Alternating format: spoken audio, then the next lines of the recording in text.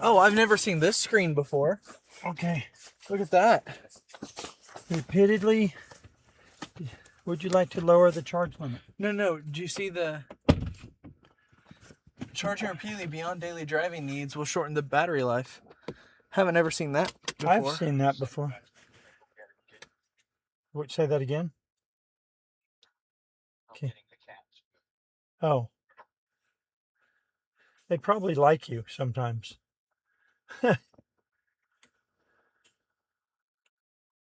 Okay, remember we have no regen and you're going to accelerate slowly.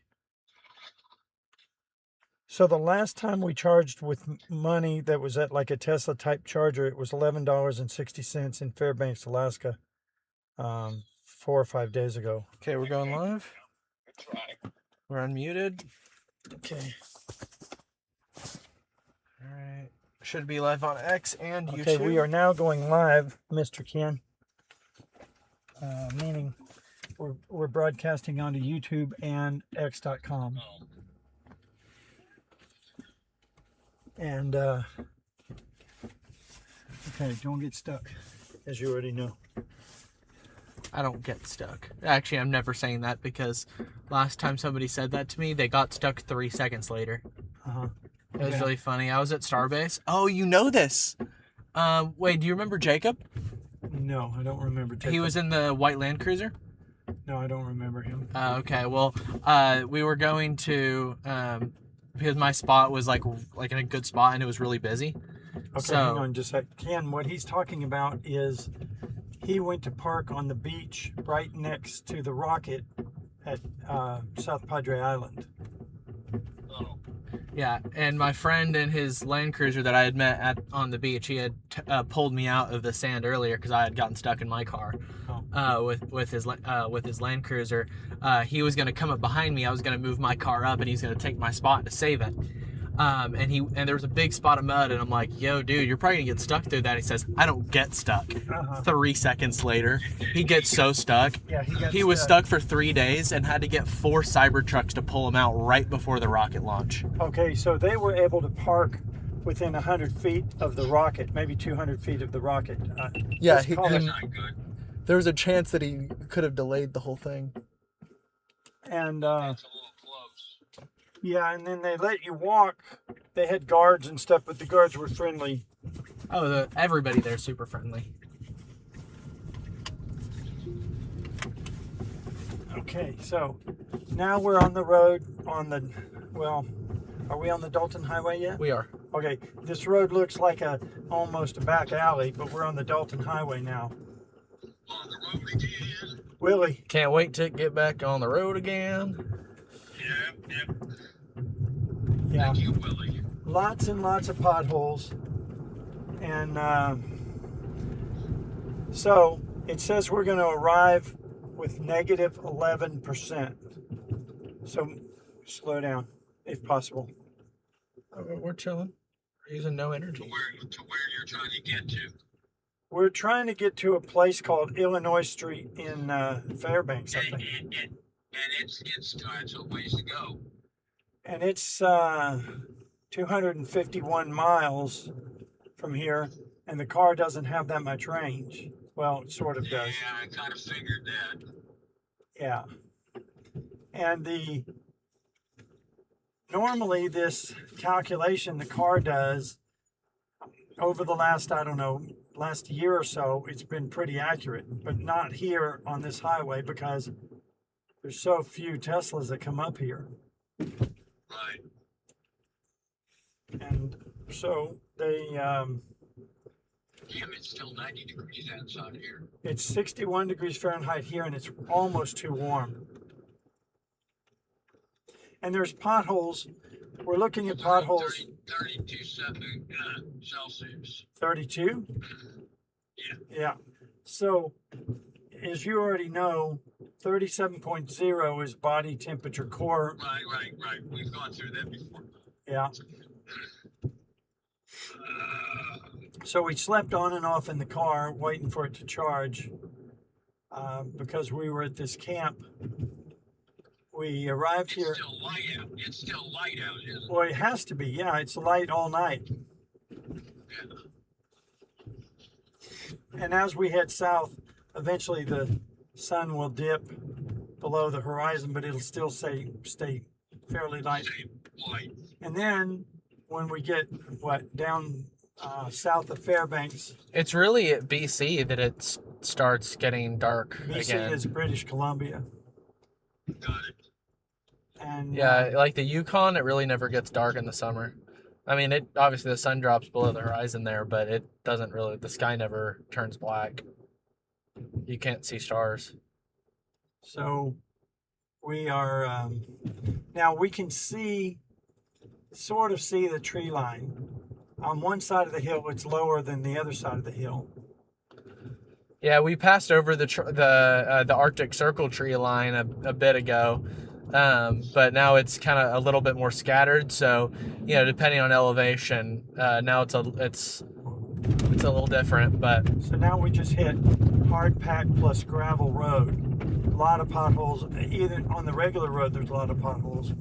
On this road, there's a lot of potholes. You can probably hear it in the background. Maybe not. So it says 255 miles, but where we're going is 6 miles closer. There's a charging station. What? But that's still not close enough. Well, if we don't accelerate, can we set it for 32 instead? You need a coast going downhill. Well, what it does is it computer controls it, and it does a partial coast and partial regenerate. because you don't want to get going 150 down a hill. Yeah, so if So we... that would probably be bad. Oh, and it turns Yeah. out, I didn't know this, but you can switch into neutral while the car's moving fast. Like right now we're going 35 miles per hour, which is 56 kilometers per hour. And you can switch it into coast, into neutral. And then it does no regeneration. And it You doesn't... wanted to do regeneration though. Well, Yes. yeah, it depends on how fast you want to go or not go, but the car tries to decide for you. Okay. But on the other hand, we're not letting the car steer because there's too many potholes. Sorry, Dave, I can't do that. That's right. You got it right. So the sun is right now where it probably should be for you. What time is your sunset? 9 o'clock or 8:50, 8:30? About eight in the eights. Yeah. Okay, so It's still light at the horizon at 9. So yeah, so the sun is up about where your 7 o'clock would be, maybe. But it doesn't get any lower. It starts going back up. It goes in sort of a sine wave around in a circle.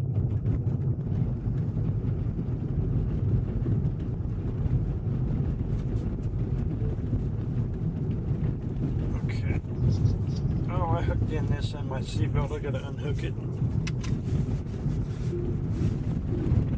Navigate to the Arctic Circle sign.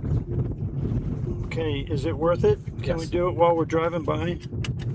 No, but I want to get a picture by it. Okay, so we're gonna drive to the Arctic Circle sign that says Arctic Circle.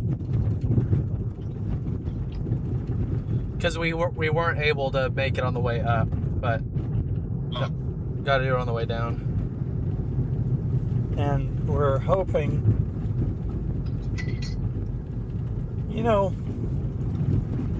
I wonder, I don't know if I left a battery or some kind of way to charge a Tesla up here just out in the middle of a field, I have a feeling someone would come by and steal the whole setup. of course. And so that's sort of too bad.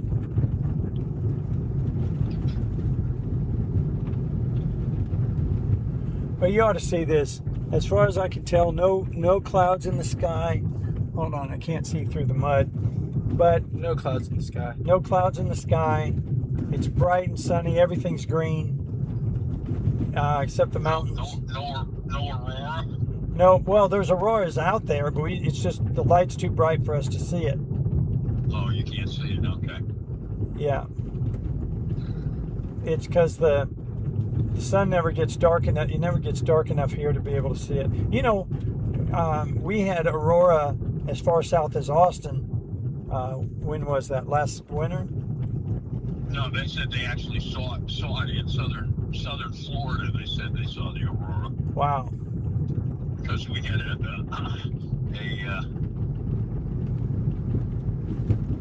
what is it? A mass injection. Yeah. Yeah. Yeah, I want to come up here in the winter where you can see the auroras. They're pretty cool. Oh, there's a tradition for Japanese people that they think that if they go up to northern Alaska and then they go outside and have sex underneath the aurora, there's a better chance of having a healthy child. Tradition. Yes. Tradition. That's for the Jewish auroras. Fiddler on the Roof. That's crazy. Well, that's the Fiddler on the Roof movie is about the Russian Jews, right? Right. Yeah, and then it's a very tight-knit family, and it's a musical. Community. Yeah, tight-knit community, and it's a musical. Very fair. Have you heard of it or seen it? Oh, it's so super famous. Starsky was in it. And Hutch, Starsky and Hutch, Starsky. No, just Starsky. Yeah, Starsky was in it, but not Hutch.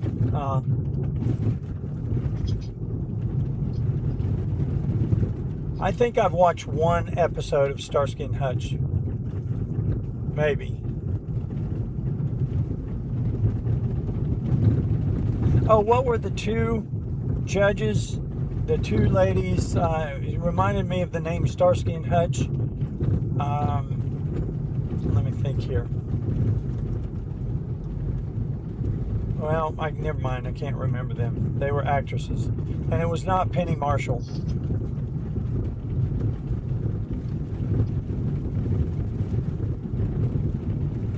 Okay, so we probably told you the back of the car is so dirty. There were times a day ago or 2 days ago, you could not tell if there was a license plate there. You couldn't even see the shape of the license plate. But now it's dried and caked on a little better, so now you can see the rectangle where the license plate is. You mean you didn't wash the car off in Prudhoe Bay? Did you say wash? Yeah. Yeah, we didn't wash it. No. Oh, look, what's that in the road? There's Is that a an bear? animal in the road, and it's on the left side there's no traffic out here, and it's very slowly. It might be a caribou. You think we'll see it again? No. I mean, no. You gotta get the caribou to tow you. Yeah, like reindeer. Hey, we're in a red sleigh. Then we could fly. You know, it went off to the side, and it's probably lost in the... It's probably right there. Yeah. Keep looking. I don't think we're going to be able to see it, because it can disappear instantly. There was another. That was a caribou. Yeah. I can see the. Oh, I can see it. I can see it. Yeah. So we just saw a caribou on the side of the road, and then on our Arctic Ocean tour. So we had to go through a background check and give our passports, and they wouldn't give them back for 2 hours. Who's they? Okay. There's a tour group that works out of a set of buildings called Dead Horse Camp, and then here's the explanation. This group, this company, oil company, they bought up the lands. Well, they didn't buy it. I take it back. The state of Alaska owns the land up there, and the Dead Horse Company has a sort of a permanent lease, so they can drill lots and lots and lots of oil wells. Well, the state of Alaska said, we don't care if you have exclusive rights and if you're doing secret things in your drilling, you still have to allow tourists to come in and have access To the Arctic Ocean. to the Arctic Ocean. Okay. And so what they do is they make it very difficult. The Dead Horse Company, they rent out to companies like Hillcorp was it Hillcorp? Anyway. Yeah. And what if you didn't have a damn passport? then you Or don't. have a passport Oh, to you get into Canada. You can go with a driver's license if you're an American citizen. If you're not an American citizen, you have to have. Well, actually, I don't know. I guess it seems like you have to have a passport. You have to have a passport if you're not an American citizen. Yeah, if you're not an American citizen.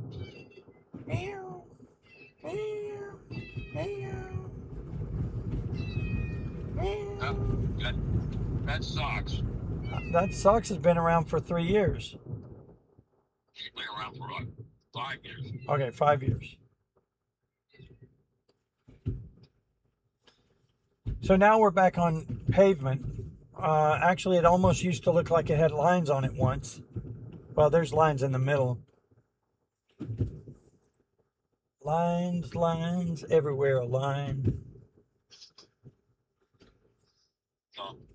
The song is Signs. Do this, don't do that. Can't you read the lines? Arctic Circle, right? Sign. Yeah, we're looking for that. They ought to make it as a circle sign, a round sign. Right. But they don't. That would be appropriate. Now, we saw pictures hanging on the wall at the cafe of different evolutions of this Arctic Circle sign that went back as far as, I don't know, 1929 or 1940 or something like that. It's probably not made out of wood anymore.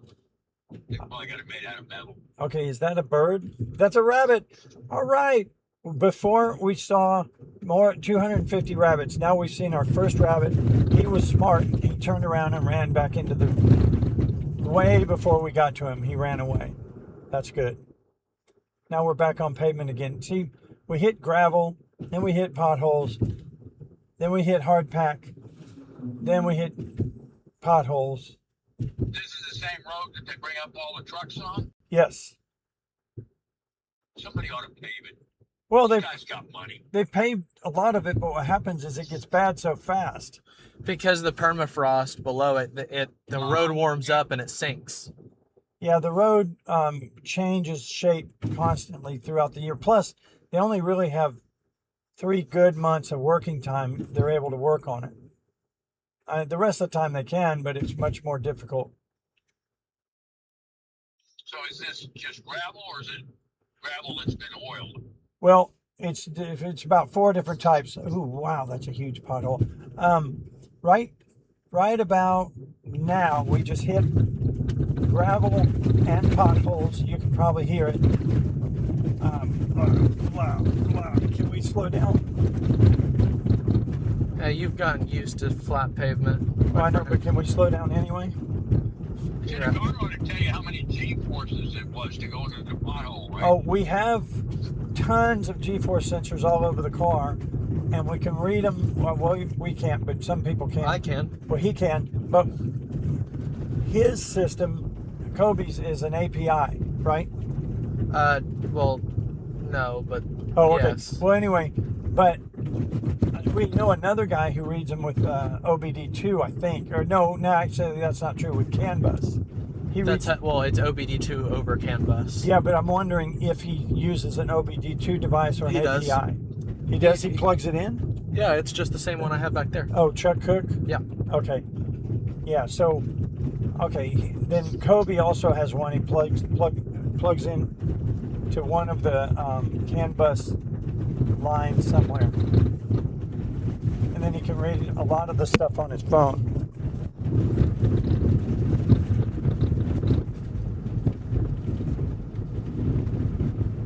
Did I tell you? What are you doing? Yeah, did I tell you What are that? you doing? Wait. Did I tell you that at the hotel up in Dead Horse, that it was, the meals were included? It was all you can eat, really, really good food. Really? Yeah, they had salads and fruit and pasta and another rabbit number 2. They did not have us eat rabbits. No, they It didn't. makes sense that they would be serving rabbits, yeah. No, they didn't serve rabbits. Rabbits were not allowed to come in until they had to come in the back door to be served. Also, by the way, our tires are at 50 psi. Yay! No, not yet. We're airing them down once we get to the Arctic Circle sign. We're gonna blow a tire. Okay, yeah, let's lower them down. We're You wanna going lower to. them down now? We have to, let's get to the Aurora sign first because it's pretty close. But You mean this Arctic Circle? Arctic sign? Circle sign, yeah, because We're hitting potholes. if we hit too big of a pothole with 50 psi, we're blowing a tire. Well, remember what I told you about the dune buggy? That's just wrong, but okay. Well, that's how it worked, and that's how they did not blow a tire. They put 100 pounds on the front and 10 pounds in the back. 10 pounds only? Yeah, because this was they were hitting curbs at 40 miles an hour, and they didn't want to blow a tire, so they put 100 pounds of pressure in the front tires, and the back tires they lowered down to 10 so they'd get more traction on the sand. Okay. Well, there's lots of little lakes up there. Lots and lots of rivers and lakes, tons. And you know what? Look at the map. The Russians and then later the Americans who bought Alaska, they were so smart. You see the tail of Alaska that goes sort of north and south along the Canadian border?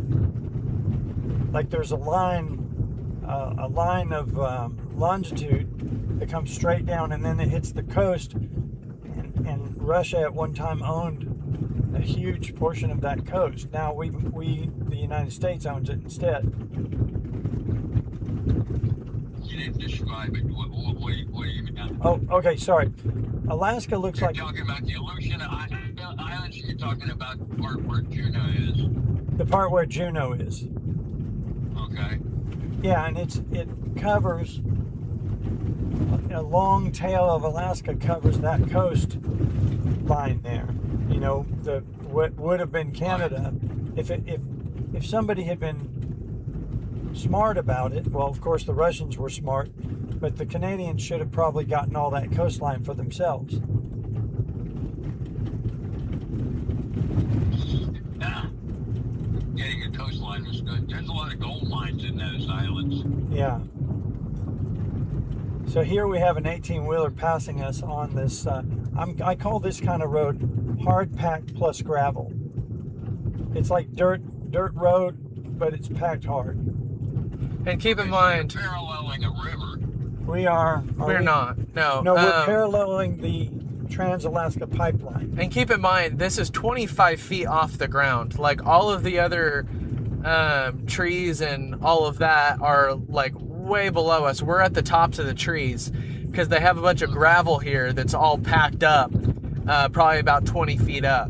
And it took them. Well, my map shows that to your east there's a big river. Yeah, you're probably right because the Trans-Alaska Pipeline roughly follows a river. Not always, but sometimes. You would be. Hold on, we're looking it up. I don't think that's correct. It's the river. Okay, well we don't see the river on our little map. Oh, here it is. Here it is. Oh, we already broke apart from the river, but yes, we were paralleling a river, and then the river sort of went off to our right because we're headed south, and then and we're going sort of straight. So you're right. Well, it's gonna join you again Yeah. until you get. And then off to our left, which is to the east, That looks like a cell tower, but it's a skinned tree. yeah, there's the Trans-Alaska Pipeline. At the moment, it's above ground, but sometimes it dives into the ground, goes underground for a little while, and then it resurfaces somewhere else. So this is very surprising to me, but somewhere, possibly 20 centimeters below the surface of the dirt is permafrost. Right. And also At this least is, until the global warming increases. yeah, this is another thing that surprises me on these pillars that hold up the pipeline. Some of them have this little honeycomb Fins. kind of fin sticking up in a cylindrical shape. and that's a heat exchange. Right.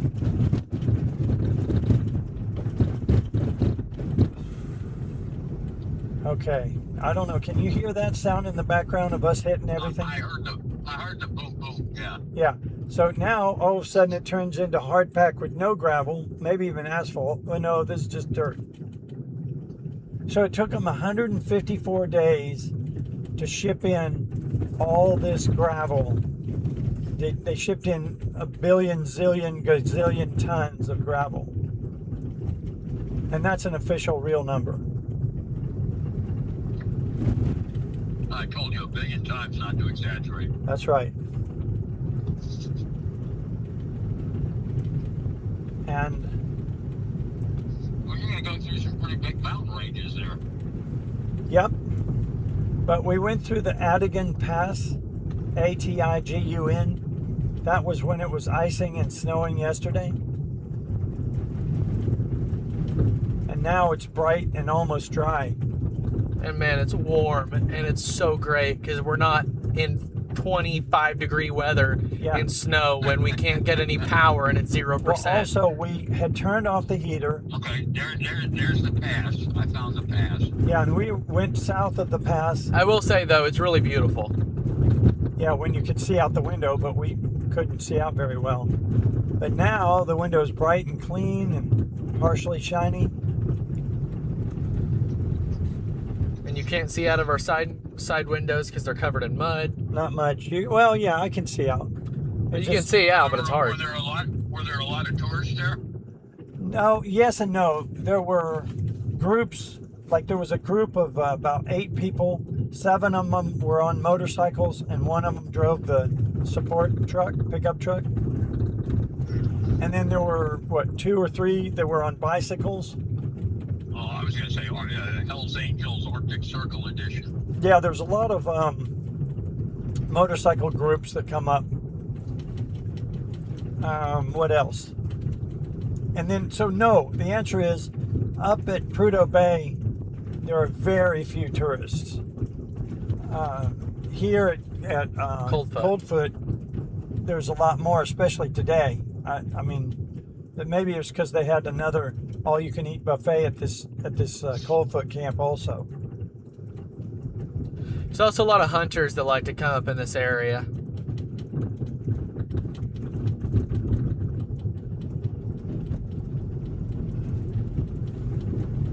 But it's almost constantly road. Whoa, yeah, there's a big pothole. Yep. And as you can probably see from your map, the Alaska Pipeline does a whole bunch of jigs. Bless you, whole bunch of jigs left and right. I can't see the pipeline. All I can see is the road. Oh, okay. Well, right now the pipeline, if you look where we are, is directly left of us. I mean, I can see it very, very clearly okay. on the map. I see a little line there. Yeah, that's Yeah. it. Yep. It's more than a meter diameter, I would say. 2. No, it's not 2 meters diameter. 1.5 at least. Oh, I see a truck on the road. That's us. Wave at us. We're waving. It's heading south. Big truck. Yeah, we had 3 times we had extra wide loads that were as wide as both lanes together.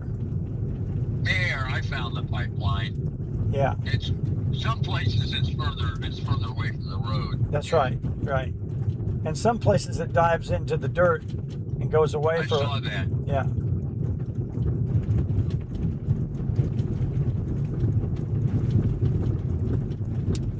Looks like they did it where they started entering into the mountains. Yeah, it depends on what. Yeah. It's a big deal about the permafrost. I don't remember exactly, but Yeah. So is it after midnight there? Yeah. Okay, because it's here. It's almost 2200. which for you, regular person, is 10 p.m. Yeah, it's almost 10 p.m. And so is it almost 1 in the morning where you are? Almost 1. Yeah. Wow. Okay, well, I woke you up. I didn't. Which in hundredth o'clock is still 1. Yeah, or 0100. Oh, 100, yeah. Yeah. The only time it gets sort of confusing is on 10, 11, and 12. Those are the only confusing ones. There goes. Yeah, we have a lot of stuff in this car. It would have been really tough if we had had the third person. The third person who was supposed to come with us did not come with us. That was probably good. Well, in Yes. some ways it was good, yeah. He instead, this guy drives all over the place. Last we heard, where was he? Miami? No. Yeah, but right now Chicago. they just started the cannonball run. Oh, that's right. They're doing it. They started it 25 minutes ago. I thought they started about 2 or 3 hours ago, because I saw a post at least 3 hours ago.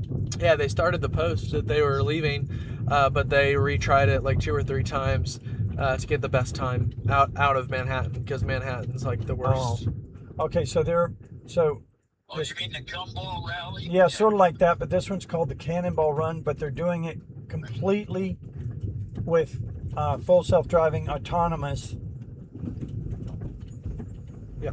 What happened? You gotta watch out for Roscoe. Are we getting pulled over?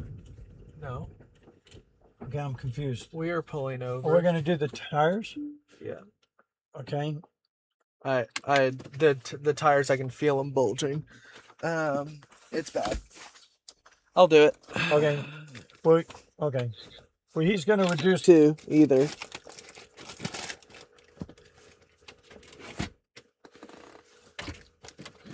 Where'd you put it?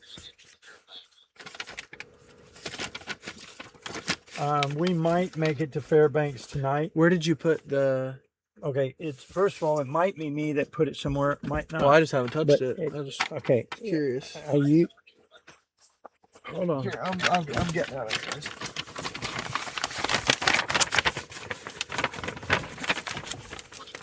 I found it. Yeah.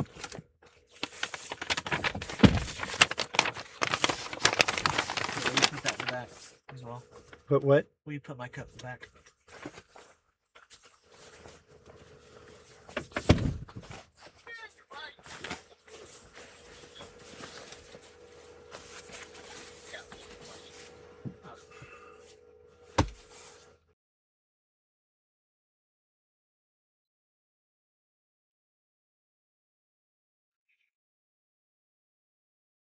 It's not at 50. It's not at 50 pounds. It's at 47 or 48 pounds. It's supposed to be at 42 as the manufacturer's recommended. And that's what I aired them up to 42 all the way around. But that was yesterday when it was really cold, because they were down to, I don't know, 34 pounds per square inch. But the air pressure gets lower in the Arctic Circle, right? Well, not in the compressor. Yeah, it does. But the main thing I'm was, not being facetious. yeah,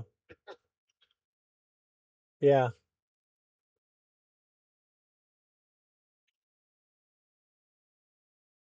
I get that way. I keep watching flat Earth debunking videos.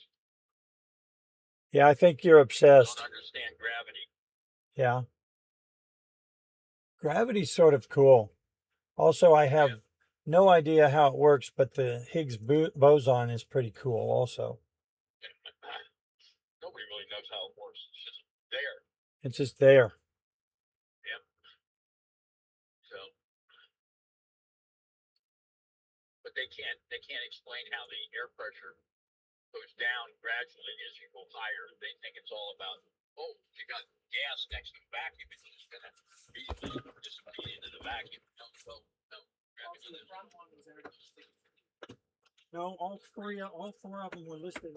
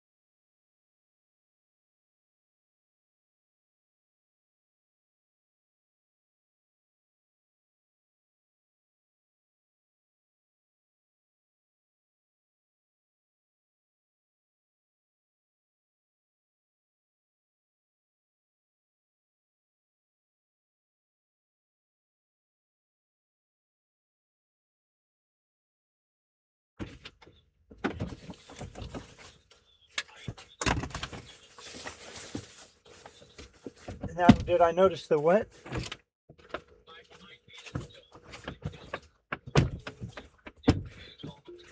Well, no, we saw some results from fire, but I don't think we saw that.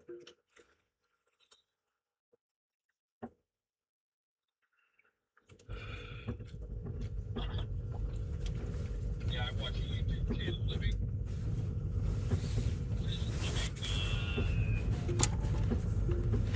living simply in Alaska.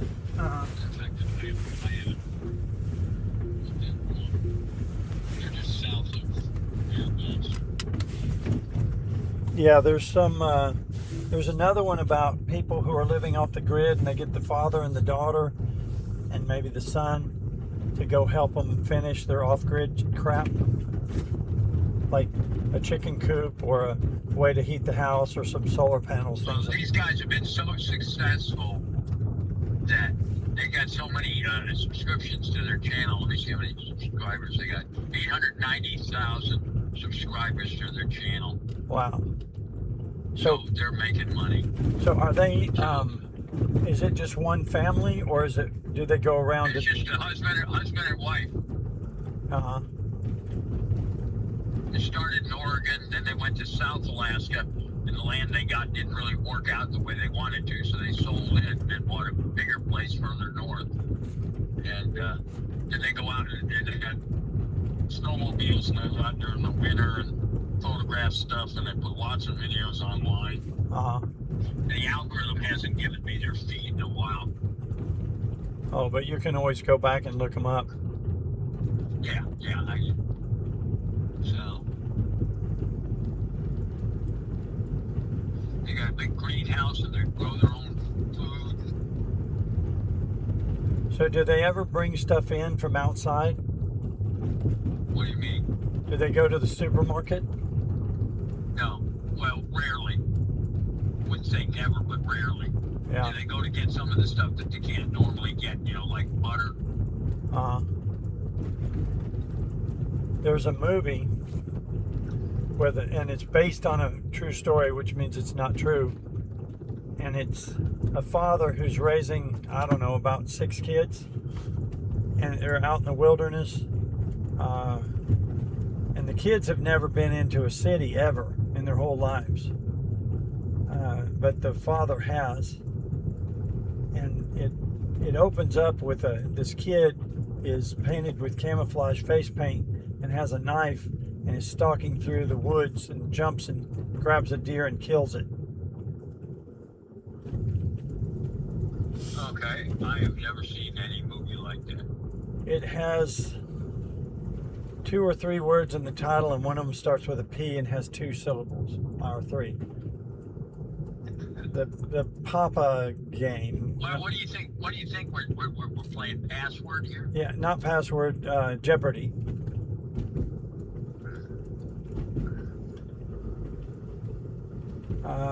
I guess I could look it up.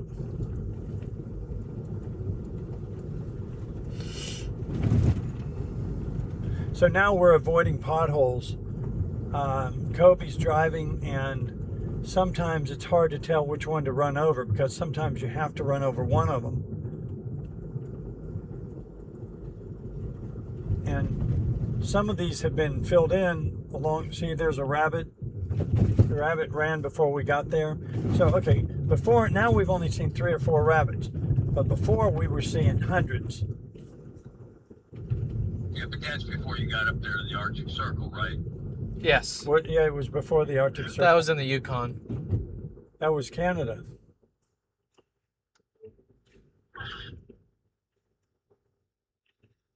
So they were Canadian rabbits. Canadian rabbits. They say, eh? Yeah. Hey, They wore hey, little Ozers. T-shirts with a maple leaf on it. And they were all carrying a can of beer. And a can of maple syrup, too. Right. And a hockey stick.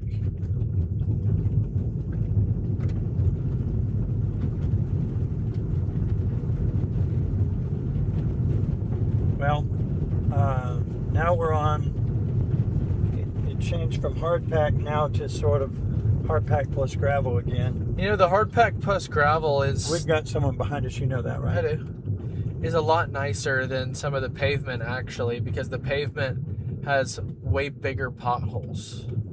Right. Well, it just depends. What? Ken, did we lose you? No, I'm here. Okay. Well, yeah, there's no homes out here. Except every once in a while you'll see a little town that's connected to some kind of maintenance, something or other. But really, even there, they don't have homes usually. Usually they have work camps.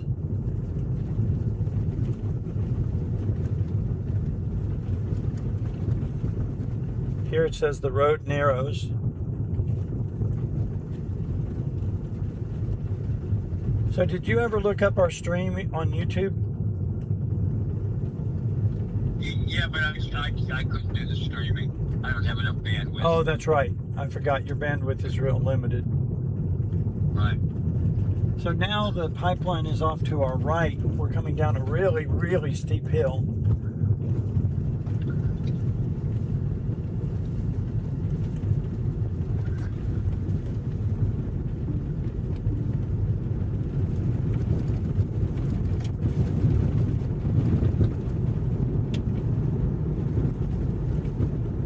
But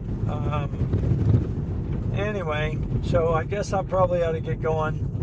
I'm gonna check a few things on the internet. We're crossing the river right now. Which river? Yukon? No, you're not that far south yet. I mean, look, there's probably a sign here which I won't be able to read. I can't read that sign. Let me see another sign. It's the name of the river is Snow Removal Equipment. That's the name Right. of it. I can't tell. Maybe I can look on the map. Hold on. Map. Well, have you gone through the Brooks Range yet or not? Yes, we have. Okay, so it's out in the Brooks Range. Okay, I'm looking at this river now. We're actually like getting out of the Brooks Range right now, if I recall correctly. To the south. Okay, you might be coming close to the Yukon River. We are, yeah. Yukon River's a big river. It's huge. Well, we just crossed a river, but Google won't tell me the name of it. It's a secret. It is. Okay, let's see. What if I put a pin in the river? No, it won't even do that. No, it won't. Just won't tell me. But it was pretty big. I would say it's as wide as 15 highways wide, maybe. Oh no, here we go. I got a better measurement. It's 450 feet wide. That sounds like the Yukon. It's not the Yukon. Really? Yeah, the Yukon's even bigger than that. I mean, the Yukon's massive. I don't see any big rivers where you guys go, where there's a highway. Okay, here's what I'll do. I'll send you a GPS location. Maybe. Yeah, well, I don't know if that's going to help me any. Well, maybe it will. I can put it into the map and see what it Okay, it's called Near North Slope Haul, Haul Road, Alaska. But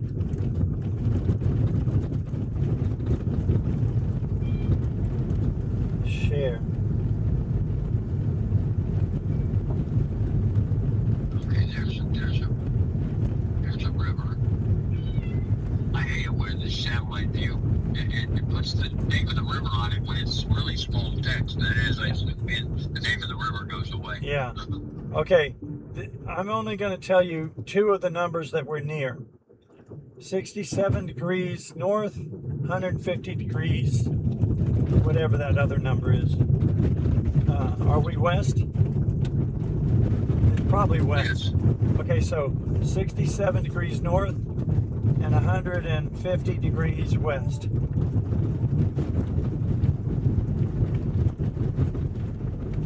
I don't know if that's easy to find.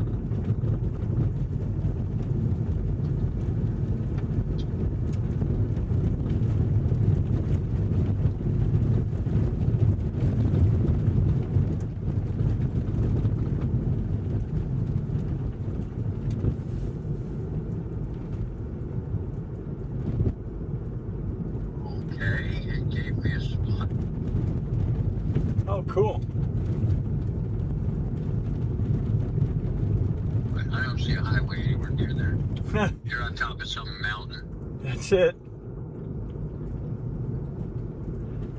Did you say 157? No, 167 north. No, sorry, not one. I'm sorry. 67 north. 67 north. Yeah, and the west was 1-1. 150 degrees, 17 minutes.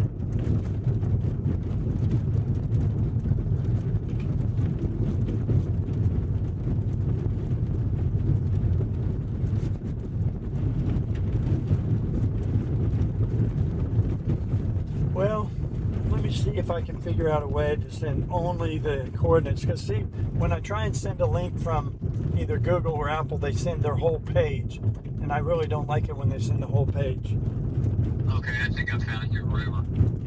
Okay. The pipeline's on your right. Yeah, I think at that time it crossed. Yeah, I was on it right. Yeah, it was on the right. I think I got your river. I just gotta find what the damn name is. Yeah.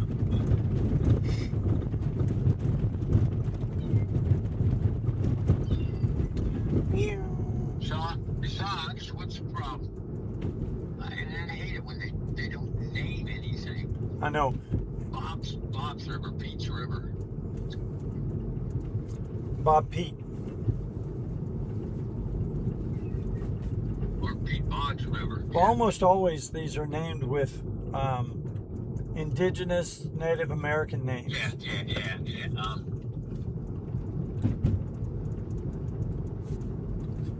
Okay, there's another way to go at this. Yeah, you're right. The pipeline is way off to our right, 400 meters maybe. I can't tell that level of detail. Yeah.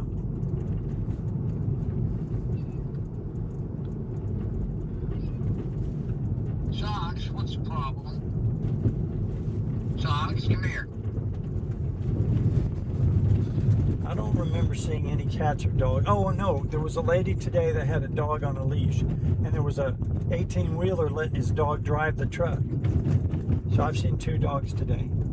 You saw a dog yesterday. I did. Oh yeah, that little Chihuahua, whatever it was. Not a Chihuahua, a Pekingese maybe.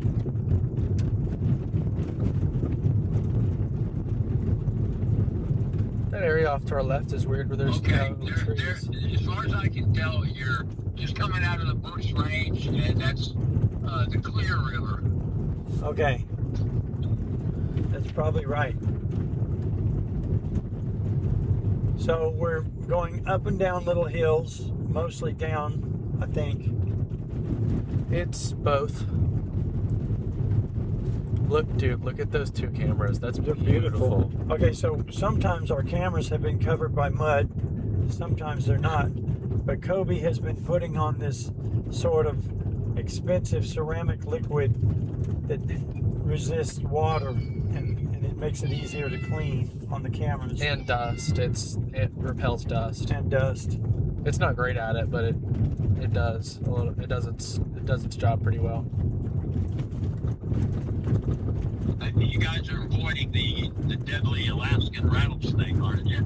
Well, no, we have one attached to my leg right now, but it won't come loose. So I figured, I figured I'd just leave it there and let it, you know. They do have some snakes in Alaska, but they're all southern part of Alaska. They're all garter snakes. Well, it got so cold last night. I mean, yesterday afternoon, it got so cold that there was ice and snow everywhere. Well, no, that's not true.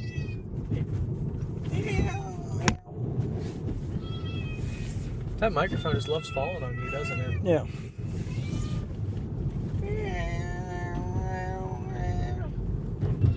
Greatest driver that ever lived. We're on the far, far, far side left of the road because there's no one around. I mean, there's no one in either direction.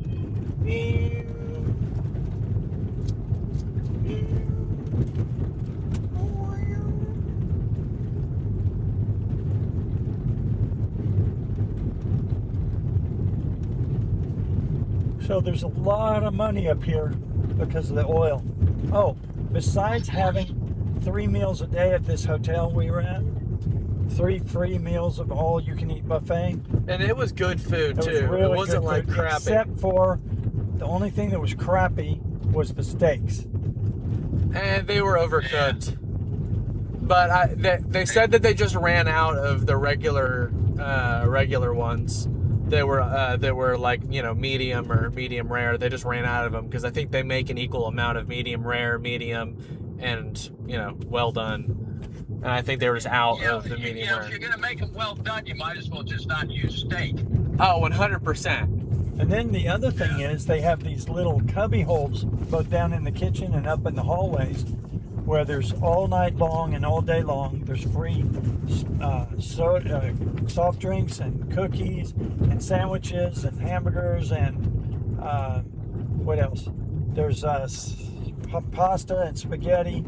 And See, you're seeing it during the summer. During the winter, when you can't go outside and you're a captive audience, the stuff's $100 a plate. oh no, it's the same both ways. I'm being facetious. Because what they do is they make these deals with these work crews. It's 3 weeks on and 3 weeks off. And the work crews, and it's 12 hours a day. And things move sort of slowly up here. They don't run to get to work. Like they'll get to work at 6 in the morning and then they'll sit around and have a meeting for an hour and a half with 5 guys to figure out what they're going to work on today. Yeah, everybody that I've talked to up here says that it's quite relaxing and slow. They don't rush anything up here.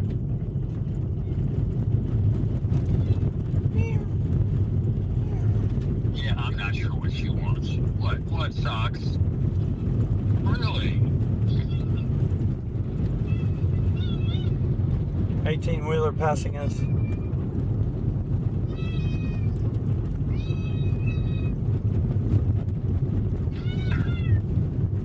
She's getting more insistent. Yeah, she may want me to turn her. She's got a heating pad under her towel. She wants me to turn her heating pad on. Uh-huh. She's a very spoiled cat. Yeah. Okay.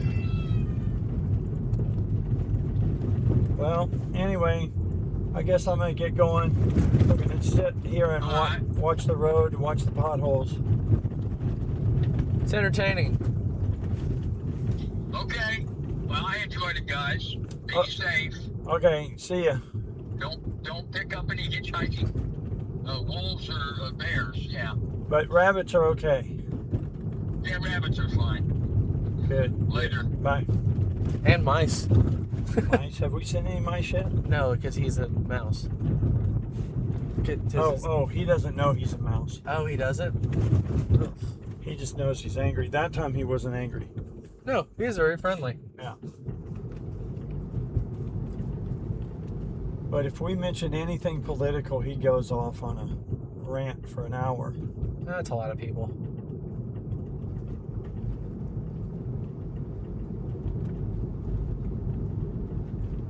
There is no steering rack in the rear. What's and that I'm hearing the noise from the rear as well. Oh. Well, It might be just like vibrating from the front, and then I can hear it in the back. That was a massive pothole. I think all of the hubcaps are a little bit loose. Yeah, I'm gonna get some new ones when I get back home. One of them was cracked. Yeah. Then,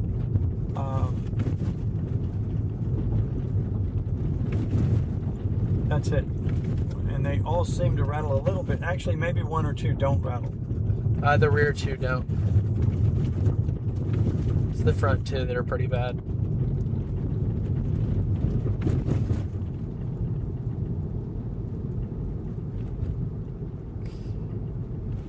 Cut over. Yeah. Good, you didn't hit any. What did I say? The greatest driver that ever lived. Well, I bet there's a whole bunch of people who've said that same thing. It's a joke. I mean, on this road. Yeah. I guess it'd be sort of cool if you were on a motorcycle. In some ways, you could see it, and you could pick only a single path instead of two wheels path. Yeah. I'm doing a pretty good job, though. You see that? I saw. Yeah, weaving in and out. I'm glad it's light. Yeah, I don't. What do you do when it's dark? Well, we were still able to see them in the dark, but it was harder. Yeah, no way FSD could do anything close to this. FSD is not doing what I'm doing right I now. mean, it has the capability. In other words, if this was their focus, they could do it. Oh, I'm sure. If Yeah. they could train it for this, they could do it. But What I just did, it'll never be able to do. oh, the word "never" is shorter than you think. Oh no, I agree. Never is quite a short amount of time, but never. I just mean like version 14 would never. Oh no, not version 14, and maybe not even 15. No, it's going to be a few years. I think it'll avoid potholes before then. I just don't think it'll be able to do the performance driving that I just did, because that's performance driving.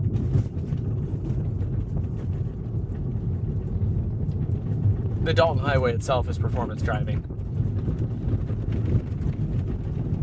You can't be bad at driving and drive the Dalton. I mean, you probably could with big enough tires, but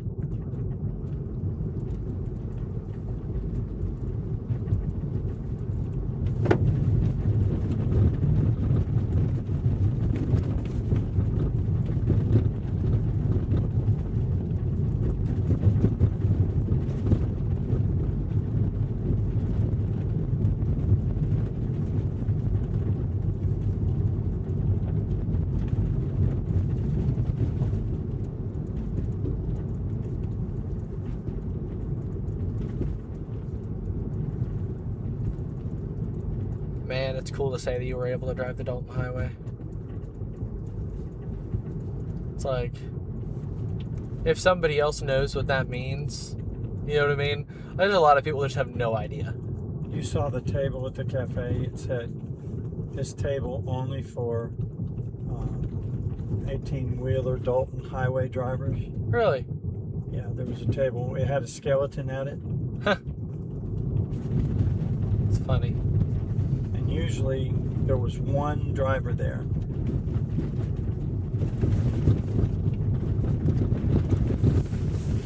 But yeah, everybody up here has been very friendly. Not everybody, but most people have been really friendly. Yeah.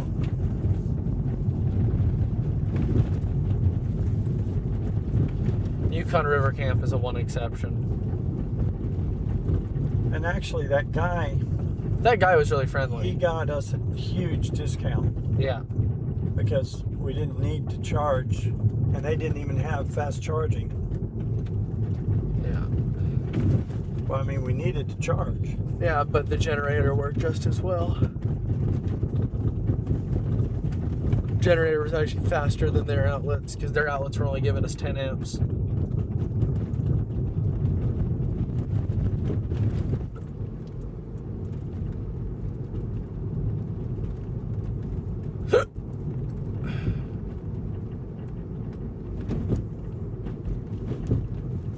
You can see some of these have been filled in and then knocked out again. Like that one looked like it had been filled in and just still working, but most of these have been filled in and then like that. There's a whole bunch that have been filled in and did pretty good.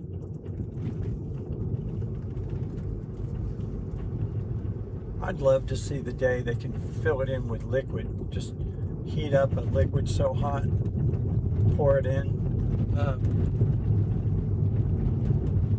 Maybe spread some sand on top of it.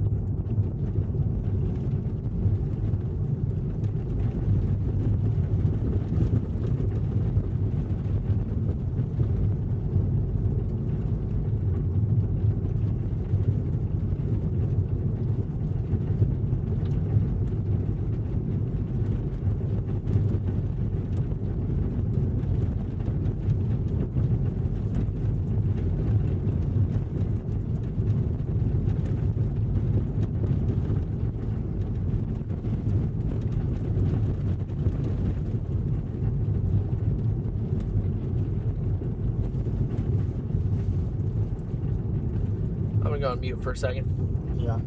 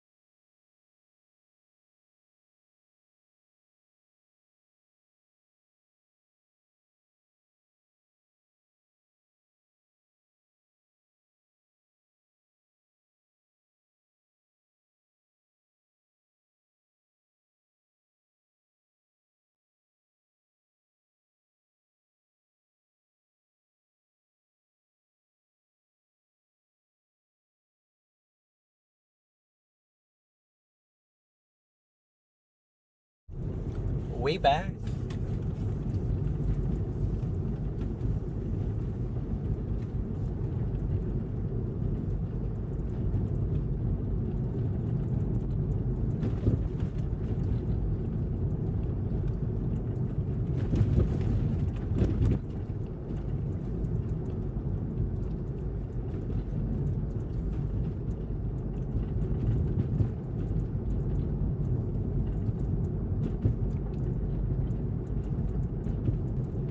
Technically, right here it will get dark.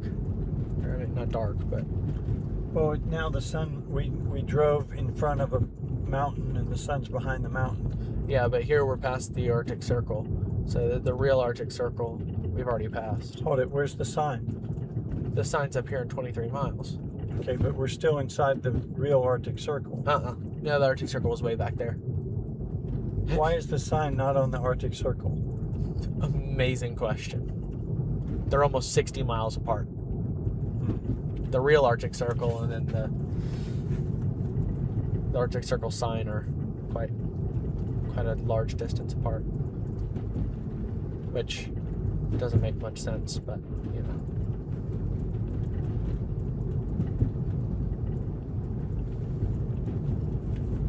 Also, a big feature request from Tesla: please add B-pillar and dash cam recording for Intel. Please. Pretty please.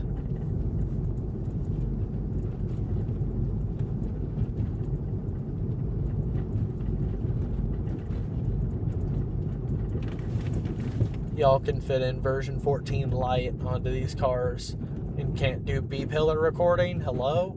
Jim River Station, owned by the state of Alaska. Yeehaw.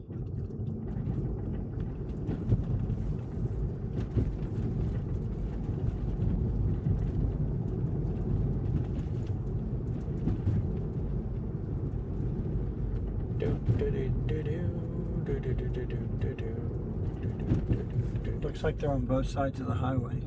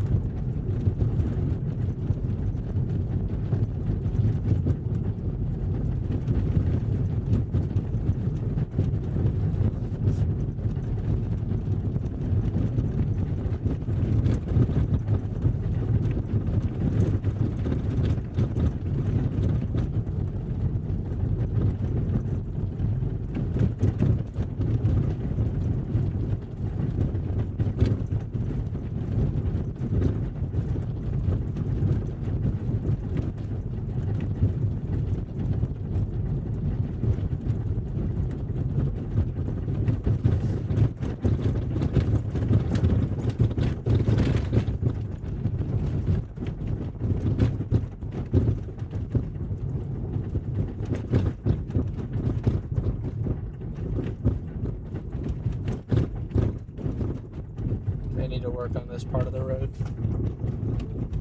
Yeah.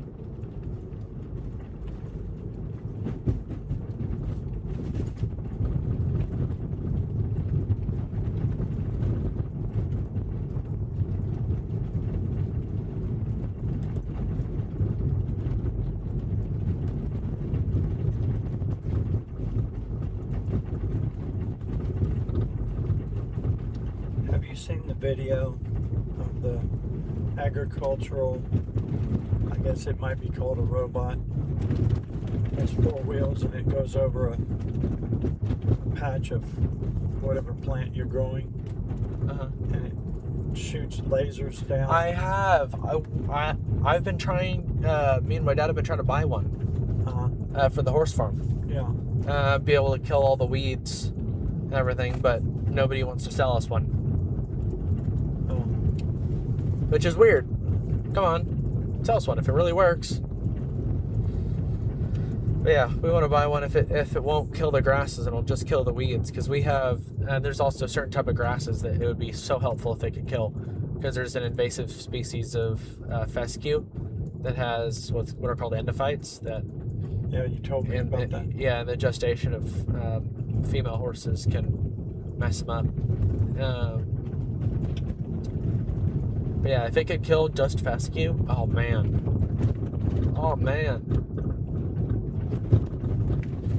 be so helpful. Like, I've reached out to like 4 or 5 different companies doing that exact thing. The John, ones I've seen only work on furrow rows. yeah, I've seen that. But John Deere sells one now, and I reached out to them, and they haven't gotten back to me, which is so weird. I feel like of all of the companies, John Deere wants to sell everything that they can possibly sell you, so then they can sell you maintenance 5 years down the line.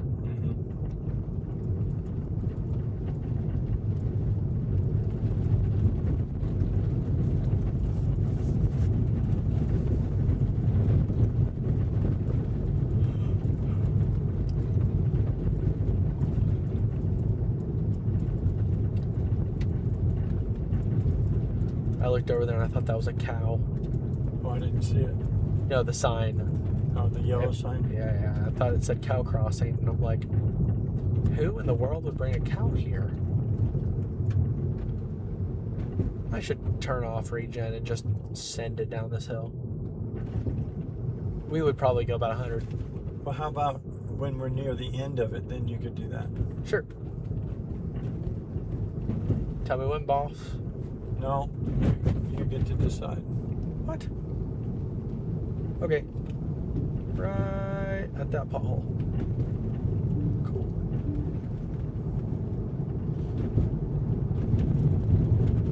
Now, will we make it over the hill? The little hill, the bridge, or whatever? Oh, yeah, for sure.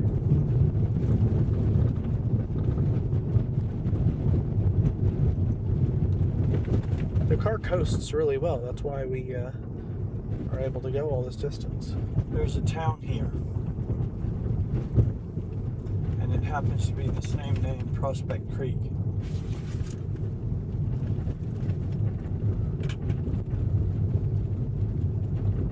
Oh, that was smooth.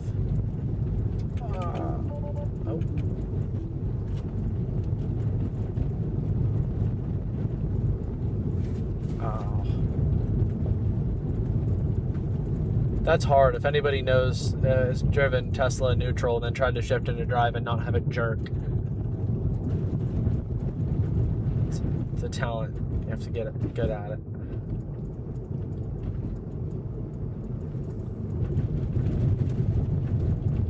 This is at Alton Highway.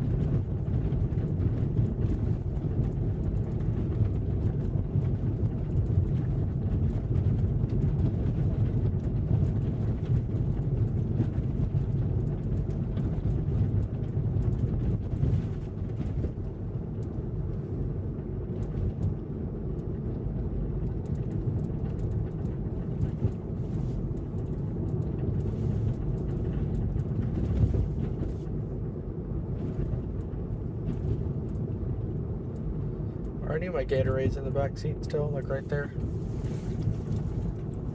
Well, let's see. I see one. I'll take it. I feel it's on package with more than one.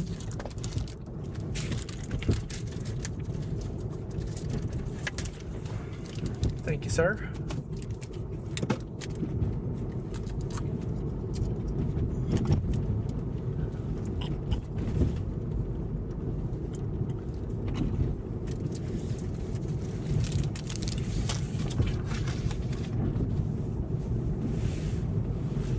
You should have stuck this out in the snow. It would have turned into ice. And then by now it would have melted and been a good temperature. But it's okay.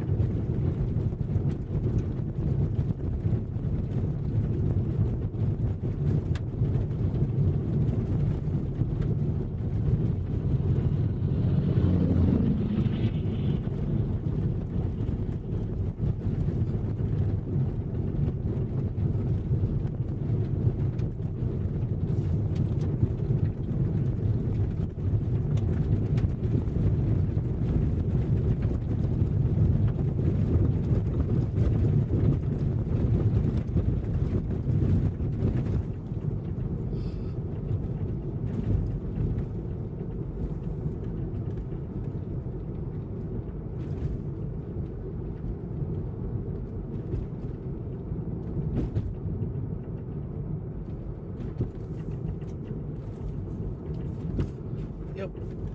I agree with this statement. Hey. Look at Looks that. like they're camping out. Yeah. I mean, most of those things have massive tanks for that, and then they have the bedroom in the back.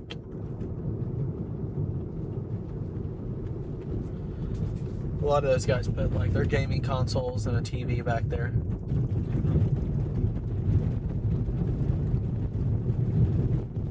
That's what Kyle used to do.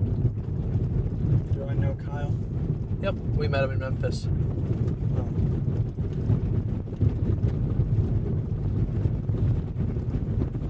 You remember Kyle now? Nope.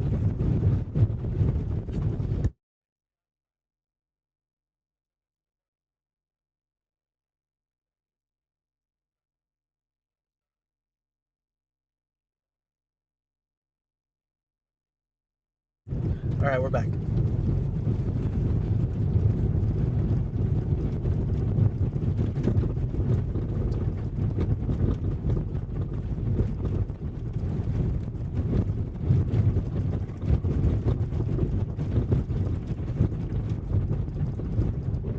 Next 2 miles downhill. We like to see it.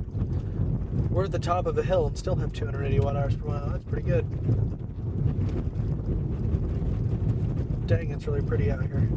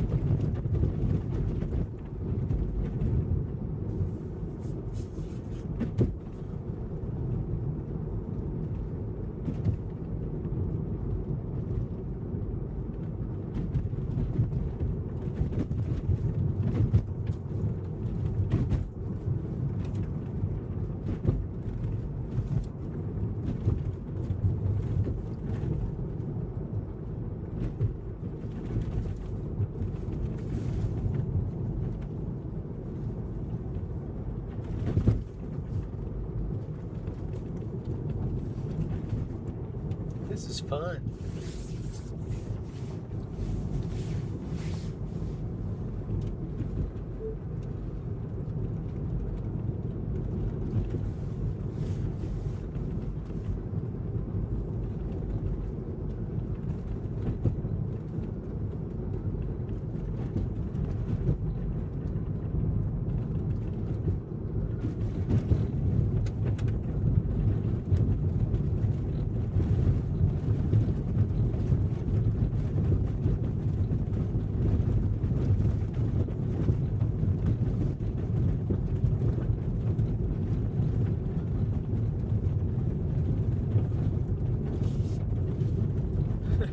We went from 280 watts per mile, and by the time we get to the bottom of this cliff, it's gonna be less than 250.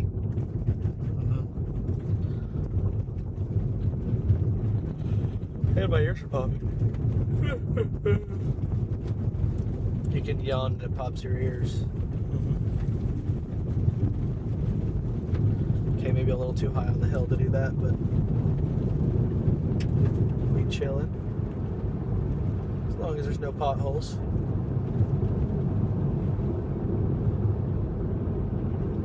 Dang, we're going a little fast.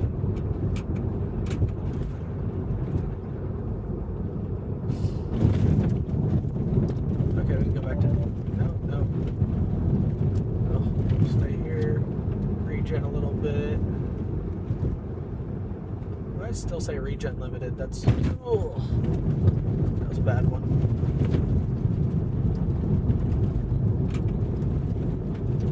Yeah, these are kind of hard to do with neutral. A little maybe too steep of a hill.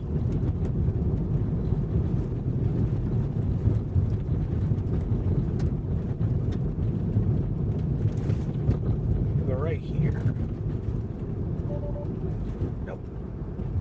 The neutral. Thank you.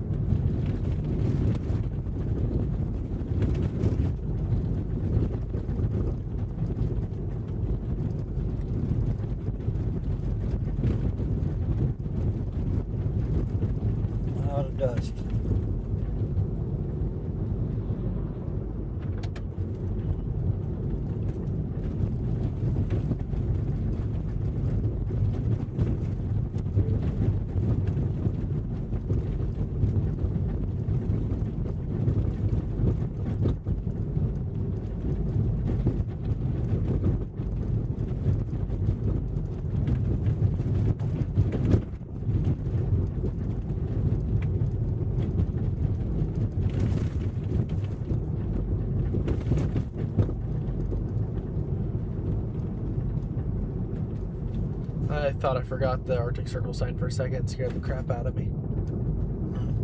Because I looked down and saw that we were arriving at 71, and it said we were getting there at 75 originally. And I thought I had, passed it. Yeah. Nope.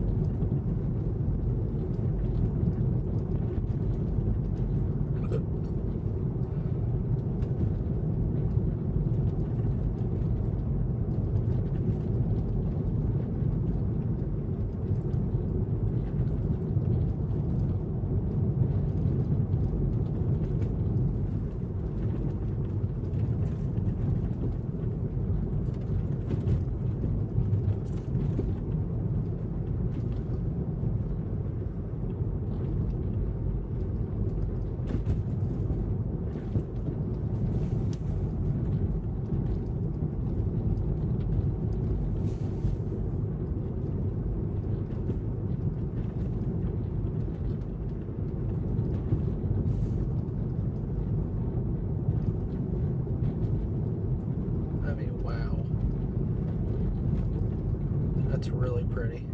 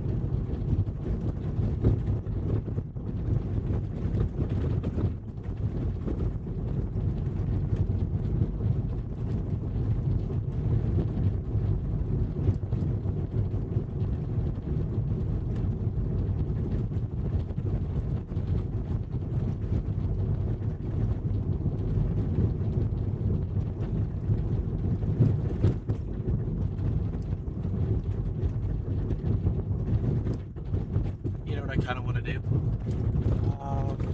Build a ramp.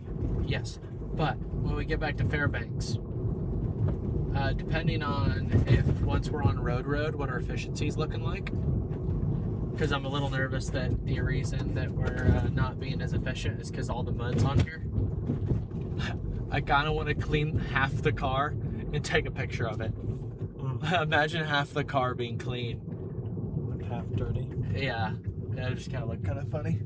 Obviously, we would eventually clean the whole car, but It's off the road? yeah,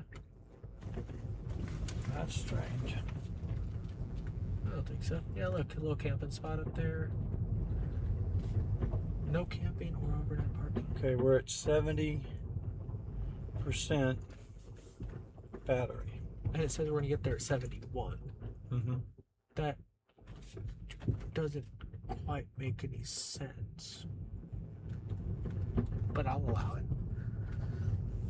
Oh, sticker spot too. Who knew?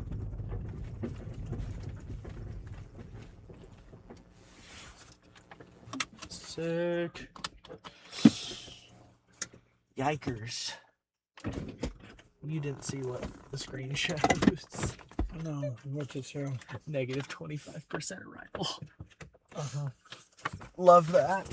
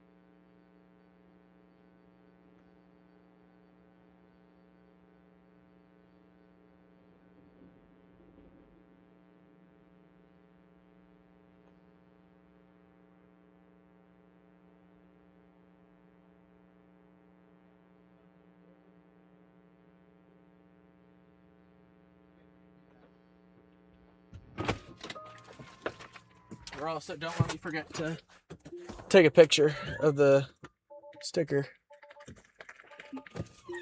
Cool. Yeah.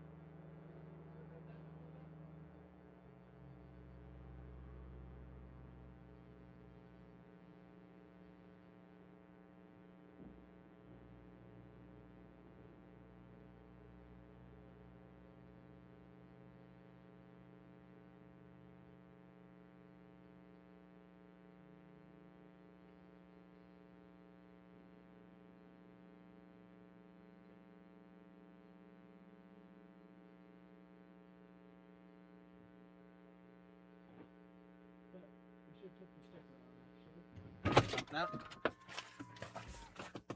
Sticker time.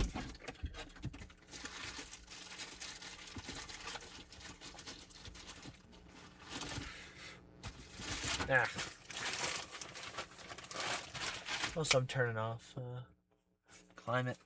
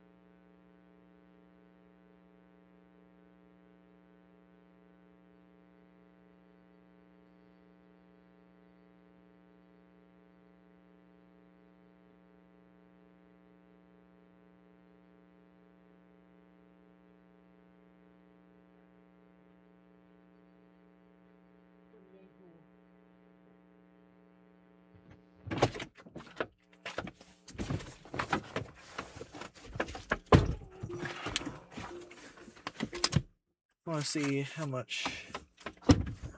Dang. Okay, we used 5% on climate. So I turned off climate, by the way. Okay. Because it's quite nice in here, even with that climate for the current time. It's not like it's humid outside or anything, so it's not gonna. I wonder if Yukon River Camp closes, don't they? I don't know if they close, but they are going to definitely charge us 140 or 100. Yeah. Dang. That was intense. Oh, dang, our video's frozen from a long time ago. That's really sad. That was like a really long time ago. That is quite unfortunate. It's alright though, y'all. Should probably checked, but you know, whatever.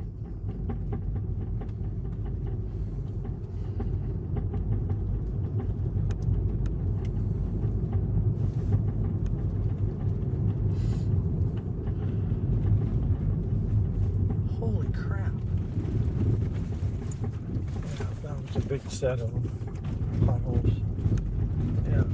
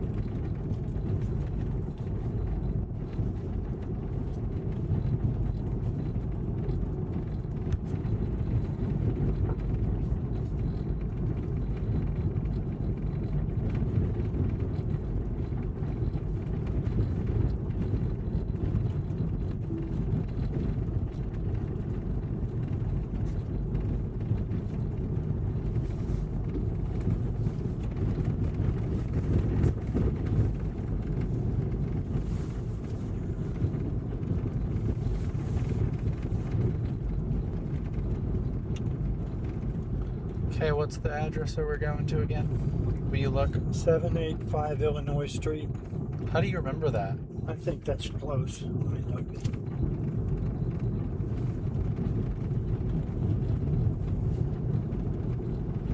.758 Illinois Street. 758 Illinois Street.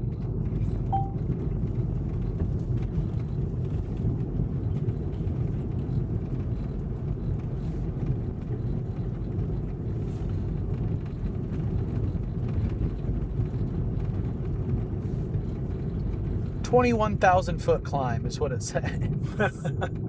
Can tell you that's not true. It's actually, so it says 21,000 feet up and 21,007 foot down. It's not 2100. It's 20. Look. Whoa. Arctic Fox. No, it's 21,000, but that's the total distance up. So if you go dunk, dunk, dunk, dunk, dunk, dunk, dunk, dunk, like it'd be like 40 bajillion feet. Like, you know, just like you can say the coastline is, you know, 1,000 feet. Or you could say it's 10 million feet. Depends on your granularity. Yeah.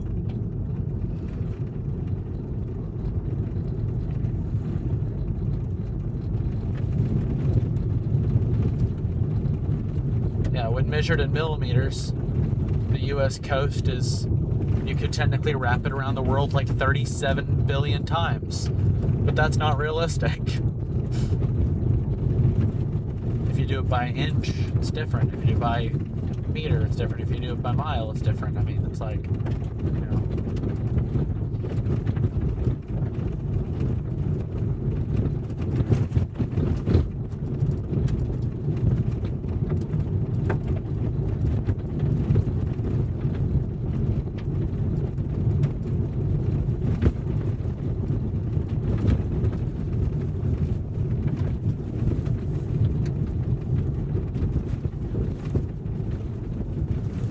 Will you look and see if you can find like a gas station or, you know, something like that that we could plug into Okay.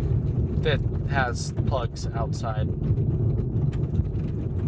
I don't want to have an extension cord go inside someone's building. How did you live?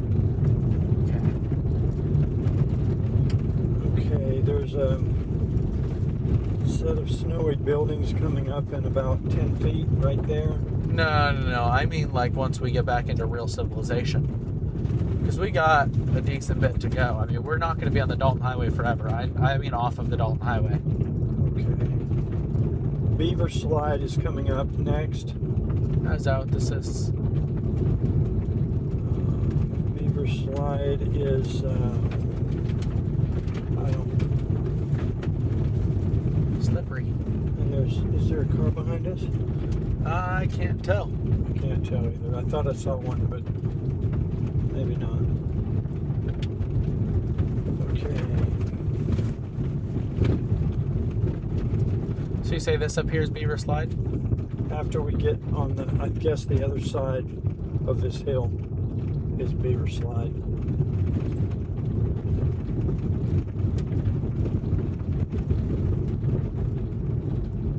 Fun.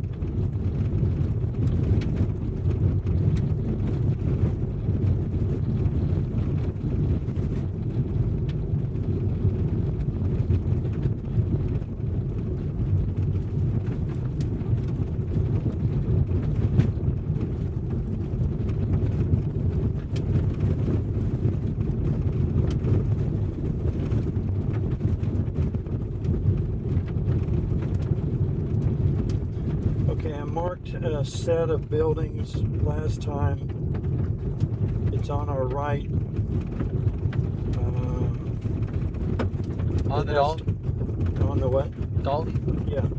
Oh. It's, well, there's a driveway. Well, I just mean I don't want to go on the Dalton. I mean, like an actual, like, we get to civilization. We get to many cities before Fairbanks. It's just there's no fast chargers. Well, I don't think we get to many cities, but let's look. I marked several little, spots where there's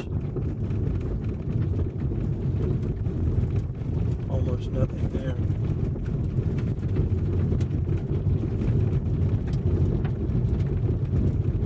Prospect Creek was one of our possibilities, but that's behind us.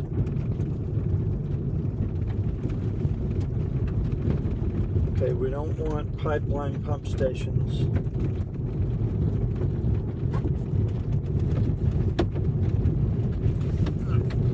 Killed it. Let's go.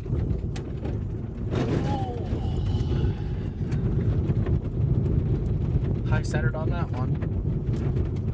There was a shoe.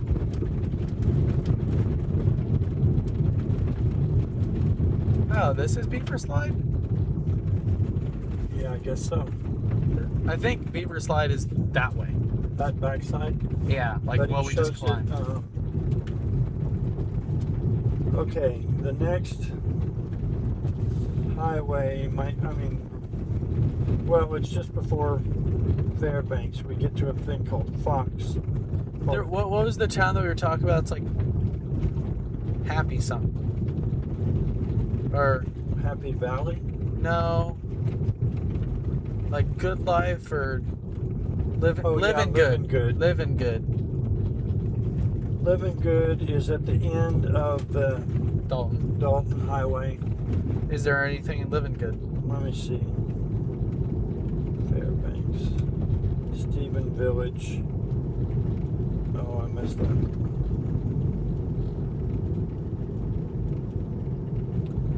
Okay, Stephen Village is way off the beaten path. Wow. There's a school playground. There's a tribal village headquarters that would have a plug. There's a village electric company. It's on the. There's a United States Postal Service there. Oh. Federal There's buildings some are houses, some one or two private houses. They're probably Native American or indigenous, depending on who you talk to. I don't particularly want to stop at someone's house. I'm down for stopping at a federal building like a USPS. Okay, it's tiny. The building is the post office is tiny. Look on Street View and see if you can see any bull rails or anything. Hey Siri. In Alaska, there's often these engine block heaters on trusses, and people call them something like bull rails or oh, it just hung up on me because it's moron. In Alaska, they have the engine block heaters on trusses. People call them like bus rails or bull rails. What are they called?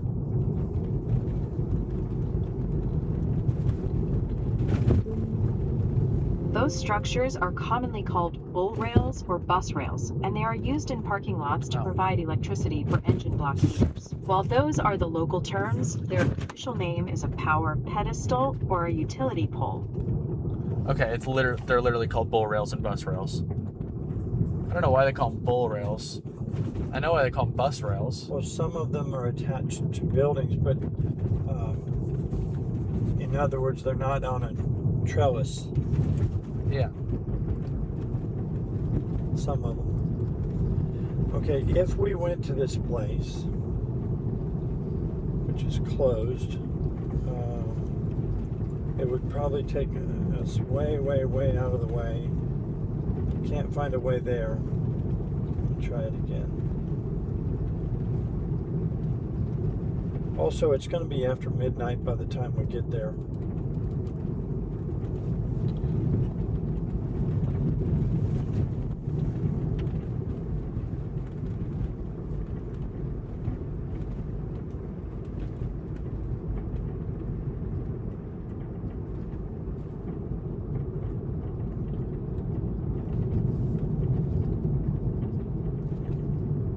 What's going on? It won't take me there.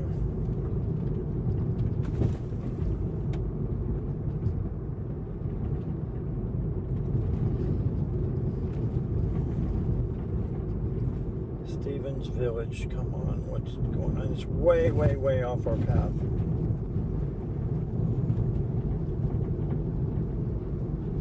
Prospect Creek. Maybe that's why. Maybe there's no road that goes there. Maybe you have to take the Yukon River to get there. Well, that makes sense. Okay, now here's Living Good. There's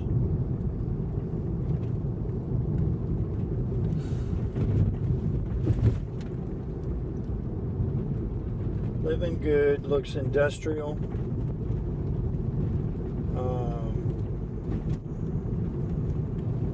It's all like workers buildings. I'm sure they would have the bull rail thing there. We're getting further south though. What do you mean? We're going south. So there's less of the bull rails. Okay, but this looks industrial. Let's see if I can get it to.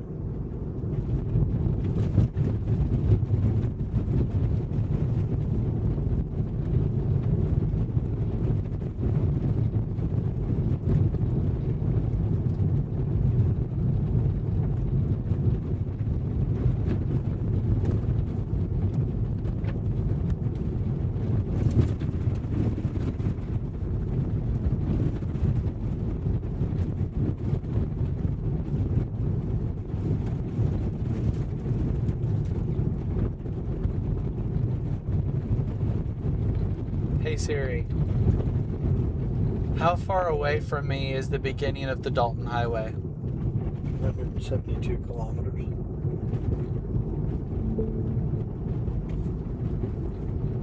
The beginning of the Dalton Highway is about 7.9 miles away. No. This is misinformation. Okay, it's 171 kilometers away. Let me see where it takes us in there. It's over here. Actually, it's a little less than that by about 1 or 2 kilometers.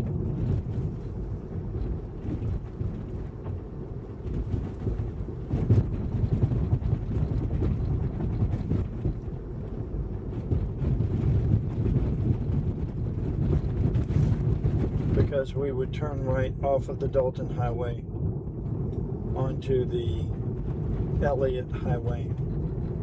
Yeah. Once we're off the Dalton Highway, I am plenty okay overinflating our tires for extended range.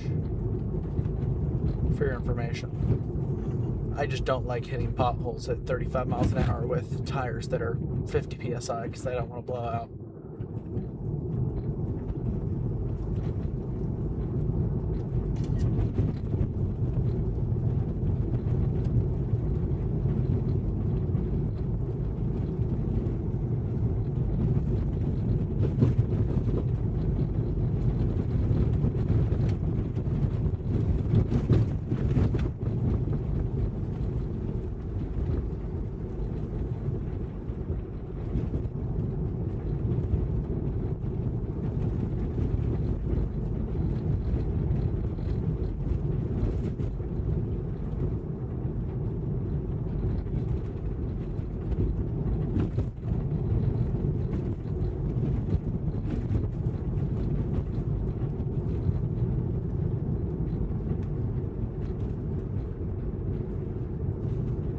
Okay, 170 kilometers.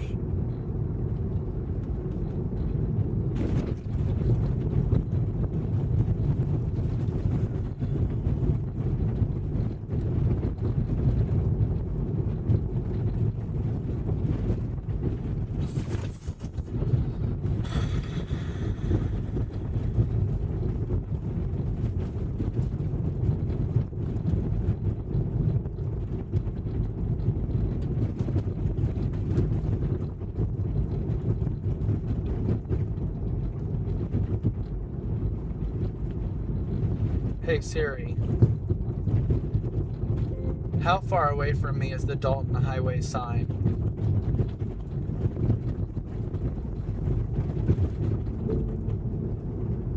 The Arctic Circle sign is about 11 miles away. Thanks for answering the question I didn't ask. Hey Siri, how far away is the Dalton Highway sign away from me?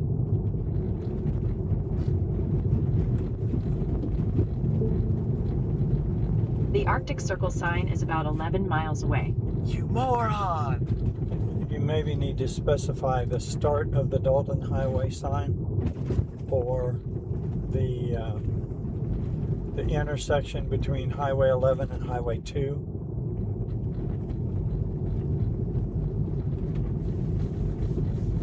Fine. I give up. But I can also tell you, but it's I needed miles or else it's not real. okay. It's not real.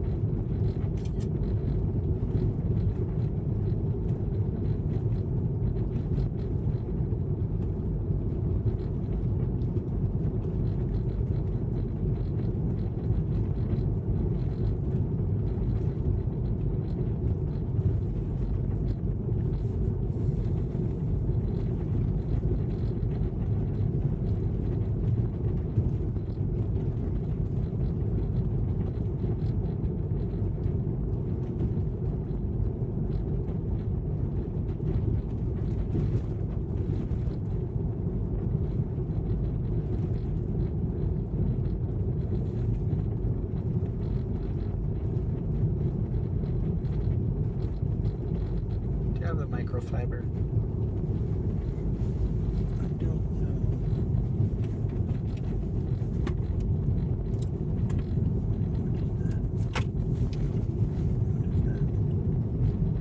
It's my ring charger. Ring charger? Oh. Yeah. Okay, here's a microfiber. Except we got problems there. I'm starting to. Will it activate?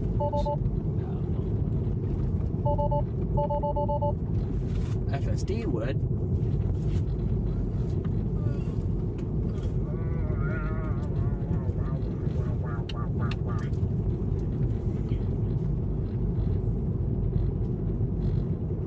Not again.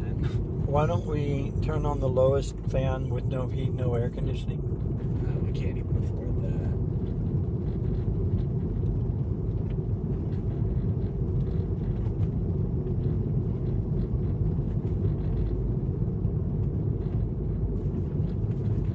There's a community, That's the abandoned place. private property. Do not look in our direction. Is that what it said? No. No. No, that one's abandoned. That's the old abandoned mining town.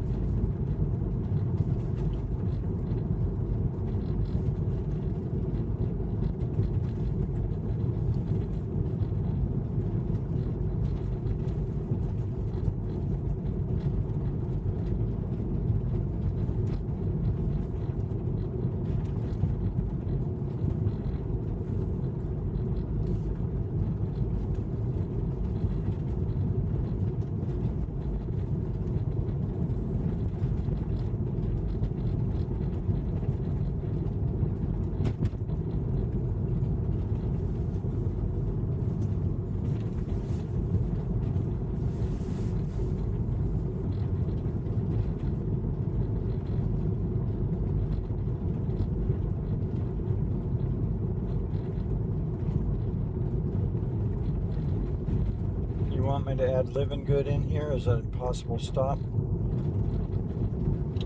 Not yet.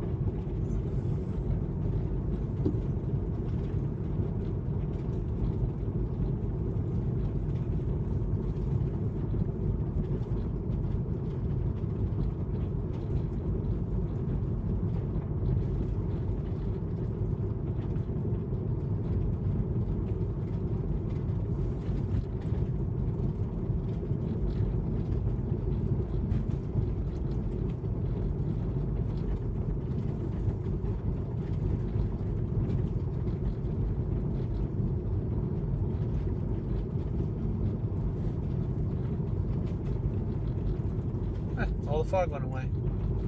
Yeah.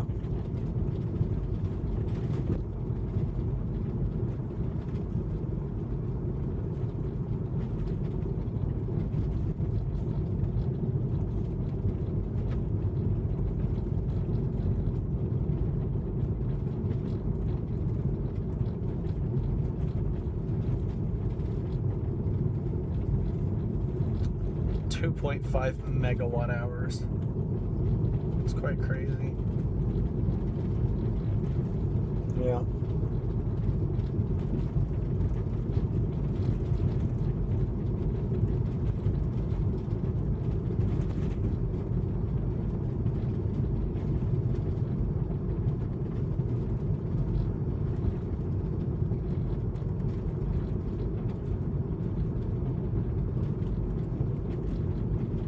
$1,000 fine for littering. I don't know how they catch anybody, but I hope they do, because this place should not be littered in. Oh look, there's 2 people over there at Finger Mountain. Pretty cool. That's what that was. It's Finger Mountain.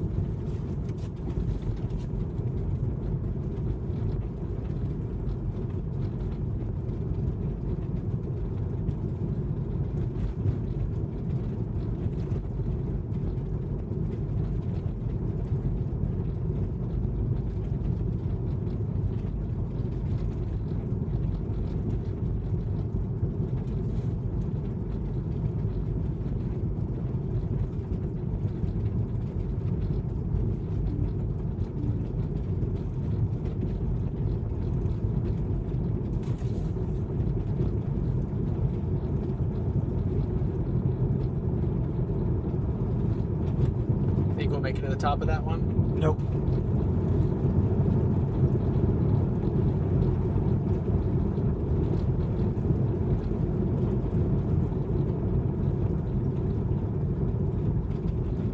But it'll be close.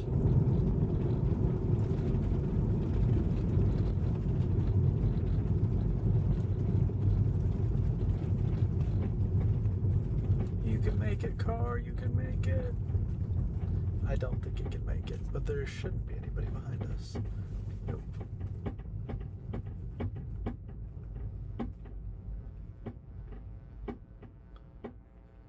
And then... Oh. I would say we didn't make it. We did not make it. And then you start rolling backwards. Yeah. Oh boy. Wouldn't that be fun? Pendulum.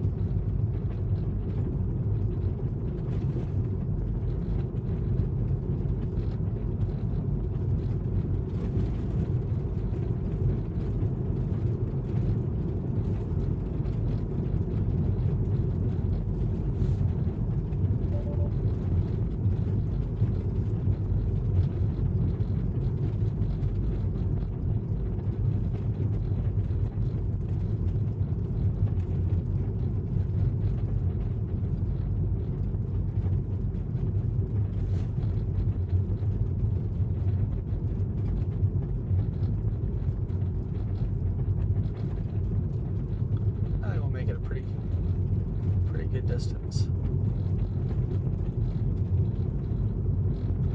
I think we'll make it all the way to that ridge over there. Oh, easy. We'll make it even further than that, probably. As long as there's no potholes that I have to brake for.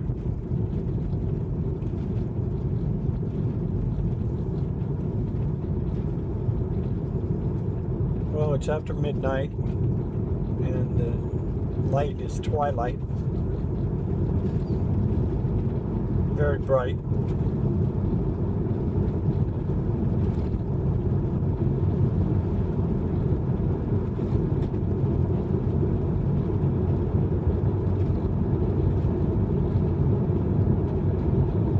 I think we've got this first one. Easy.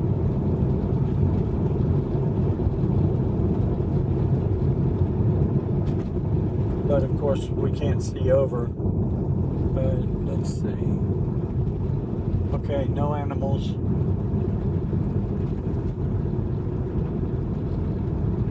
We got the second one.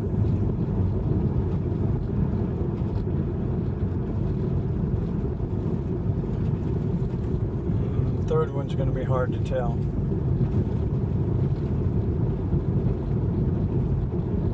I think we have a good chance. Fourth one is a no, but... Lean forward.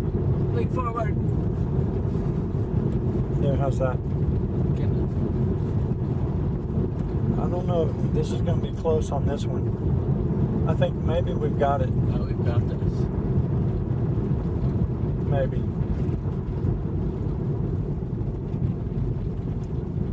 Really losing energy quickly, but... Oh, yeah, it's going to be close.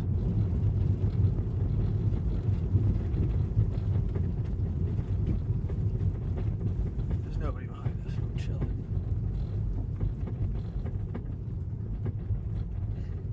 Nope. We missed this one.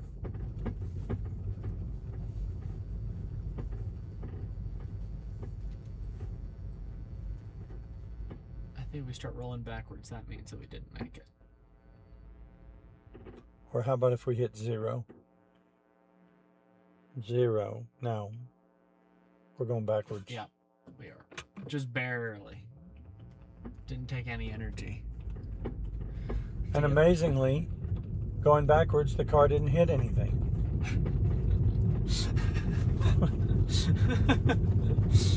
Oh boy. Yeah, because that means you have a meat driver.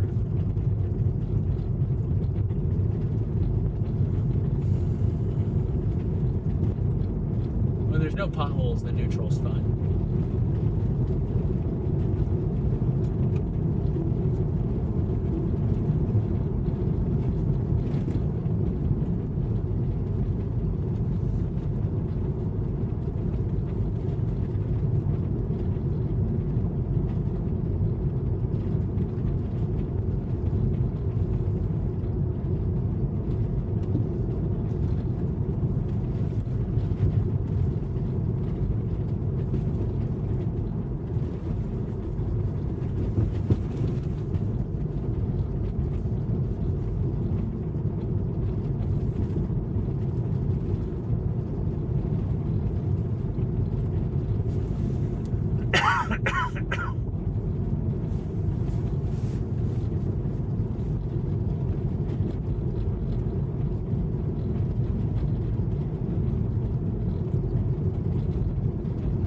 We could have made it to Prudhoe Bay the full way, like the full Dalton Highway to Prudhoe Bay without the generator if we were more patient and wanted to spend more money. Right? If we wanted to spend more money? Yes. How? Yukon River Camp. We could have charged up more and gotten to Coldfoot that first time without the generator. And Did we already pass Yukon River Camp? no. But the way back, you would have had to use a generator. That was just a given. Well, we've still got some excess gasoline, and it's nice weather. Might as well burn it. Yeah, that's why I don't want to stop at Yukon, because Yukon doesn't have anything faster than our generator. Right.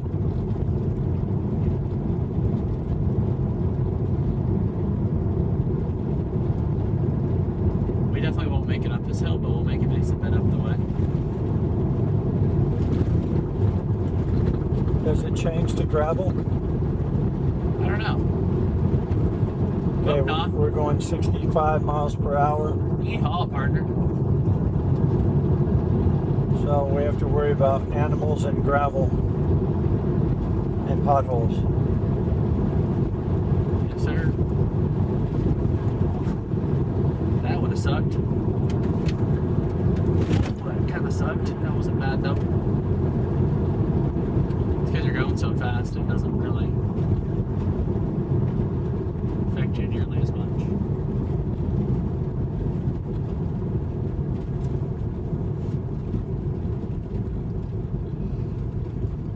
We have not seen a school bus. Yeah, we have. Well, I mean, not with students in it. Oh, well, duh. It's summertime. They don't allow children out here. Oh, for sure, yeah. Wait, does that mean I'm not a child? Yes, Yay! you're officially not a child. Woo! And in some cultures, you would have already had a bar mitzvah. I don't know what that is. It's a party to celebrate you're not a child anymore. Oh, yay! It's a Jewish ceremony. Oh, okay. Yay! Oh, okay.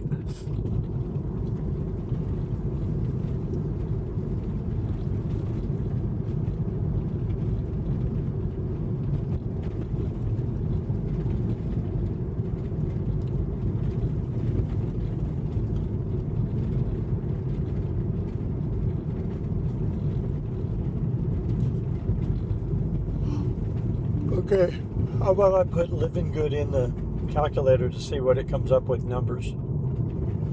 Numbers. Sure. But wait, before you do, you can't do that. You have to go into here. Oh no, we have to go back into. Yeah, we can't speed down this hill. No. I have to actually like focus on driving again. Okay. No, before you do that, I want to go to the energy tab. Go to drive.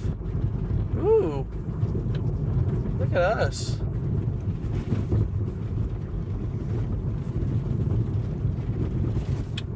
-23%. I'm optimistic. Okay. Well, at least it doesn't show just dashes. What do you mean dashes? You know, when it's so far, there's no chance on Earth that you can make it. Yeah. It just shows dashes. Right. 100 psi tires. We just glide the whole way. We're literally flying.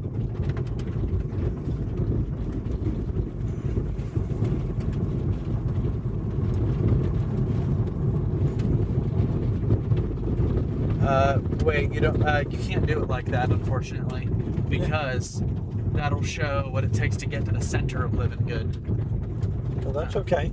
No, because we're not going through the center of Living Good. That's actually still okay.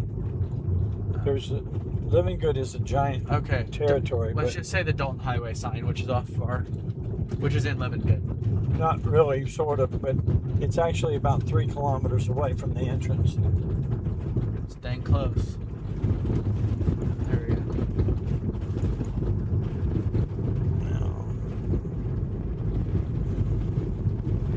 We chilling. It says we would arrive with 12%. Easy. And we could easily make it 3 more kilometers on that 12%. Yeah. Now, I have no idea what's there besides a... Did I say there's a post office? I don't remember. No, I think... Well, let me look at it again.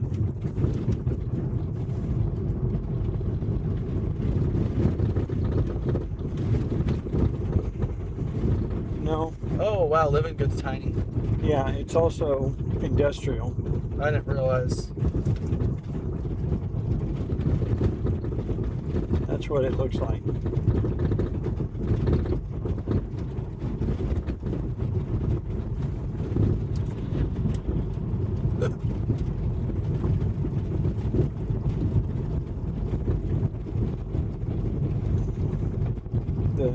The one that had the post office is way over here somewhere. Oh. Out in the middle of nothing and nowhere. Right there. Stevens Village. It looks like the only road to it is the Yukon River. Correct. The only road is a river. Yeah.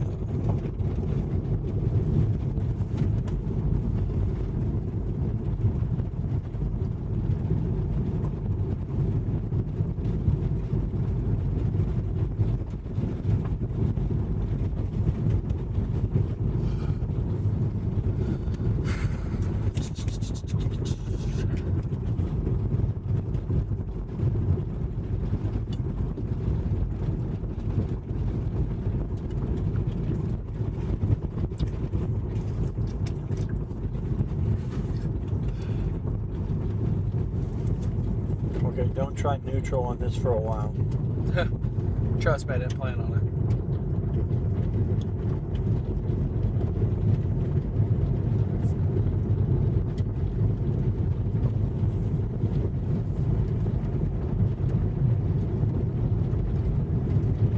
Starlink. Yeah.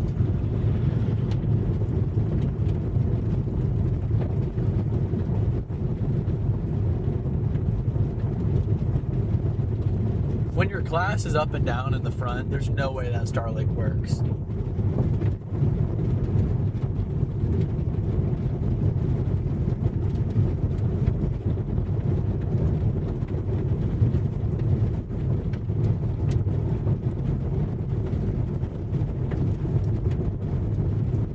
Oh, did you hear that Starlink is now being built into the 3Y Cybertruck?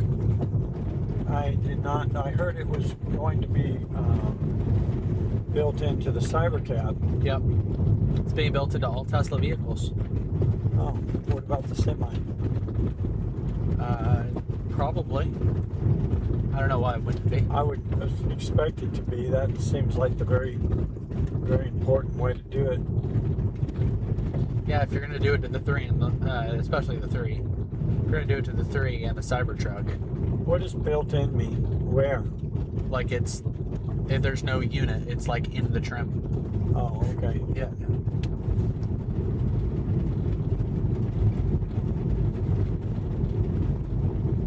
That would be good. It'd be useful. Starlink V5 because of their autonomous stuff. I bet it'll probably end up showing up once they do camera washers, which wink wink nudge nudge soon TM. We're going to start selling vehicles with camera washers very soon.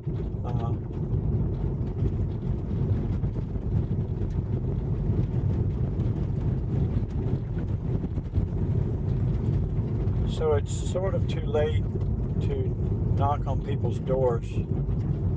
Correct, you would get shot. Well, no, they would open the door and they would help us. They just wouldn't be happy. Depends on the person, you might get shot.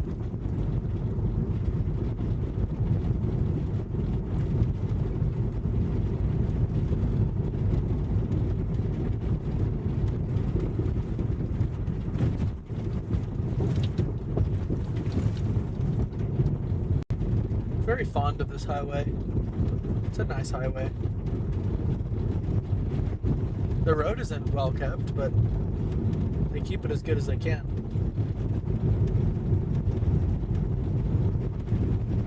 Pretty scenery.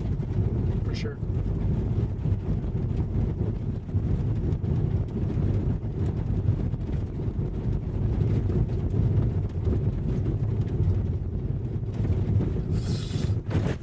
Whoa! That thing. What fell? I don't think anything, but I think it took us offline. Okay. I'll take a look in a second when I can. It looks like it's online. I just can't tell about wires that are getting bent. Wires don't matter as long as they're working.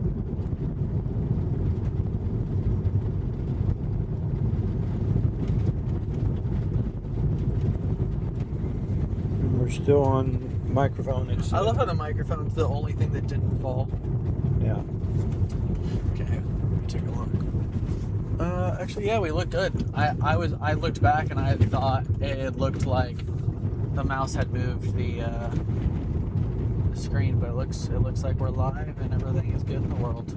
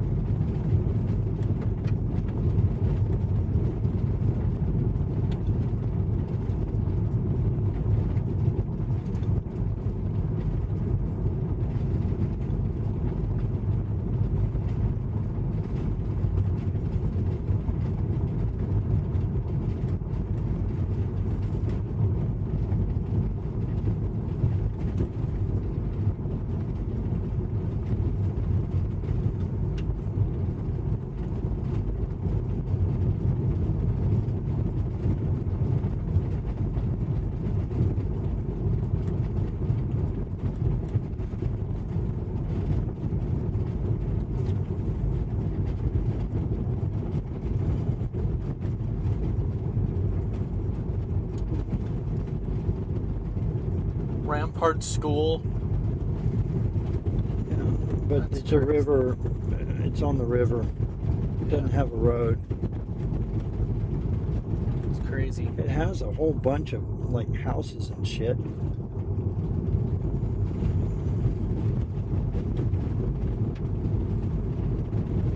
I there's an airport.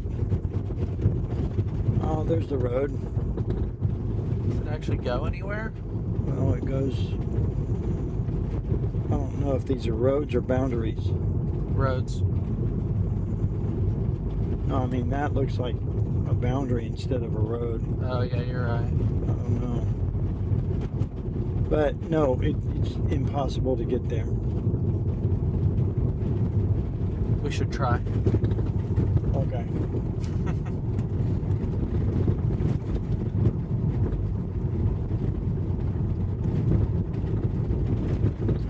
In that book I was telling you about called The Long Earth, they call it stepping. If you somehow are able to jump from this universe to the next one over, Yeah. they call it stepping.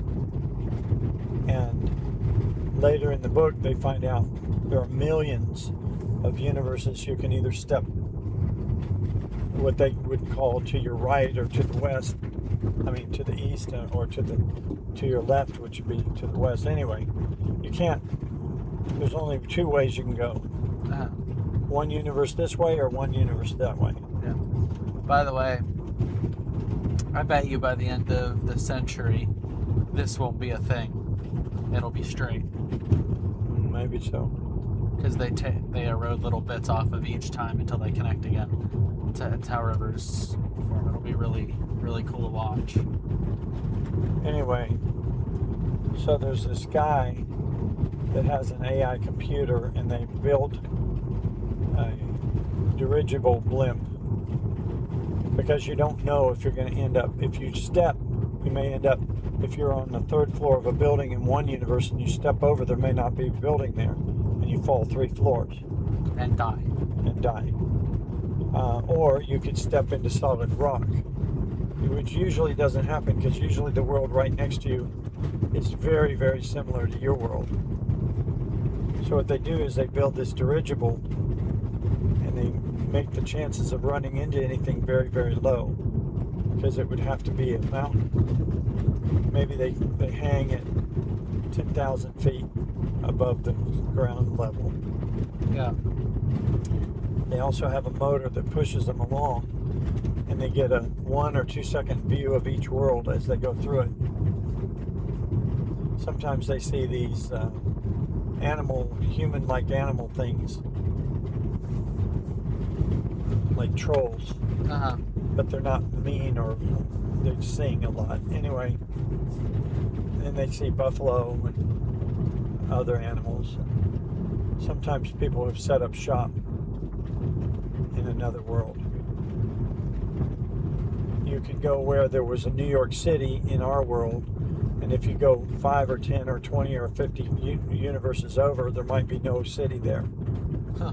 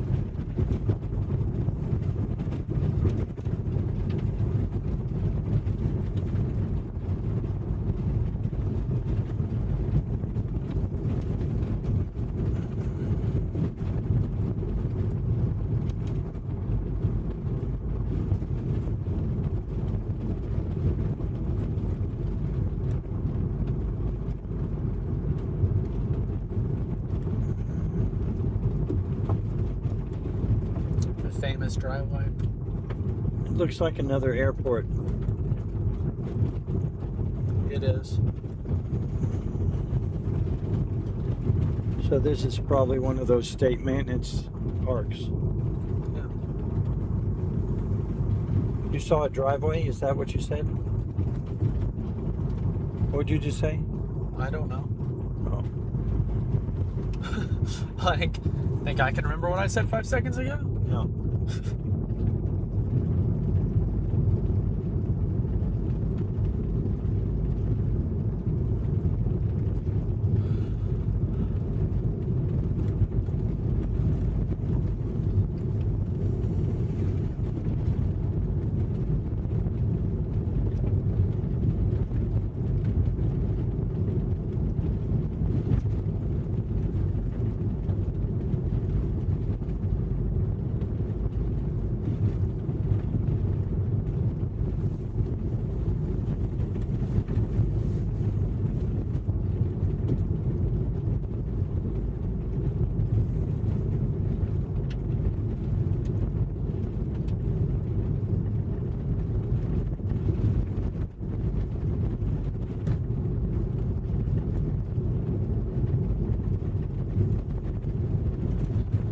I've officially coined the Dalton Highway the world's longest driveway.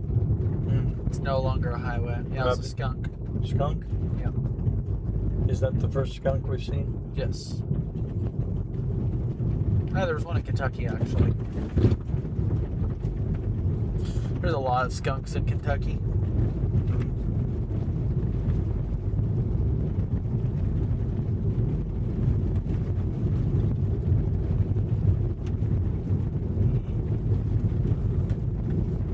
Because if you think about it,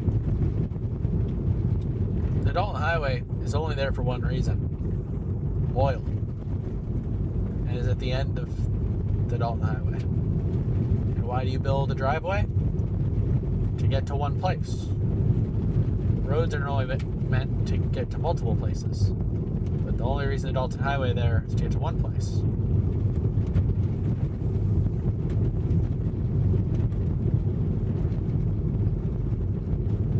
Hey Siri,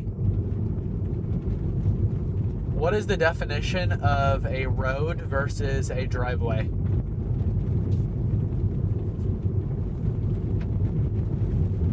A road is a public thoroughfare designed for heavy vehicle traffic and maintained by the government. In contrast, a driveway is a private path that leads from a public street to a house or business. Driveways are typically shorter, meant for accessing a specific property, and are maintained by the owner rather than the city. Okay, so it's a drive road. Or wait, I don't know.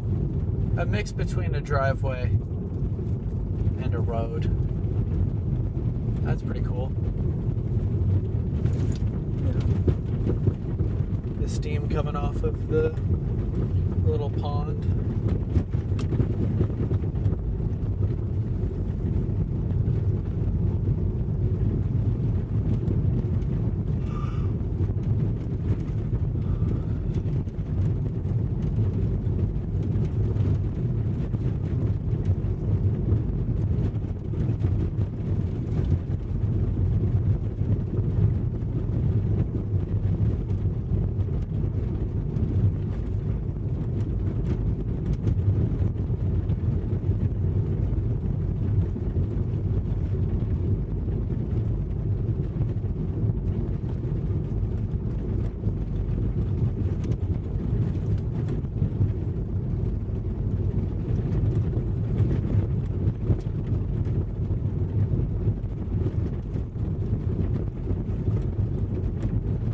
So I think originally the Dalton, not originally, I don't think, I know, the Dalton Highway was originally not the Dalton Highway and was closed to the public. Originally you couldn't get up here until I think it was 1973. Yeah, it was not a public road until pretty recently.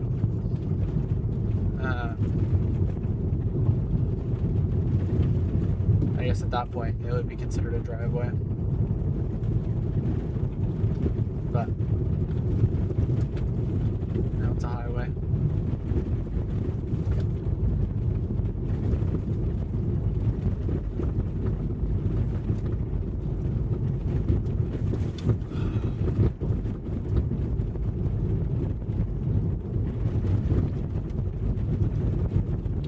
Man, this would be a good spot to test cyber cabs. Test? Yeah. How? Why? 2 reasons. One, they're validating a new vehicle, not just the software. Mainly the vehicle is what they're trying to do right now. That's why they're sending it everywhere. Because, you know, they're not working on opening Cybercab in the middle of Kansas, but they sent like 3 Cybercabs there. So they're sending it to all of the employees all over the place, right? Just random employees throughout the company, getting them to test them in different parts of the world. To, you know, I think they're encouraged to put as many miles as they can on them, just to see, you know, what breaks first, what can we fix in the eventual units, etc. So they're just trying to test, you know, what fails, what doesn't, and the Dalton Highway is one way to test that really well. Tesla, if you want someone to test a Cybercab on the Dalton Highway, I think I know a guy.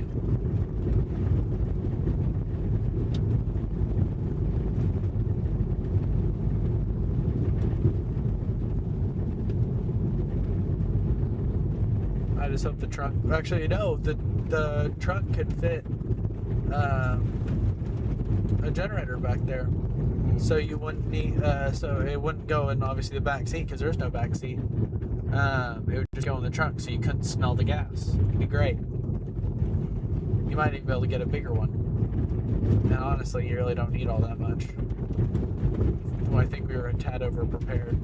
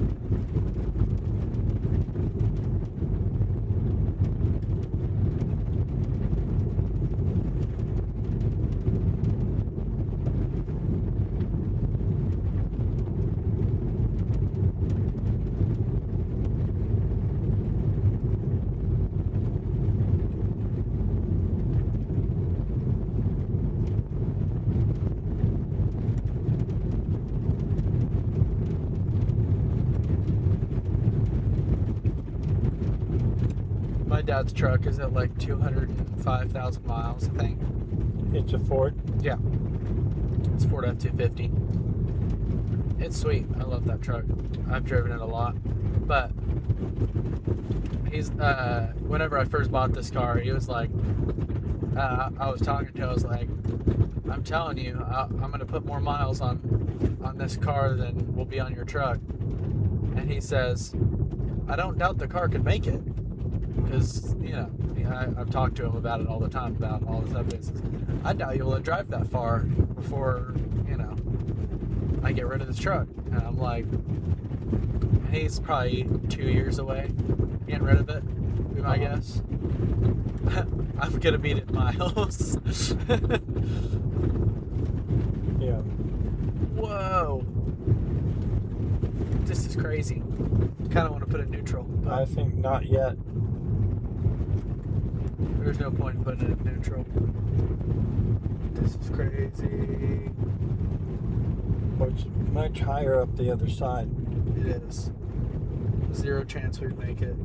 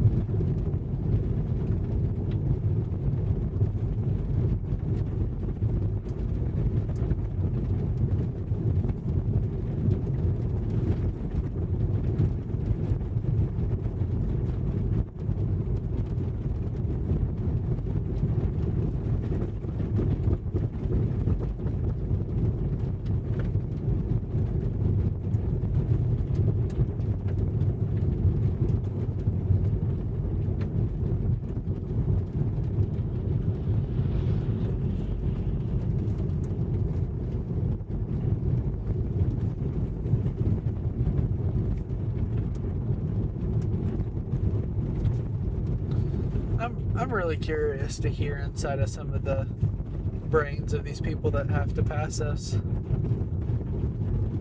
What's that? Oh, do you think they recognize it's a Tesla? Oh, 100%. Again, there's people taking pictures of us and posting on Facebook. Yeah. I know, and they're like, they look like, what? Is that a car? Is that a Tesla? What the heck? Like, that's what's going on in their heads. I really want to see that Facebook post. I'm curious. I didn't see a picture associated with it. It might have only been words. Oh, did you see the post? Well, I saw something that he showed me, and it looked. I couldn't tell if it was a Facebook post or not, but I didn't see a picture connected with it.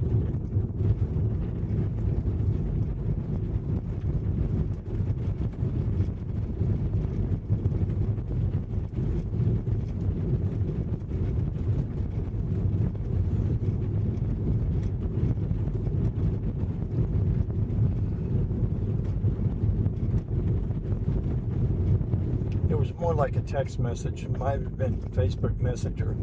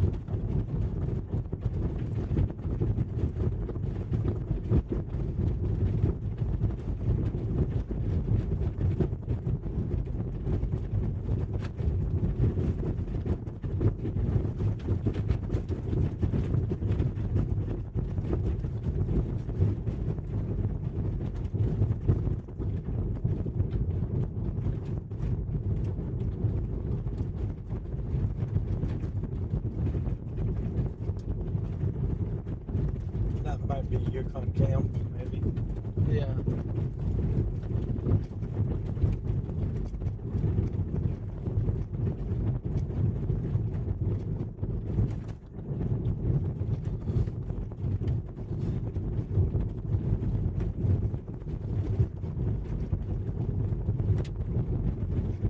We're still a decent bit away from it though, so I don't know if that's it or not. Also, that seemed to be up high in Yukon camp. It's down by the river. Yeah. Maybe a pump station.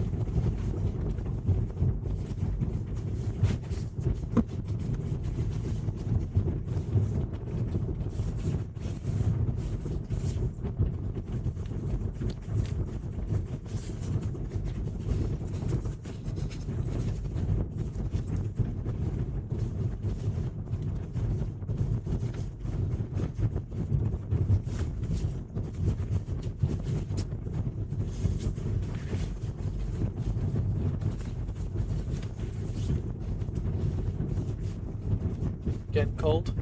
Not yet, but I can see it in the future. So, it's easier if I have it on now. Don't zip it up. Fair enough.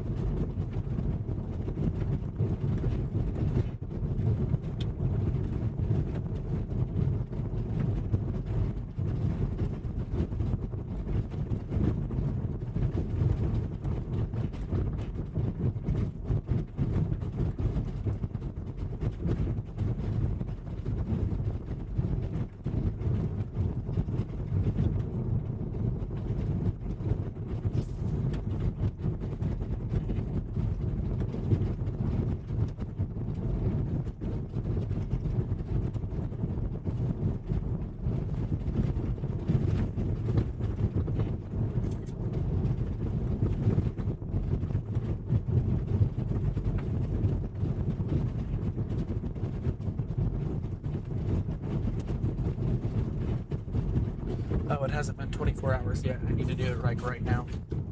I just realized. Hopefully it continues it. Hold up. I know this is dumb, but give me a second.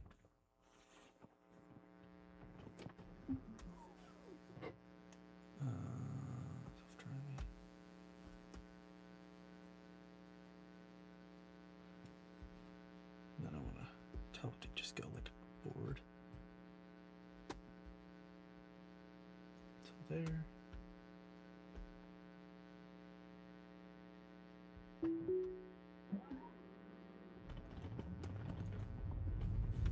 Slot, please.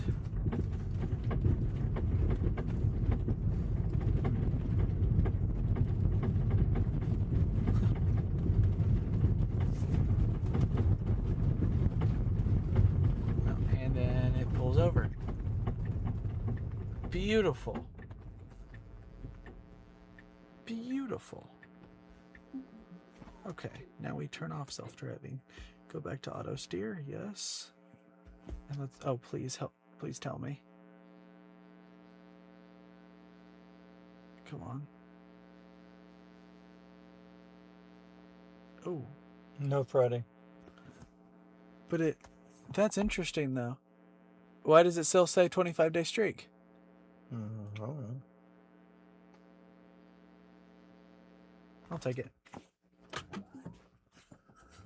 It's a little odd, but it still says I have a streak. That's all that matters.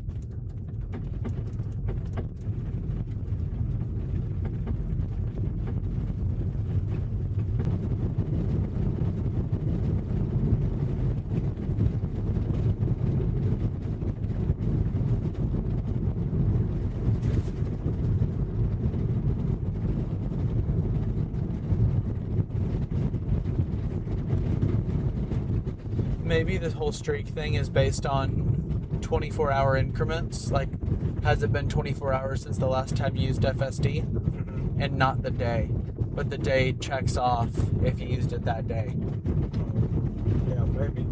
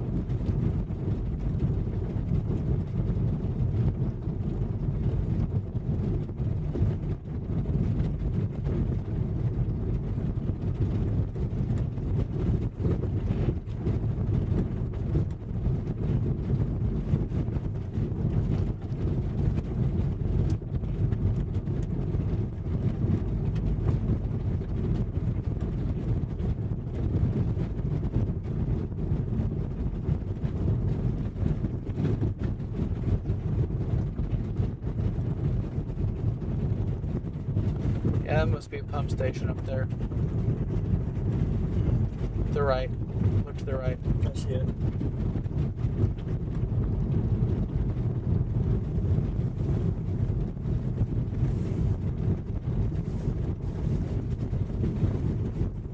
You can. Never.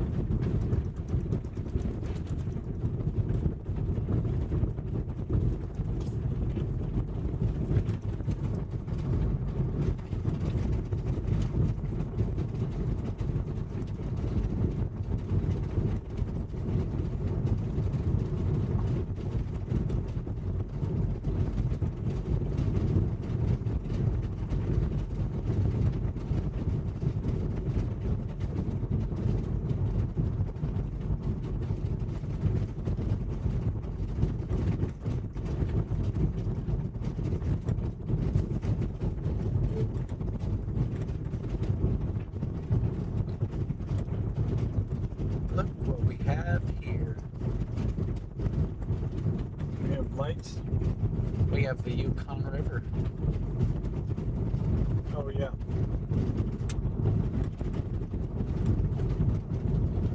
Last chance. Do you want to charge at Yukon River Camp?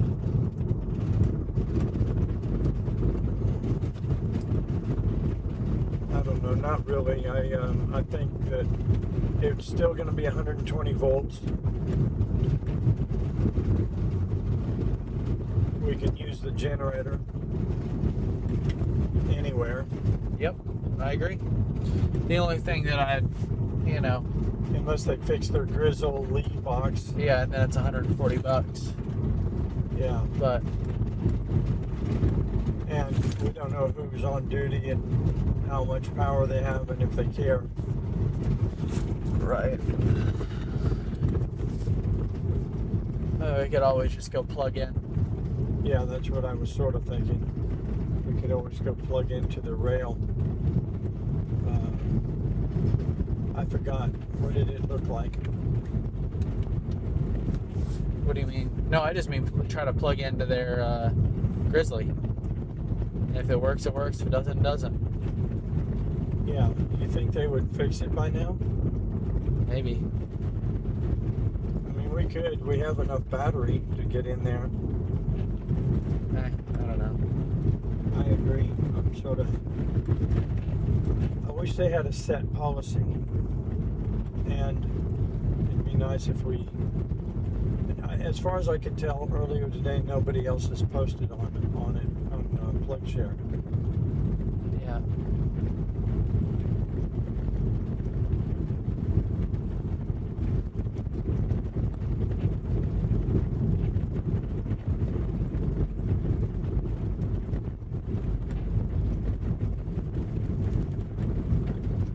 It might be nice to see if the generator works when it's not ice in the air and mud on the ground. Yeah. I mean, it will. Is that it? Yeah. What about this recreational? No, we've already been to both of those. There's no extra plugs.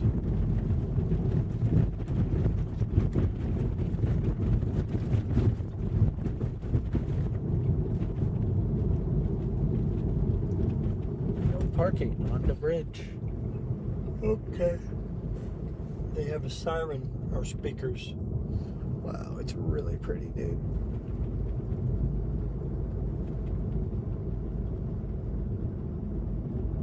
Starting to get cold. 41 degrees Fahrenheit.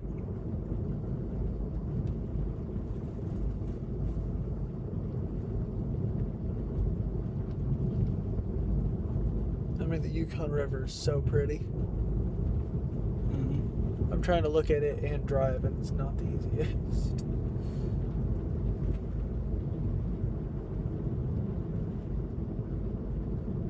Oh, look, there's a bell. A bell. It might be a speaker. Oh, there's a bell.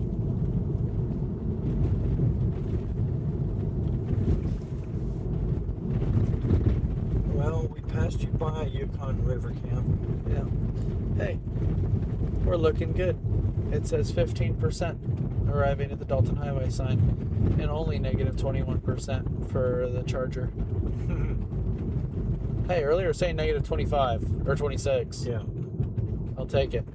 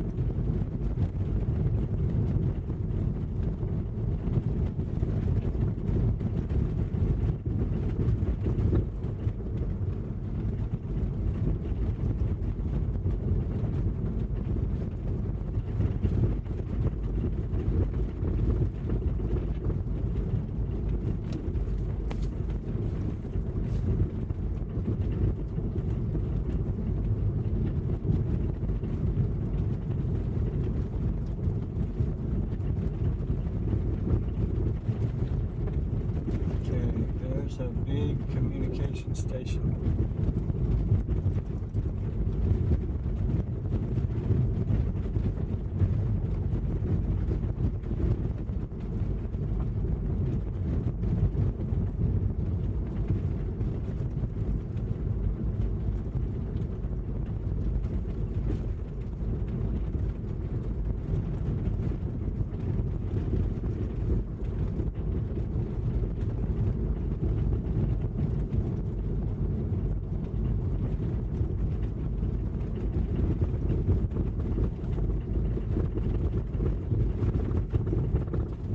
It's a glowing windsock.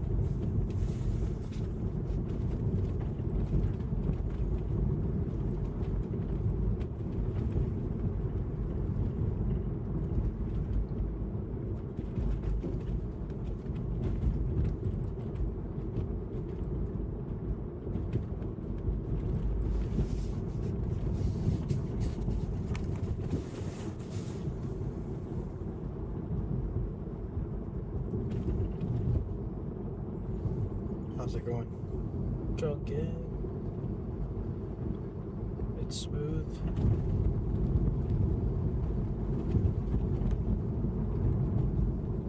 It's really smooth. The prediction's holding steady at 12%. It's been shuffling around. Getting better and worse, better and worse. Once we get off the Dalton, it'll only get better.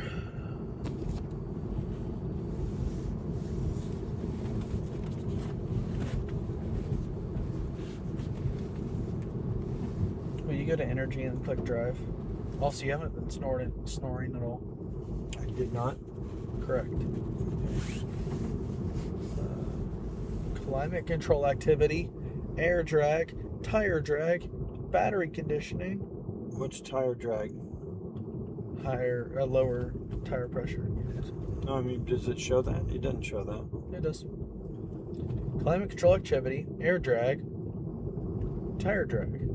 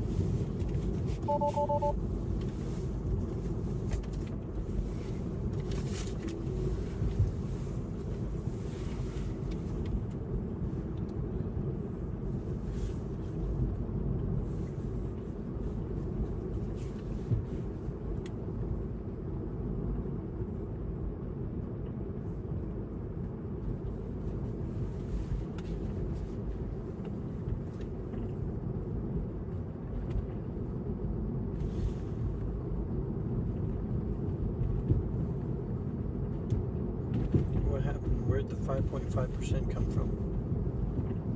What the heck? I don't know where that came from. Now it's 11. Now it's 27. The car has no idea what's going on. That's what I think. Yeah.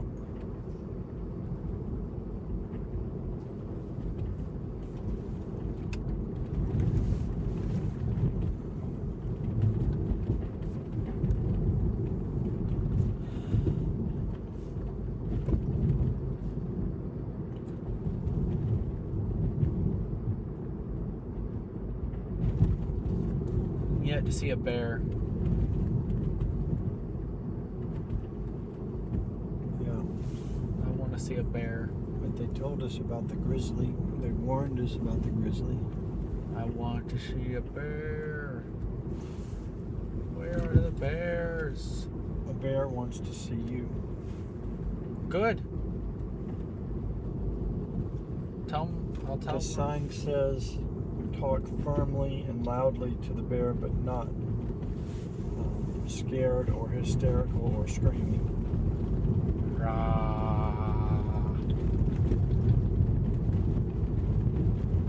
What up, bear? Either back away or don't back away, but don't walk or run away, especially don't run. What about going after the bear? Yeah, it would confuse it, but it might feel cornered. And run away.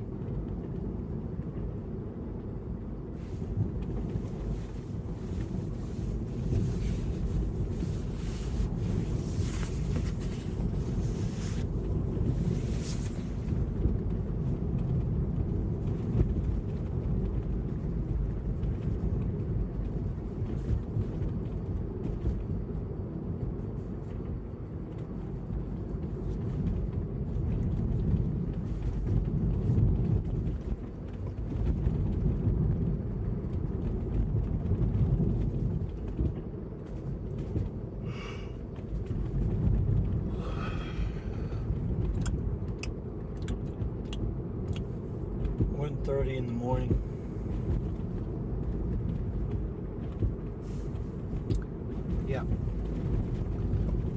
but we slept a lot, so it's not really dirty for us.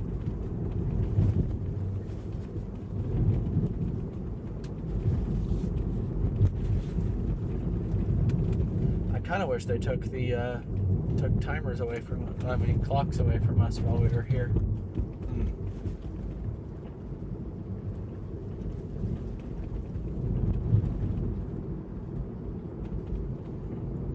How come we haven't seen a casino? It's a good question. Well, maybe we've seen one further down. Maybe nobody would come out to one over near here.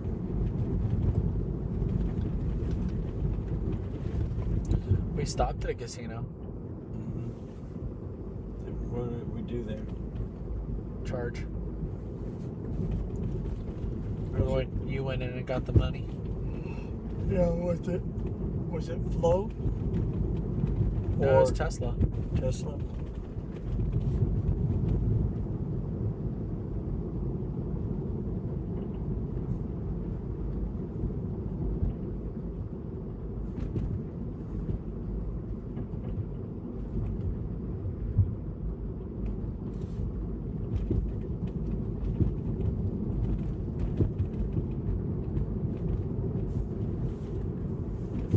Roll this down a bit because of the possible gas smell. There, and I got it such the smallest amount that could possibly be open. Well, possibly. I can sort of see out.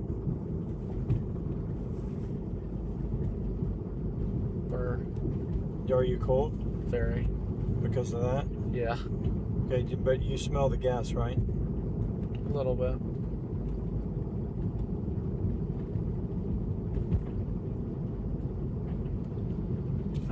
I more smell BO, honestly. Mine, yours, or both? Probably both.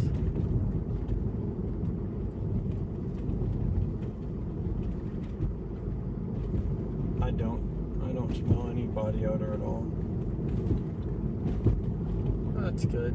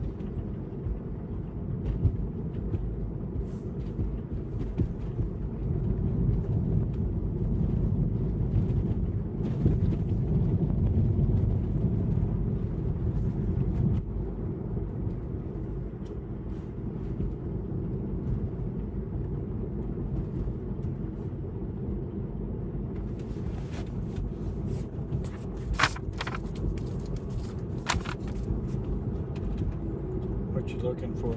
My coat. Okay, I'll find Yeah, it. if you could find it and bring it to me, that would be wonderful. Don't send us off the side of this cliff, please. I really would appreciate that auto steer. You didn't do that. You see it? I got it, but it's hard to get out the paper wires.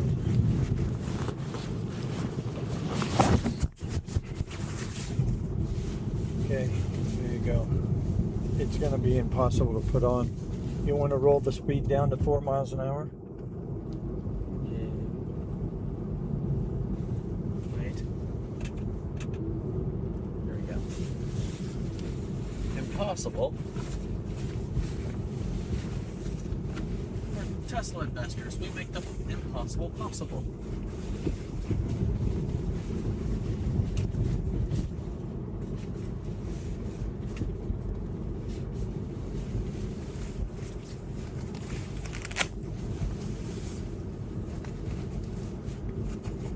Come on, understeer, you got this.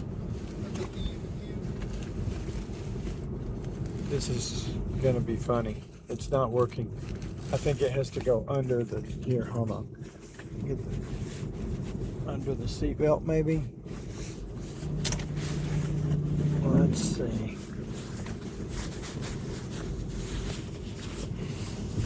Okay. Hold on. I'm not ready yet. Making progress. Arm, just like planes, trains, and automobiles. John Candy. Hey, 16. 16, no. Oh, 16 and 21. Yeah, and look. 11. What? What? Huh? I don't. Nothing agrees with itself, and it's funny.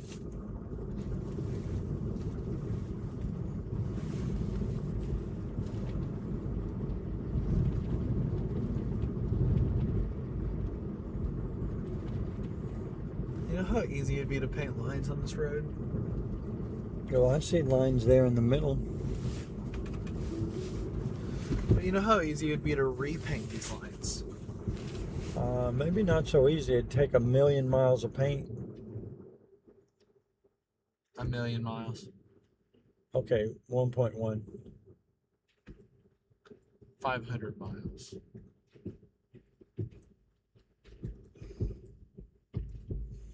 But really, though, you could make it a robot to do it.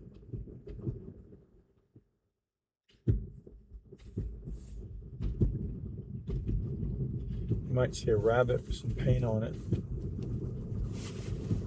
Why? Whoa. What'd it do? Self-driving speed limited for emergency lights. Tap the accelerator pedal to cancel.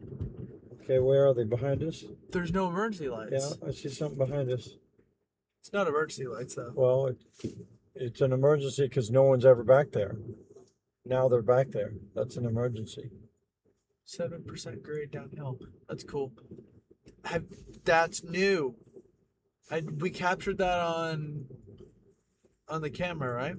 No, because it was maybe blacked out on that segment of the TV Oh, display. Dang, I forgot about that. That camera is still recording though. We have backup cam recording. What was that? They're coming around us? Yeah. Are they flashing the brights? I think they're trying to tell us they're coming around.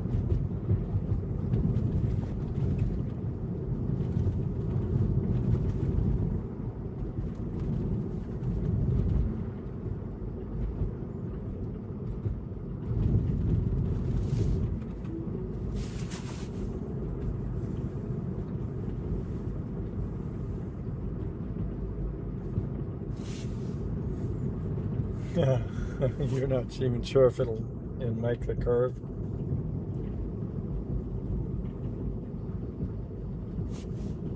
It scares me.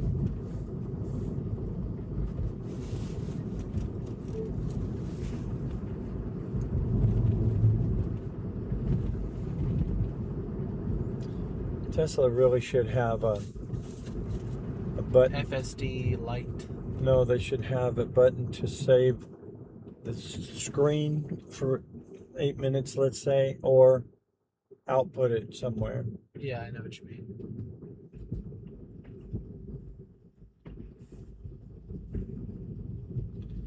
But they need to have FSD, but not.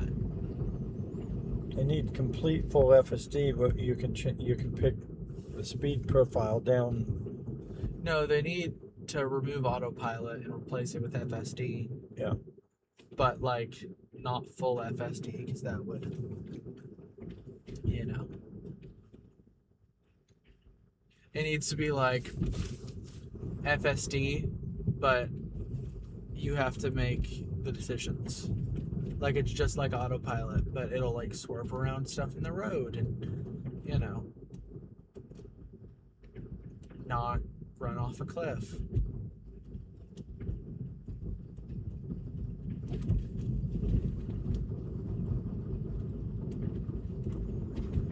But it won't change lanes on purpose. It doesn't have standard or Mad Max or hurry or chill or, you know.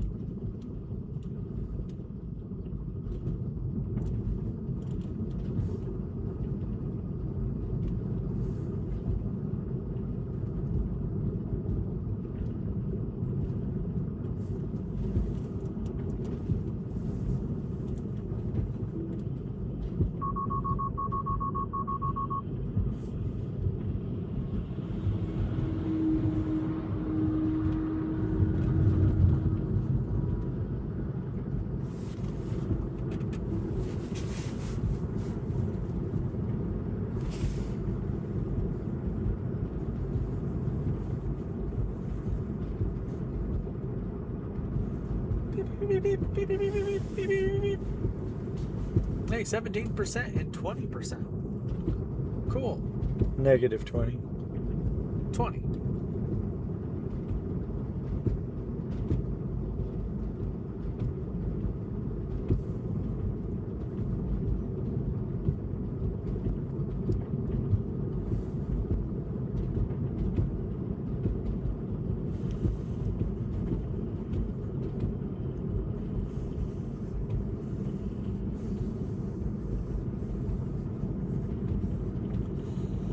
We've been driving for 4 hours.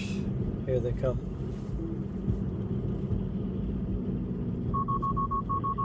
Shut up.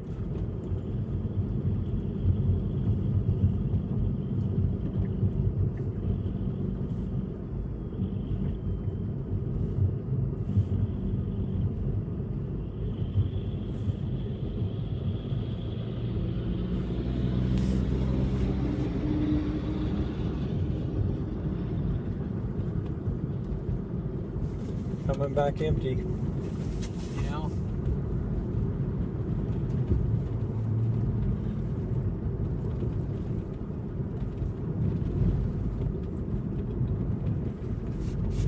Don't send us off the side of a cliff, please.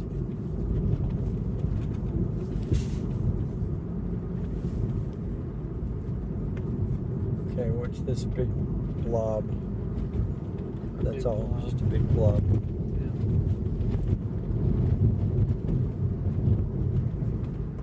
The big blob, again, that auto steer is going to send us off the side of a cliff. Lovely. This is why the mainstream media gives Tesla crap. Because this is what they think that FSD is. And auto steer will kill you. It will kill you. But it, you know, is lane assist. Blue Cruise for all will kill you. Rivian's universal hands-free will kill you. And you don't see that in the news.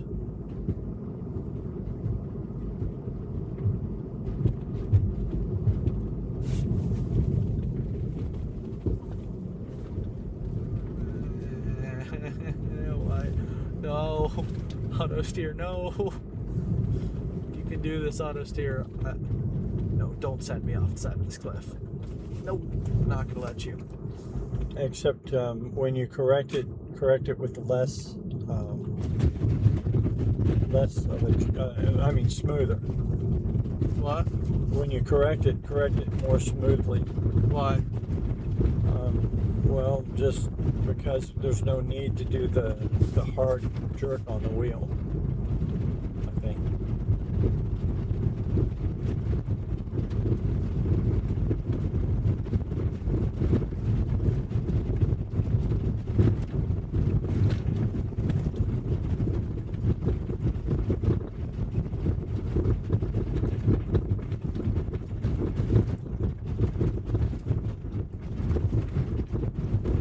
And 18, look at that.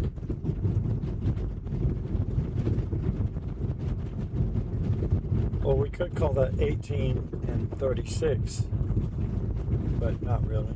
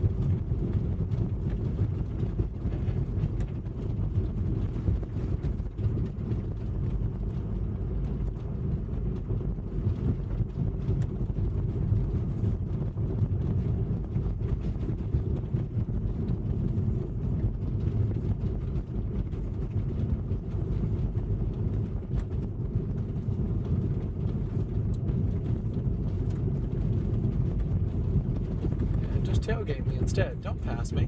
Just tailgate me. Like I'm gonna speed up.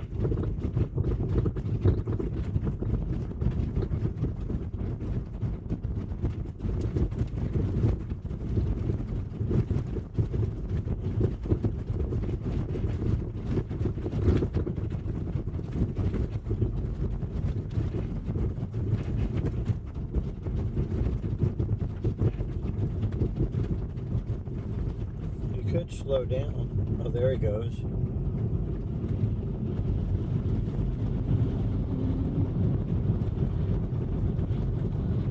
He has a full load. Well, I don't know what that is, but Conveyor belts. yeah. Might be part of a rock gravel machine. Yes.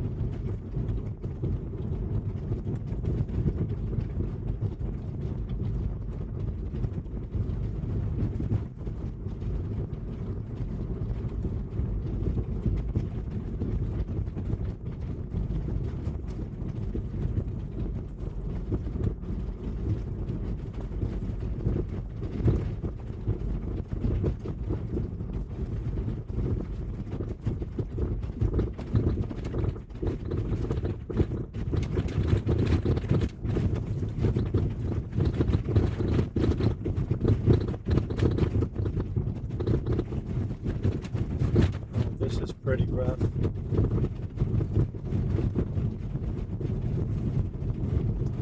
1915.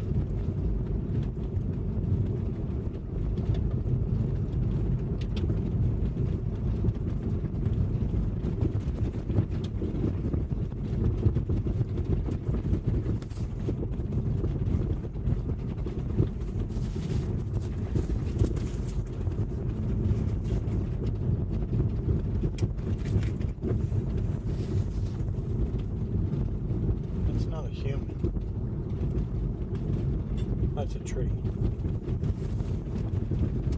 I think so. Yeah, it's a tree. 100% a tree.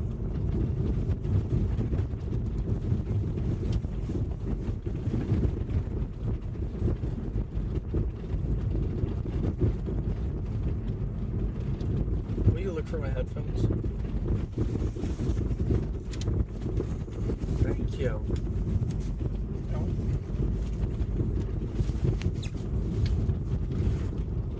Actually, I should probably have asked you first. Do you want to listen to the rest of the Elon Musk interview with me? Sure. It's by the Economist or whatever. He hated the interview apparently. Elon did. Yeah.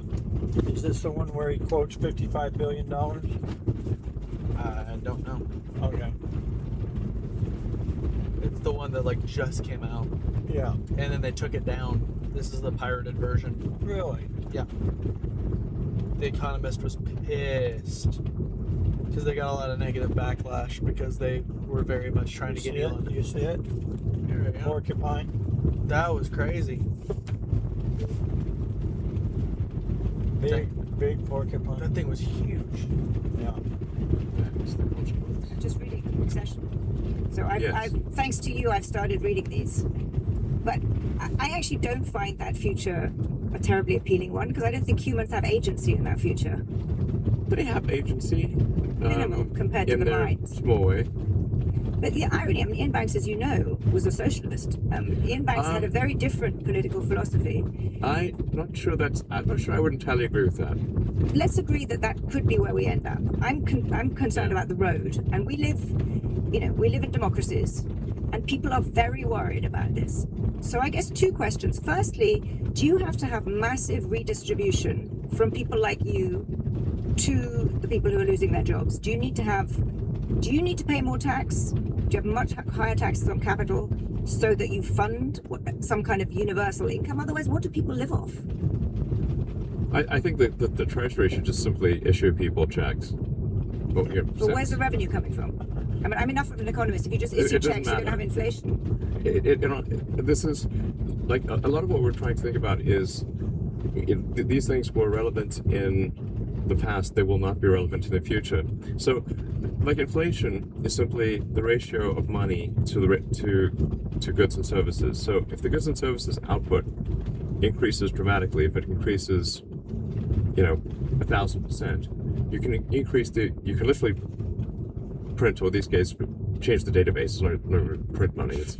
You create money in the database, provided the creation of that money is less than the rate at which goods and services increase, you will actually have deflation. So I'll make a prediction, which is that deflation will be the issue, not inflation. Because as the output of goods and services increases, if the output of goods and services increases faster than the money supply, you will have deflation. I'm perfectly willing to believe that. You may well be right. Yeah, no, absolutely, you may well be right. But I'm really hung up on how we get from the current polarized, angry, fearful policy we have now to this nirvana. And I think you can paint a picture where people are so scared by this, they essentially try to stop it. Maybe they can't, but you get nationalized, there's a kind of, far left government, there's exorbitant tax increases, the kind of economy crumbles because people are so worried about a future, which does sound quite scary as you describe it. So how do you handle the politics now? It's exhilarating and terrifying. But if you were in the, exactly. Honestly, if you ask me on any given day, I in fact, even intraday, I've gone from exhilaration to terror regarding AI. So I want to be clear. I'm not I'm not trying to be sort of candide here and just be everything's wonderful, some Panglossian view of the world where everything's going to be great, no risk. I'm saying there is some risk. I think we agree on that. I guess I'm trying to be more sort of, small bore and practical, and think about what can be done now to limit those risks. And you gave a very strong argument for what you and your fellow model makers could do. What should governments do? I think it probably would be good for us to coordinate and just highlight issues that we see in each other's models to mitigate downside risk. What should you be paying more tax to fund more transfer programs? Well, first of all, I do pay a lot of tax. So, in fact, I set a record for the most amount of taxes ever paid by a human. That's also because you're the world's richest man. Well, even before that. So, my guess is that I will pay many trillions of tax, and I'm fine with that.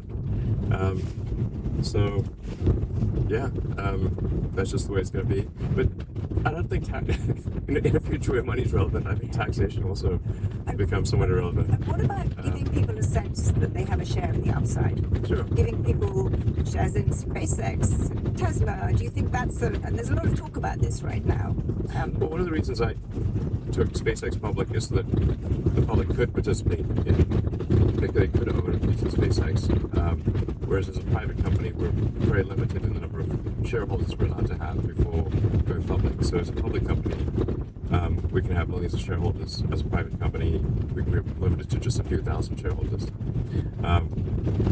So, do you think there should be a distribution of shares, like the Alaska Wealth Fund is there for? Could you imagine a world? Some people talk about the Trump accounts being a kind of vehicle for this, that a share of your equity goes to ordinary Americans. Right. Well, in the taxes that I pay, I mean, I'll so for my stock options, I pay 40% income tax on a national basis, and then because I spend, I don't know, about 30% of my time in California, thereabouts, I pay another sort of roughly a third of the California state taxes, which are now around 15%. So I pay about 45% in taxes, just so people know this. I don't know, it's quite, so roughly half. Then when I die, there'll be another sort of 45%, roughly half, that will be taxed. So at the end of the day, I'll have a quarter of whatever I have. But I think the only thing it gives me is that for some period of time, I would have control of the direction of the companies. So it's not, that's pretty much what it gets me. Until I guess the AI is so smart that it's in charge, and at that point, controlling companies won't really matter. Well, let's talk about that, because I think one of the other things that worries people about the direction we're heading in, and I'm going to caricature it, but people think that the direction of the world is being shaped by a very small number of incredibly powerful people, and you are right at the top of that list. So what else is this different from the past? I agree with you. I think it was like that. When wasn't that the case? It was ever thus, but it was ever thus. Exactly. It is as you've described very vividly, it's an incredibly rapid change. And so let's start with control of your company, which you definitely have now. After the IPO, you have 80% odd of voting shares, and as I understand it, you can only be removed by a vote of shares which you yourself control. So tell me if I'm wrong, but I think you could go crazy. Companies in that bucket, by the way. The AI companies, like Google's in that bucket. Alphabet is controlled by Larry and Sergey. I think yours is more extreme. The inability it's to the same level. They have that was full control of that company. Mark Zuckerberg has control of the Meta, and Mark is trying very hard on the AI front, and I think probably will also have a leading AI. I think he released one last week. So I think he'll be one of the, Meta will be one of the AI companies. But is it sensible for one person to have so much control over a company? I really just need to make sure that I can focus on long-term. By long-term, I just mean in about 5 to 10 years. So one of the challenges with being a public company is that it is of the sort of the pressure to have great results every single quarter, but and to not really invest in things that may only pay off in 5 to 10 years. And in the case of SpaceX, I want to extend consciousness beyond Earth and have a growing civilization on the Moon, Mars, and elsewhere in the solar system. The return, I think ultimately this would have a very high return on investment, but in the short term, we'll be spending all this money on a Moon base and a Mars base, and then people are like, I'm going to get all this pressure for like, well, you missed your earnings this quarter because you spent too much on Mars. I'm like, yes. By the way, that was in the S1 prospectus, and it's literally listed as a thing we will do. But they still get grumpy about these things, because they're like, well, you had whatever, you said your gross margin would be this, and it's actually slightly worse, and now we're going to punish you, and the short sellers all descend upon you, and you get a lot of pressure. You're going to get a lot of that.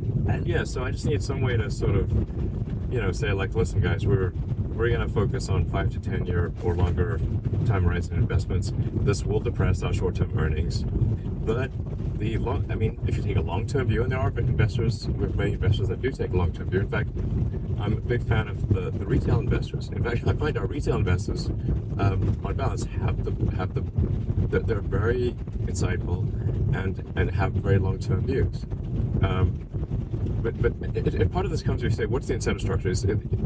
For portfolio managers, I'm a it's retail understandable investor. why they put so much pressure on quarterly earnings, because their compensation and whether they get promoted or not is dependent on how their portfolio does, and they only have a few years to make these decisions, and then they're evaluated based on those decisions over the course of sometimes only a year or less. And so since they're under pressure to have immediate returns, they then put companies under pressure to have immediate returns. So once you understand the incentive structure, the behavior naturally follows. What about the key man risk? I mean, what happens? Heaven forbid, but what happens if you get run over by the proverbial bus tomorrow? It is you have total control over these companies. Do you have a plan for how they would progress without you? I think they would actually do very well for several years, and there's a clear roadmap or space map, I should say, for SpaceX, and there's a roadmap actually for Tesla, literally. So I think there's, if you look at Apple after Steve Jobs, Steve Jobs had, he had a strategic vision and a bunch of products that he had ideas for, and Apple has done very well. But when you don't have a creative genius like Steve Jobs, what Apple's missing are the incredible breakthrough products. Yeah. So they make amazing phones, great computers, but Apple hasn't come up with this sort of Steve Jobs level breakthrough product. So by analogy, that's what you bring to all of your companies. You mentioned Mars. Most people think of you as the man who wants to, create a colony on Mars, so we have multi-planetary civilization. I've been saying that for such a long time. You have, but now you seem more focused on AI and what AI will do in the next 10 years. And you sound much more excited about using the moon as a base from which to, pop out orbital AI satellites. Have you shifted your attention away from Mars, or are you as interested in colonizing Mars as you ever were? I'm interested in the set of actions that propagate consciousness into the future to the maximum degree possible, so that the future light cone of consciousness is as big as we can. There's an exciting future where we're a spacefaring civilization out there among the stars, and the great things that are envisioned in the non-dystopian sci-fi books and movies become real one day. I sort of want the Star Trek, Star Wars future. Star Wars was the first movie I ever saw in the theater, by the way. Really? It's probably maybe had a profound effect on me, I suppose. So I remember I was. Go. blew my mind, honestly. I think I was 6 years old, and I was like, this is the greatest thing I've ever seen. Has your life been about making that happen? Yeah, I didn't think it would be, but when I was young. But my life feels somewhat surreal. I can't believe these things are actually happening. You know, The world it feels makes somewhat me surreal. believe in simulation theory, where it's like, well, this, like the things I'm doing are so preposterous that it's hard to believe they're real. I mean, we've got Starship, which is the largest, most powerful flying object ever made. And we tend to launch that more than once per hour. I know, I read that. And we can, people can quibble about how quickly it happens, but I think based on your track record, we should assume it will happen at some point. It will happen. I'm just sort of struck that when I am as blown away by this world as you are, and I watch it from a much more naive level, but for me the whole evolution of AI and the capabilities of these models is in and of itself so mind-blowing. It's pretty much happening as I thought it would. Is it? Yeah. Oh, this is- And not just me, but many people predicted this. I think Ray Kurzweil's predictions have been remarkably accurate. Yeah, the singularity. Yeah. Approaching. Let's go back more immediately to the here and now. We've talked about concentration of control in your companies. You've made a very good case for why you should have it. You also have, through Starlink, incredible geopolitical power. I mean, I'm one of your customers. It's an Thank you. excellent product. Okay, no, great. But without them, the Ukrainians would have been in serious trouble. And when Yes, the Ukrainian government has publicly thanked Starlink many times for being instrumental in defending Ukraine. And you recently decided to prevent the Russians in the occupied territories from having access to Starlink. Well, no, we're never at any point selling Starlink to Russians. But they were grabbing it, right? They were using it, and Yes, you've now yes. stopped them from doing that. Well, they essentially got Starlink units that they ordered through Ukraine, and then smuggled them into into eastern Ukraine where the Russians are, and were then using them in some cases for attacks. Now, in order to address this, what we worked with the Ukrainian government to create a whitelist of approved Starlink terminals. Now, this has some downsides because a whole bunch of people who were just innocent users of Starlink and just trying to access the internet for work or for education now don't have Starlink. These are geopolitical decisions of consequence. How do you feel about having that power? You could determine the outcome of wars. How does that feel? And is it right that you should have that power? Well, I'm not sure we're determining the ultimate outcome of the war in Ukraine.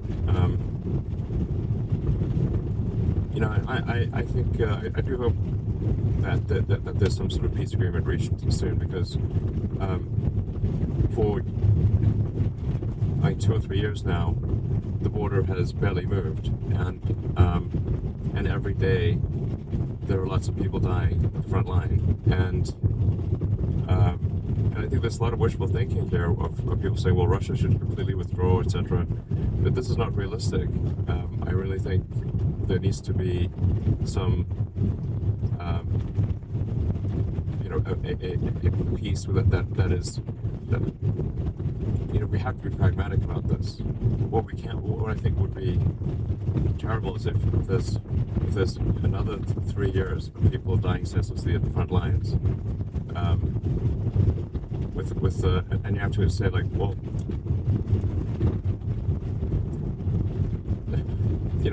how do you explain to the children of the men that are dying at the front lines? Russia, on the Russian side too, by the way, they're being conscripted and sent there. I am quite offended by sort of fancy diplomats who have 7-course dinners in luxurious places while people are dying at the front lines, and who pontificate about how Russia should withdraw, but they're not going. Russia's not going to withdraw. So there really needs to be an accepted peace along those lines. And do you think it's your responsibility to play a role in tipping the scales towards what you see as the right way to peace? I've been advocating peace for a long time. I posted a few years ago that there really needs to be some concession here to Russia. This is not me being pro-Russia, I'm just being pragmatic. Or people will die for years with nothing achieved. And that is exactly what happened. I don't know. I mean, the Ukrainians are doing pretty well right now at, with their incredible drone capacity hitting inside Russia, and the kind of general consensus is that the balance of the war is shifting. But my point is not so much about what the right. Ukraine is not going to retake those territories. It is not going to happen. My interest is really on whether you think, given that you have through Starlink, you have an incredible power, whether it's appropriate that you should wield it. And that's quite rare, that an individual actor has such power by turning on and off a capability to shape conflict. Well, is there something you think I should do differently? I mean, I think you were right to support Ukraine. I think that, as it won't surprise you, I think that the Russian aggression was, for many, many reasons, an appalling aggression. And I think that was an important thing that you did. Yeah, I mean, I did a very deep dive into the background of that conflict to understand exactly what was going on.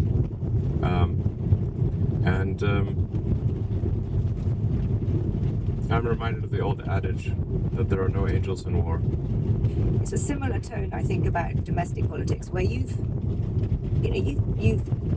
played a big role domestically, politically here. You spent a lot of money on Donald Trump's re-election. After the election, you got very actively involved. Through Doge, you tried to cut a lot of spending, reshape the government. How do you feel that it wasn't hugely successful in the sense that there wasn't nearly as much spending cut as you tried? Would you say 22? Yeah. Do you regret getting so involved in politics? Do you think it was a good thing to do? I think I got a little too involved in politics, got carried away, frankly. The goal with this sort of Doge stuff was to try to do something about the deficit, which is massive, where the interest payments exceed the amount of money spent on the Department of War. Like, basically, if you add up all the money spent on what is now the Department of War and the and intelligence in the U.S., that is smaller than the interest payments on the debt. So that we need to sort of take a close look at spending and make sure that money is being spent in sensible ways and that it is not wasted or spent on fraudulent activities. I got a lot of flack from this for this, obviously, but the people don't understand just how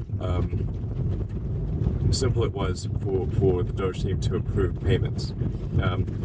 If we had literally we just asked to have the contact information of the recipient or some evidence that, say, money was going to its intended purpose, but over and over that we were told, we need to wire money for some sort of important cause in Africa, and we're like, okay, but the wiring instructions are to Deloitte Touche in Washington DC, not to Africa. So we would like to send the money to Africa. Can you please connect us with the recipients so we can send them the money directly? And then we get silence. We don't need to relitigate Doge. I have no doubt that there's a lot of waste in the US government. I think probably much worse than anyone could possibly imagine. But the way, I think it is a fair criticism that the way you shut down a whole bunch of programs probably, in fact, certainly caused unnecessary suffering. I mean, no. No?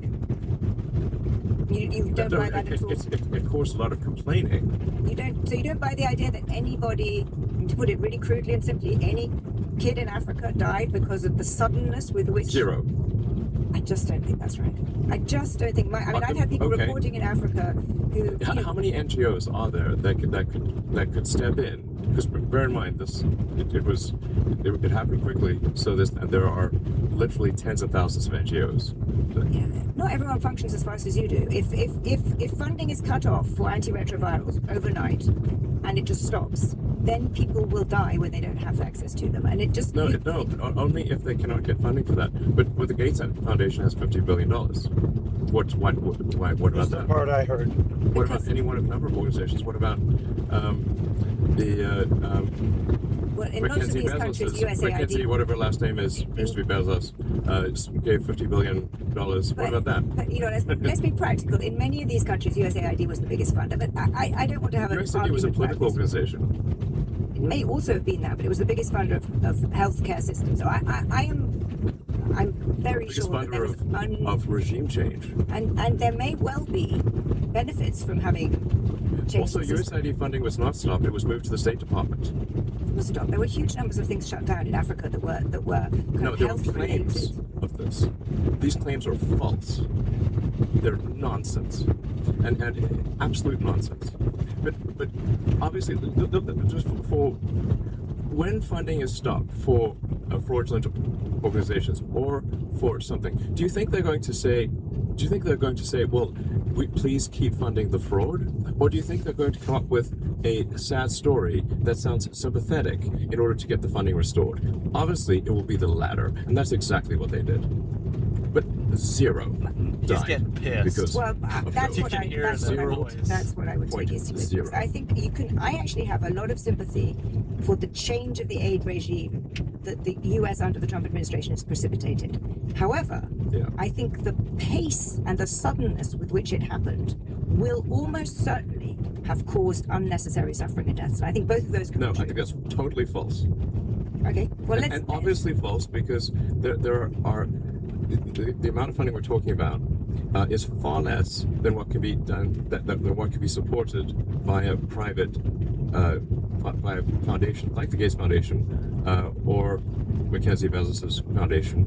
She's given away tens of billions of dollars. The Gates Foundation has tens of billions of dollars. So- They are capable of acting very quickly, and if they didn't, I would say they're equally responsible. I see. Okay. Obviously, All right. Fair point. zero people I died hear, because of I those. hear you loud and clear. Zero, I hear you loud and clear. obviously. Domestically, you stepped away from Doge. It was hard to do what you were trying to do. You've just explained it.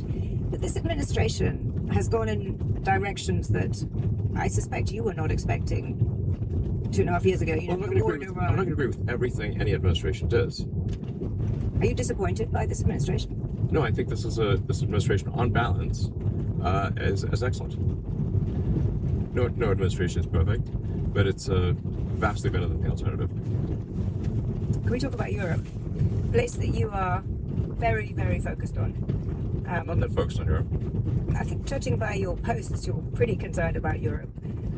You support. I mean, once in a while I post something. Well, it's reasonably frequently. It's not once in a while, but because I'm genuinely interested in this. As someone who lives in Europe, lives in London, Yeah. you paint a picture. Well, first of all, you support not just the populist right, but the far right. In fact, very fringe parties in some countries. No, I support the normal people. Okay. What do you call the far right? Falsely. You think it's the normal person? Okay. Yes. Literally, you could go back 10 or 15 years, and these policies were completely normal. In fact, one of the tricks that I think is funny. One thing that is quite funny is to like take a speech from Obama and Hillary, and then go to someone and say, who's sort of on the sort of what I call the lunatic left, and say, what do you think of the speech by Trump? I'm like, oh wow, he's the worst person ever. Actually, that was a speech by Obama, or actually, that was a speech by Hillary. I Literally. agree. No, I agree that the center of gravity in this country has shifted. Certainly, the Democratic Party has shifted to the left. But that's not what I'm talking about. I'm talking about people like Rupert Lowe. I'm Fringe talking right, about please. people It's on. actually just normal people. It's just normal people. It's just normal people. And here are the principles. And tell me which of these sound terrible. That we should have secure borders. That we should have safe cities. That we should have sensible spending. which of those three are far right Those fringe? three. And I would like to just admonish you Dude. and the media for the absurd characterization of the far right. It is false and misleading and nonsense. Please keep this part in. We'll keep all of this in. But let me cut this part. Let me push back on that. Let me push back on that Because it is you have nonsense. you have, what is it, close to 250 million followers on X. Yeah, because I'm You say things like, a popular guy. quote, civil war in Britain is inevitable. Just a On the question current of when. trends, yes. When were you last in the UK? A few years ago. Exactly. So I live there. I'm there the whole time. That is Yeah, nonsense. you live in a cloistered existence. No, I don't actually. And the numbers also disprove what you say. What numbers? All the numbers about crime. London is a much safer city than any city in the United States. Oh. Violent crime in the UK is not where you think it is. In fact, it's coming down. You have painted, and because you have so many followers, so many Americans believe it, a kind of view that Europe and the UK are kind of, overrun with terrifying Muslim immigrants. There's rape on every corner. There's a sort of civilizational I destruction. haven't said any of those It's things. just not what you say. Civil war in Britain is inevitable. And Yes, if current trends continue, it is. then why? Well, if you have a large and rapidly growing group of people whose beliefs are antithetical to Western beliefs, at some point there will be a reckoning. That they will try to implement their views, and those who oppose it will oppose it, and that's what you call civil war. And obviously, this is the trend. And you absolutely do live in a cloistered existence. And if you'd like, we can go on a tour of Britain, Sure. we I'd go be on a very walking happy tour. to come on a tour of Britain. and you will see You for come yourself. see my country that I live in all the time, and you haven't been Yes, to a few I've years been ago. there literally 100 times. But when was the last time? Literally a few years ago. You know why this exercises me? Because you have really shaped opinion about the UK, and so many Americans I come across and I have conversations with, and they'll be, and I just had one the other day along the order of, oh, London's such a dangerous place. How can you know? There are sort of grooming gangs everywhere. There's violence everywhere. This is a picture that people get from things that you post or that are posted on X. And for example, you're posting for, what was it, 48 Hours of Citizen Vigilante. That film, which, paints a dystopian, I've watched it. Yes. It was not fun. I watched it yesterday. It's not a very good movie. But it also paints a dystopian picture of Europe. And it glorifies vigilante violence. It glorifies the murdering of a Muslim immigrant family. I honestly think that it is irresponsible for you to put that up on X. I think that it's a movie, and it's worth watching. You're clearly suggesting Europe is a dystopian place, and you... Yes, I mean, why aren't you doing more to fight censorship in Europe?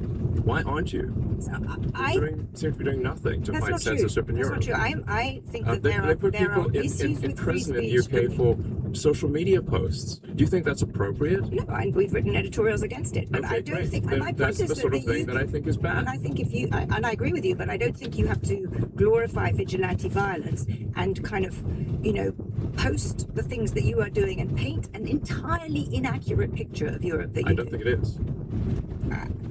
We should do a tour of the UK. Yes, and one of Because Brussels the UK too. has actually been very good at integrating immigrants. The UK is very effective at doing that. There are problems. I'm the first to admit that there are problems. Yes, there are major problems. There are problems, but it really is not what you are describing to or suggesting to your 240 million followers. I think it And I is. think there's a problem. No, I think I'm spot on. And we'll have And that's to... why you have freedom of speech, or at least Freedom of don't speech anymore allows in the people to UK. say things that are wrong, but your point is not that you're not just saying I have every right to say what I want. You're saying, I am right about Europe, and I really don't think you are.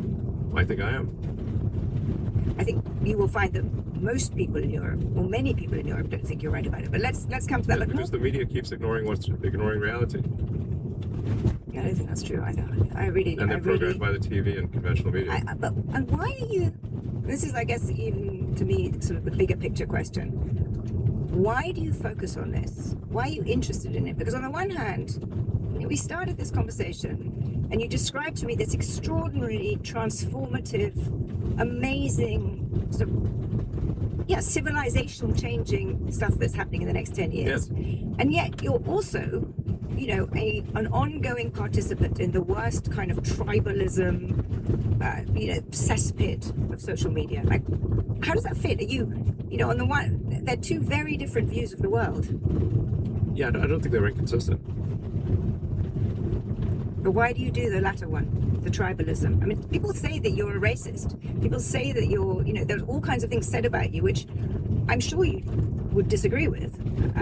But I just don't understand, what is the motivation for doing that? Are you fomenting? My partner is she's half Indian, and and I have 4 children with her. One of them was named after a famous Indian physicist. So I would say I'm not racist, and also if you look at the people that are employed at my companies, we have senior executives of all races. There's I don't think there's any racism there. Are you anti-Muslim? I'm against having if people are coming to a country with antithetical views. I am against that. I'm against that. I'm against. I'm against rape and murder. I'm against the imposition of rules and laws that are contrary to what we've come to accept in the West.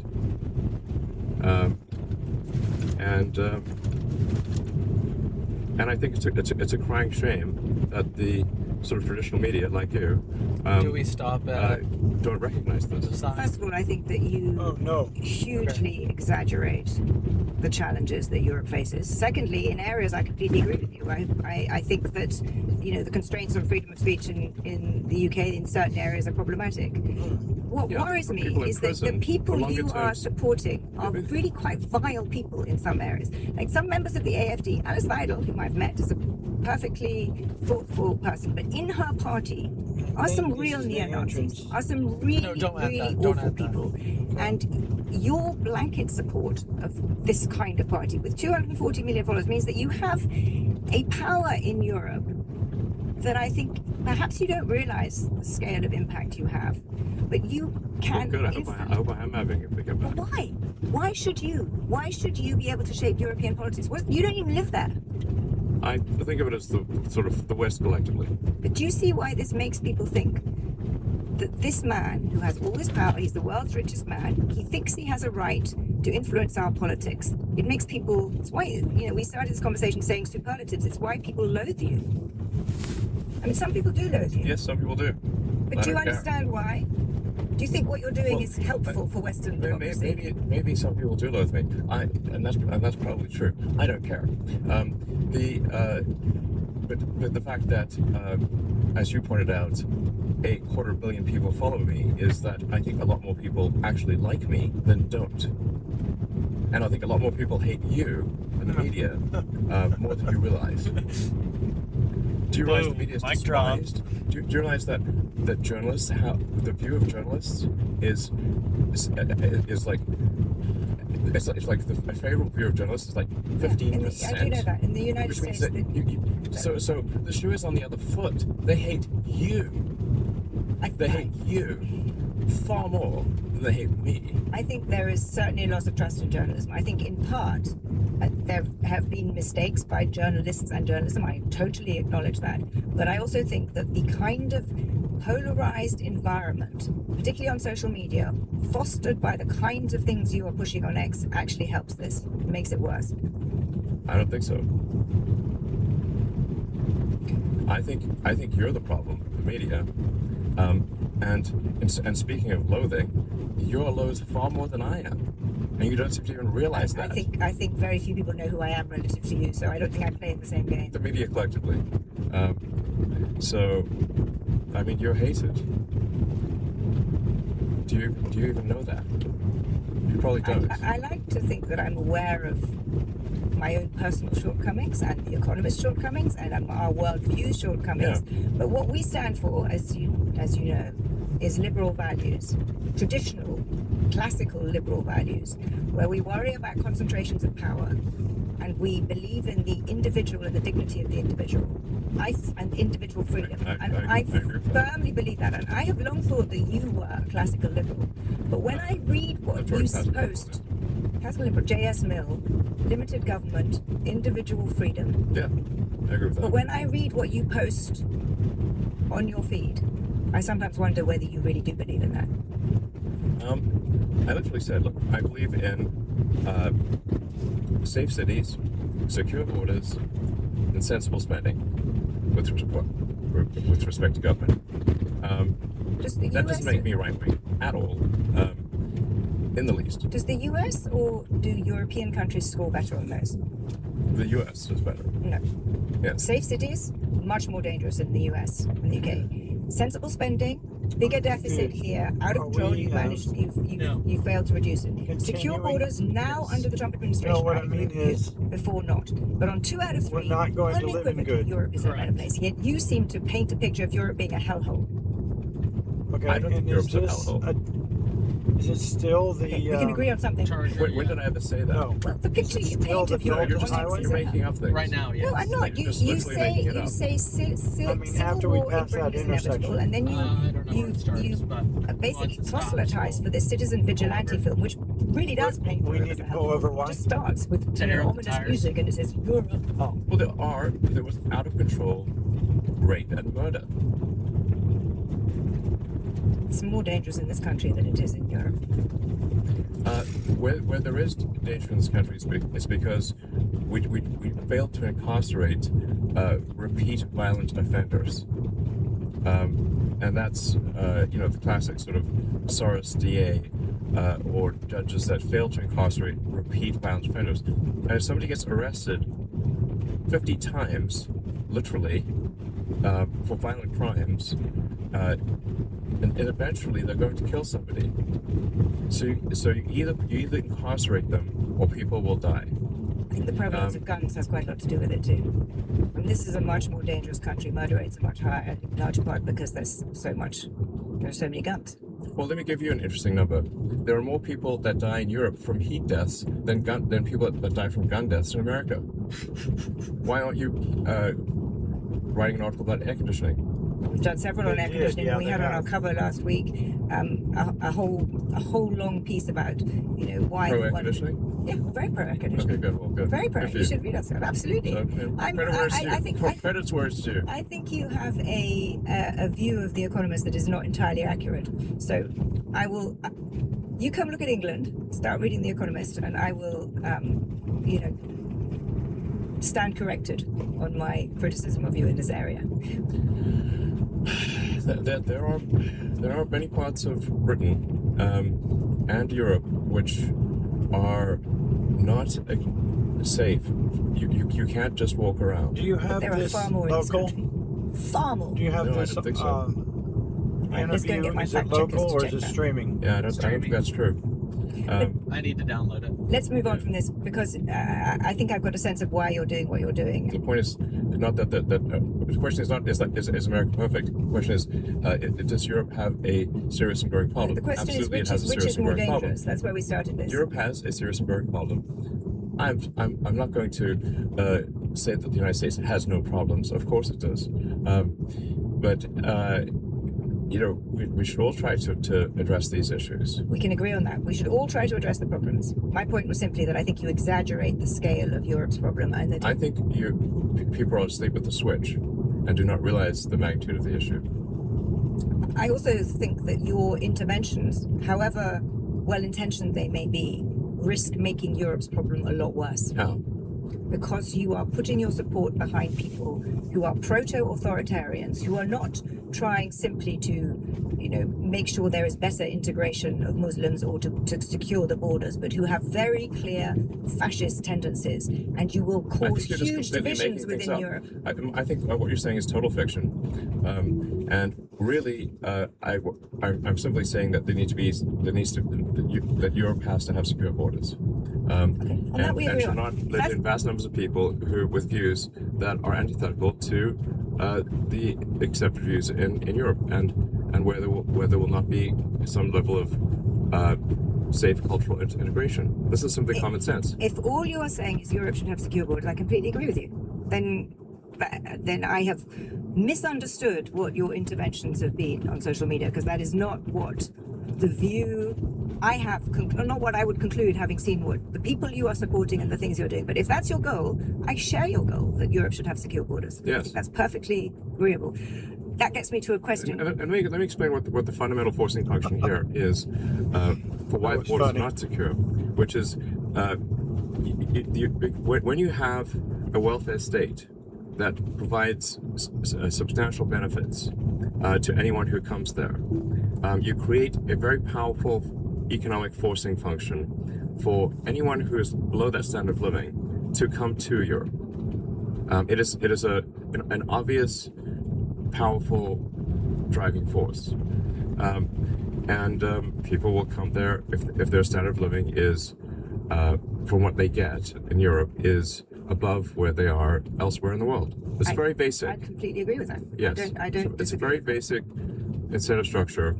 Economic conditions, economic influences determine a lot of migration. I think asylum is a separate issue, but I think you're absolutely right. There are pressures for migration. However, there are other things that you haven't focused on, which is migration brings a lot of benefits, and it also particularly does so in a continent like Europe, which is a rapidly aging continent. So we can agree that completely uncontrolled borders are a bad idea, but I think Europe benefits from having controlled immigration. It brings... Yes, I'm in favor of immigration. Obviously, I'd be hypocritical if I wasn't, since I'm an immigrant to the United States. I'm in favor of immigration if the person immigrating is going to be a productive member of society, if they're going to be honest, and if they're not going to mistreat people in that country they're going to. I can agree on all of those. Yes. But I think Europe does better on that than you give it credit for. That's, I think, where we disagree. But let's move on. Tell me, what do you think people get most wrong about you? Well, I mean, you just got a whole bunch of things wrong about me. Pretty much everything just rewind the last 20 minutes is all wrong. So I got wrong your. Well, let's not be repetitive here. Okay. So that political side of you people get most wrong. Yeah, my political views are centrist. They're not far right, and frankly, calling it far right, I think, is an insult to history, an insult to many peoples, and it is an outrageous falsehood. It's completely absurd. I literally have stated my position, which is that, and I've been very clear about this, which is that there need to be secure borders. That if there's an influx of immigrants, they need to be people who will agree that with Western ideals, with Western values, and if they don't, and if there's a long-term growth of people who do not, or in some cases are adamantly opposed to Western values, you are setting yourself up for civil war. This is obvious. A child can see this. But this is not a right-wing view. I'm simply stating reality. Well, I think we can both agree that evidence will be able to decide which of us is more or less right. And we will find evidence for both of our views in different parts of Europe. The question is what the overall... I'm very good at predicting the future. I'm not perfect, but I'm very good at predicting the future. My batting average is very high for a human. But this does have somewhat of a Cassandra effect, where people don't believe that what I'm saying is likely to be true, because I can see into the future with a higher not perfectly, but with a higher probability of success than most people. So, and including things that people believe to be, in some cases, counterintuitive. And again, I'm not saying I'm always right. I certainly am not. But my batting average is very good. But this does have, like I said, a Cassandra effect where people don't realize that what I'm saying will come to pass. Maybe not exactly in the timing that I thought, but it will come to pass. Yeah. And Really? yeah, history will write the verdict. But I think you will see that very little of what I've said is inaccurate, and a supermajority of what I've said is very accurate and will come to pass, unless there's some change in direction. Do you have higher confidence level in your expectations of the of the gas? future for AI? that The for first part of our something else? conversation, The fog or the got latter chill. part, the political Oh. part? I like it because the gas has been the- building up faster than the air. I think. I mean, AI is digital superintelligence. It's called the singularity, like a black hole, because you don't know what's going to happen after that. And it sort of sucks in everything. So I think really, in terms of the really big macro effects here, AI and robots will really dominate everything. So on a time scale that is less than 10 years. Which probably renders this Or- other stuff that we've been talking about less important and less relevant. The AI robotics revolution will happen sooner. It'll happen sooner than Civil War in Britain.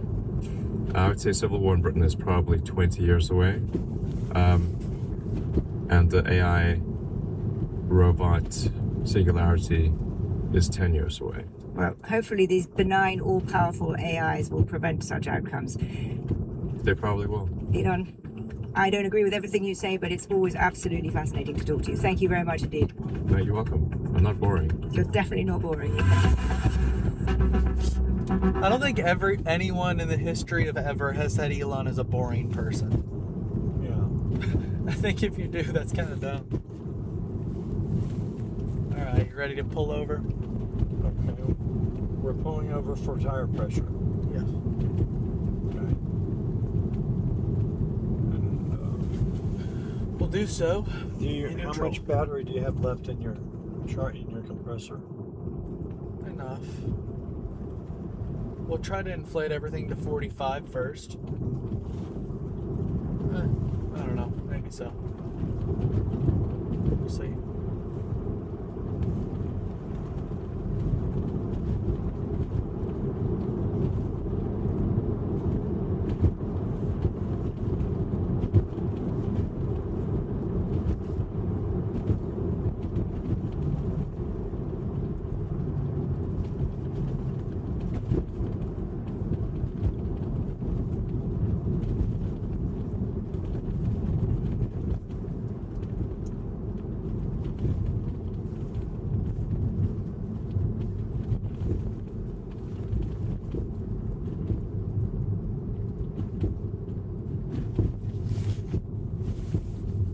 Are we gonna make it over this little lump right here?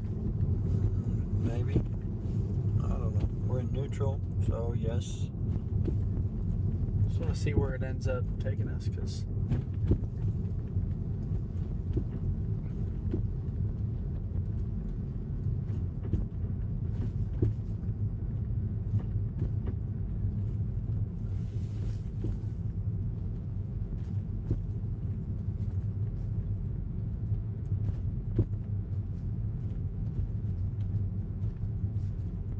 also for anyone watching the stream, I am watching behind us. I haven't seen anyone in a very long time.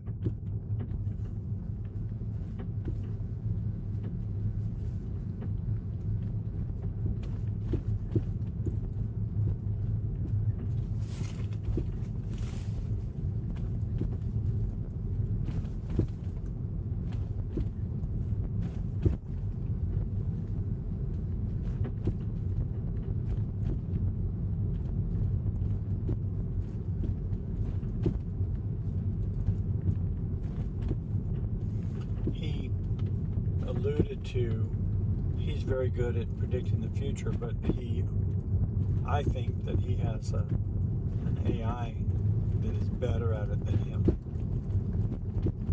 That's what it sounded like he was saying. He sort of stopped just before he said that.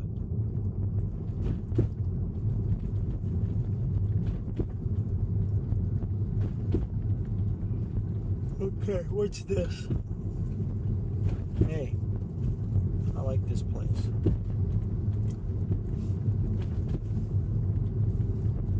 Lots and lots of trucks. You like anywhere that's off the road. I do.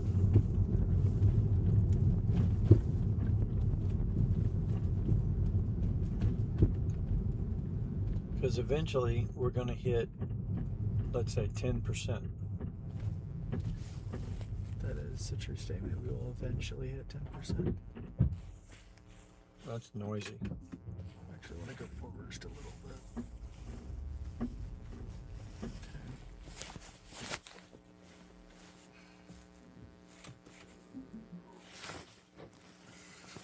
Oh, don't do it with your ring or your hand.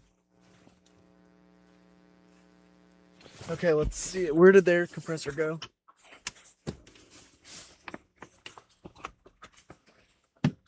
Do you know? No, I zipped the seatbelt into my coat. Yeah, we gotta be stuck.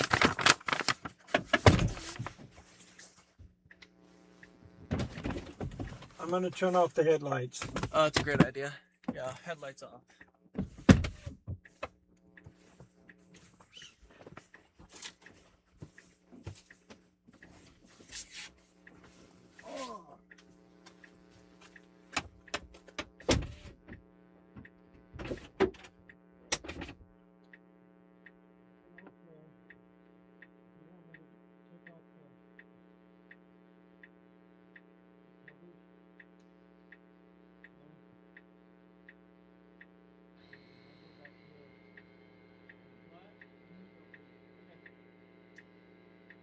You really just can't see our rear light.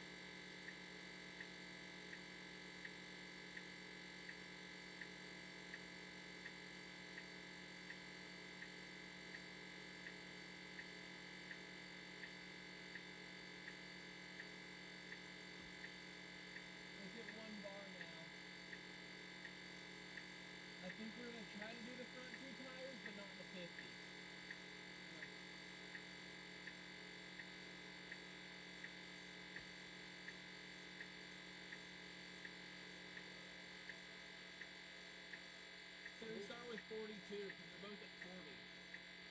Okay, we could always just start driving, charge that up, and do the front two later. Yeah. I agree. What do you want? Open this or not? You can go ahead and screw the one that was on this back on. Yeah. Because both of those are 50 now.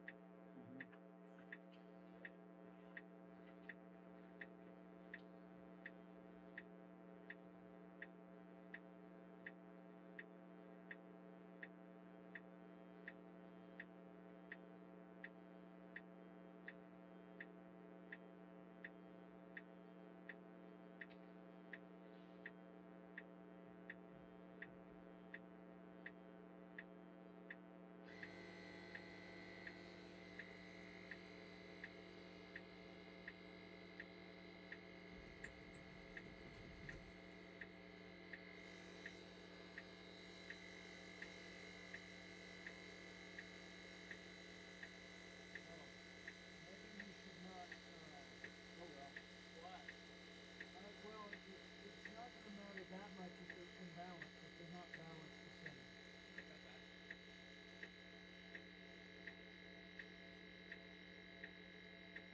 I always thought this was so like a concept. Yeah. I mean, the lights are different. And I very much like the yellow, this warm yellow flashy light. Yeah. Got 42? Yeah.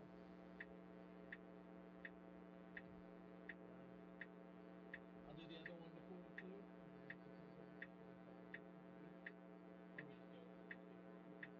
I think 42 for the moment.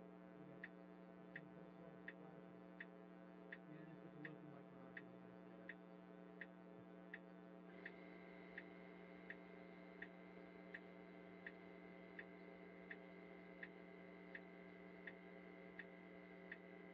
Yeah, right now we're looking like we might even get there without air cut. So. Well, we're still at 82. Pish posh. Maybe late now. Wait, where are you thinking? Why?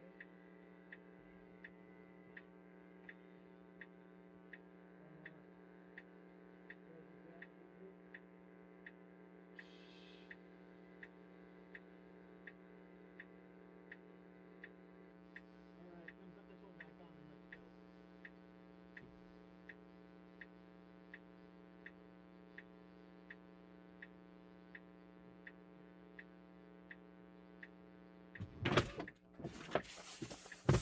Okay, y'all.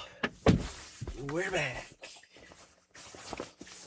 And this camera doesn't need that. I'll go ahead and that's charging. Ow, hurt myself there. Well, I think that once we hit 10% up here, that we should stop and use the generator. 11.7 wants you guys.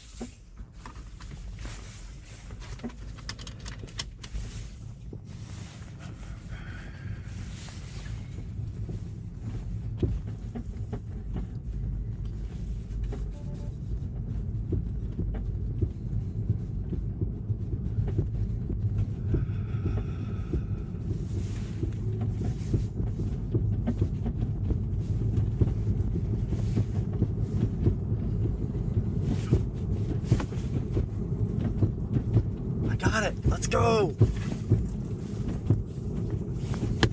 Alright. There's so many of them now.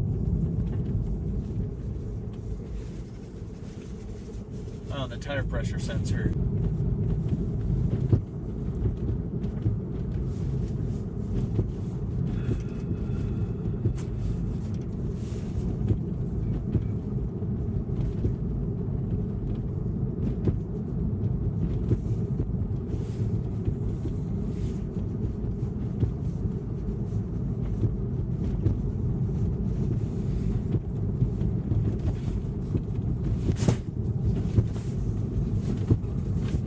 This is warm. Did you sit on this? I don't know. Maybe. I don't know.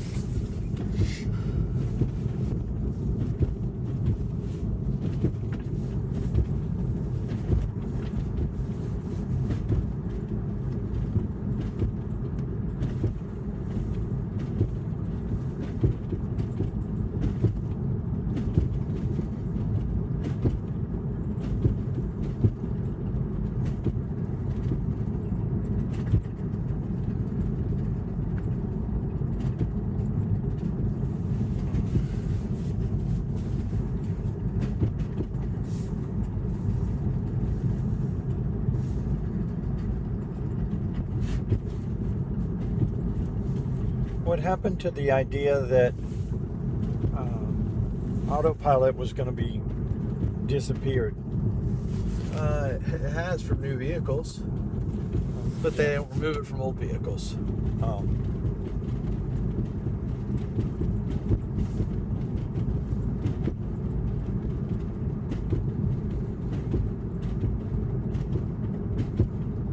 Because that would be major backlash. There's a lot of people that actually use it. What if you buy a brand new Model 3 this year, right now? There's no cruise control. There's no, and you don't pay for FSD. There's no cruise control? Correct. God, that's bad. Yeah. That's really bad. Yeah. There's no cruise control, no lane keep, nothing. Wow. Uh-huh. I mean, I'm surprised that I think some people, even though they're stupid, some people would not buy a Tesla because of that. I agree. If you don't need you're not going to pay for FSD, then and you do a lot of highway driving, I don't know if it's even worth it.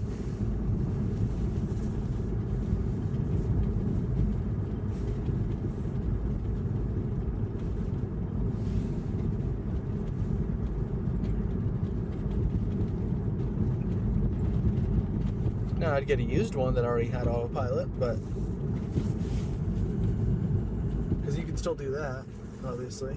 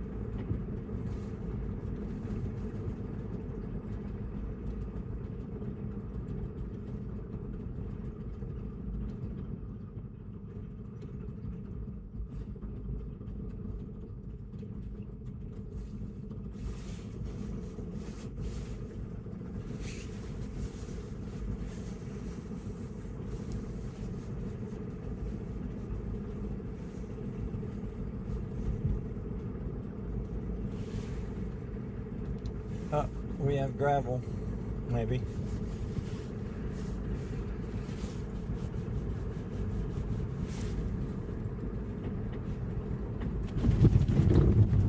Well, maybe not gravel.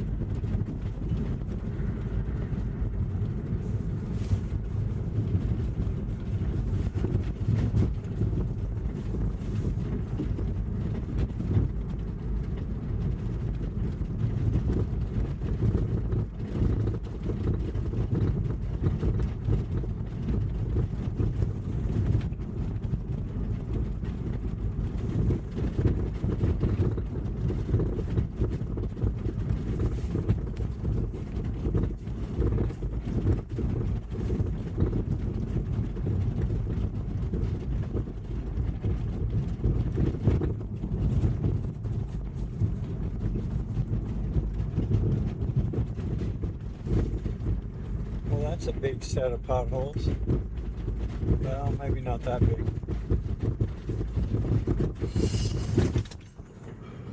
Okay, it's back to normal road. Goodness.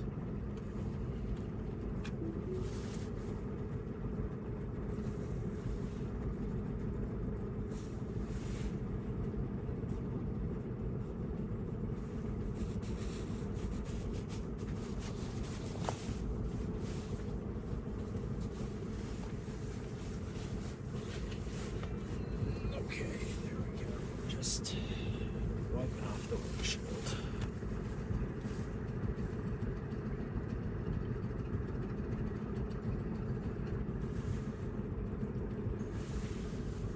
No, I lost reach. I can't reach it anymore. Ah, Killed him. yeah, but you killed your ring and the windshield. Neither were killed.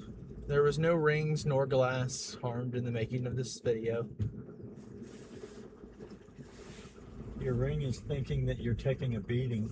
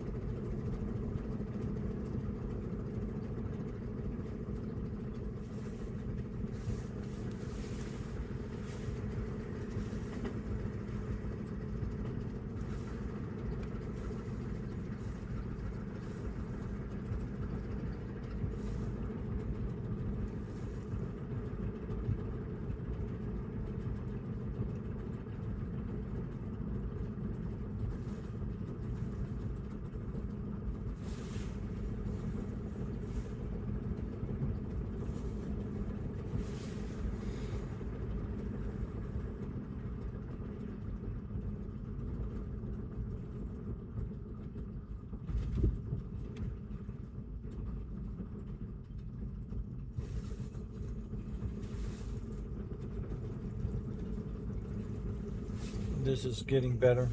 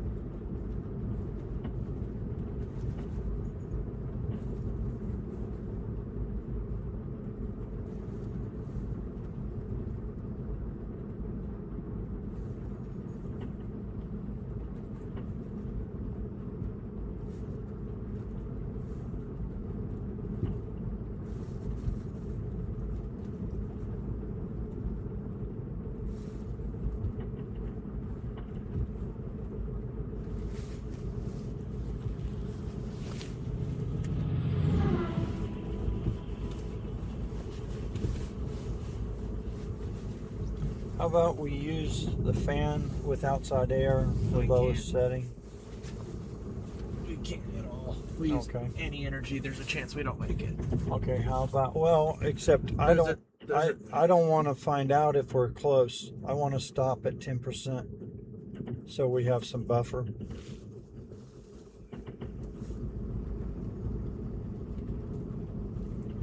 When we try to push it down to 0, it causes too many problems.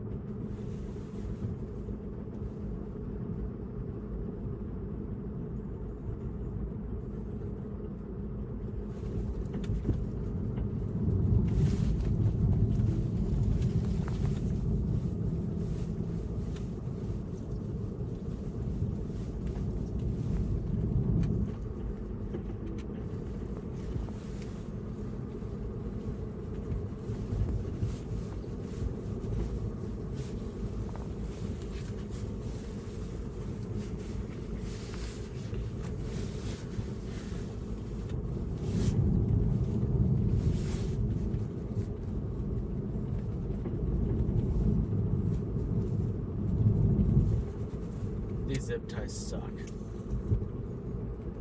I just cut my finger. Oh.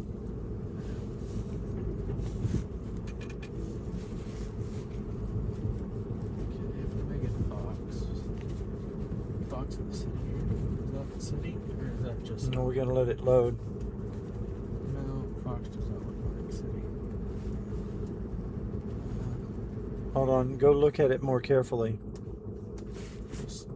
Yeah, that's pretty good. Something. I just cut my finger. Oh, God.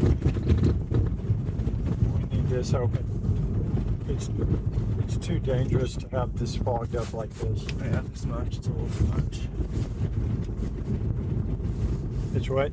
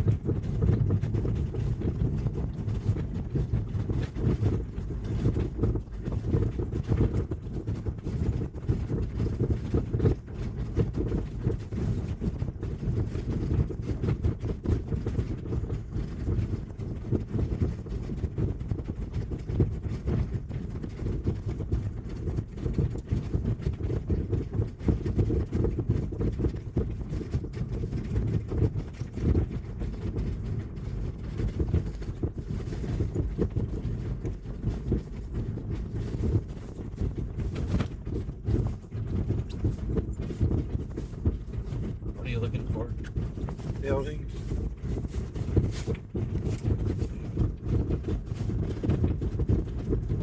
Oh, it was on the outside. Yeah.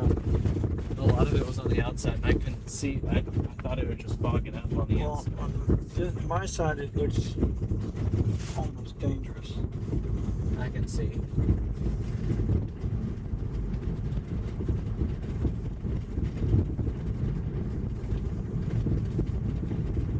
Also, I'm still smelling the gas quite a bit. Okay.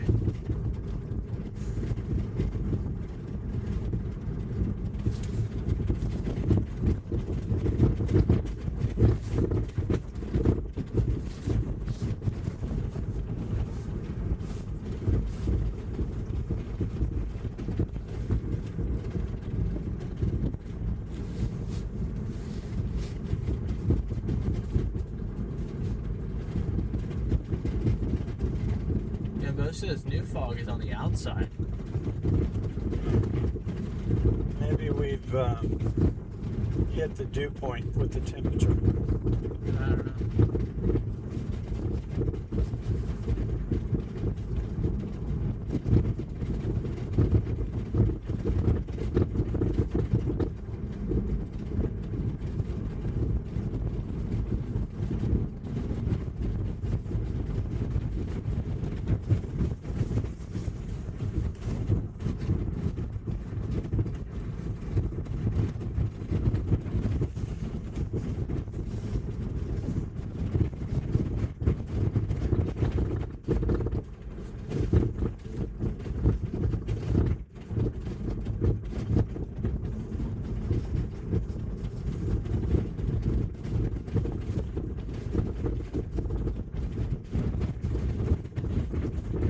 Oh, for some reason I thought it was already 4 o'clock, but I was wrong.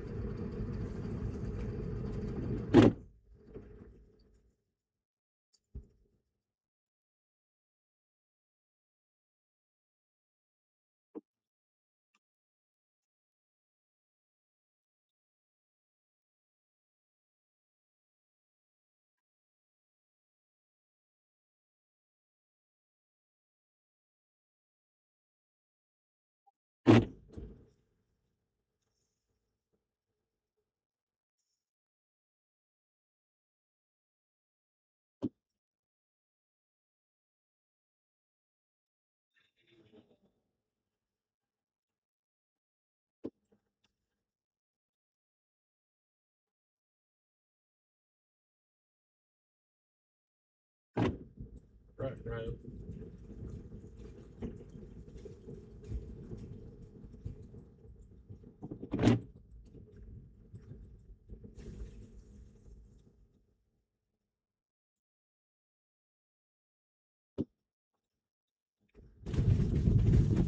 I'm laughing if that was it.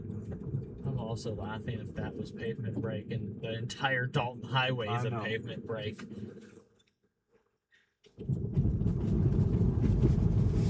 I think that was it. That's silly, but then we have these barrels. Maybe it's several brakes. Maybe.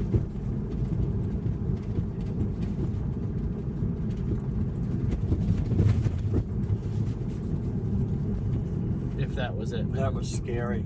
That was so scary. Yeah, I think this means every time there's barrels, there's going to be this little bump system. Yeah. Which is nothing compared to what we just drove on.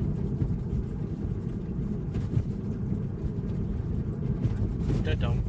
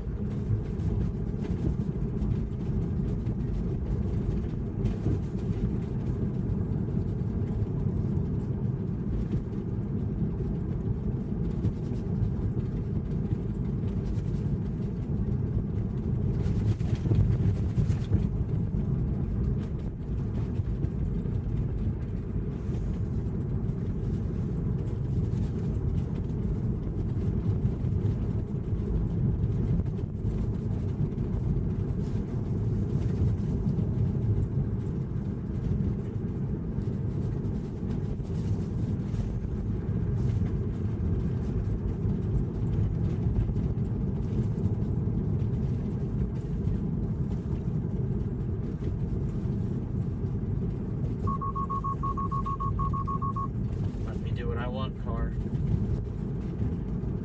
Let me break the law if I want to break the law.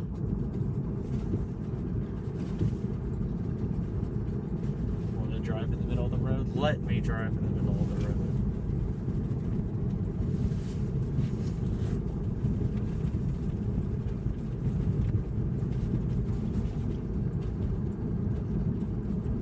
Hey, guess what? Pavement brake.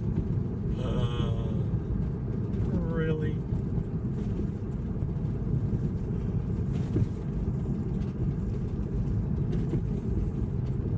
I bet they dug these up to like put water lines under or something and repaved it. And because they did, they have to put pavement Well, brake. those are culverts underneath. Yeah, that's what I mean.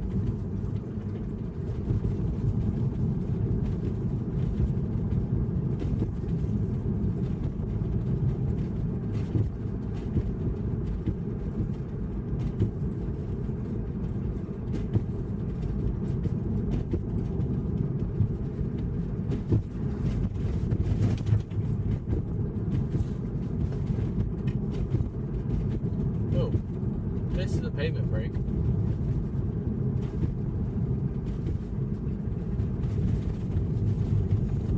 Yep. This is a true pavement brake.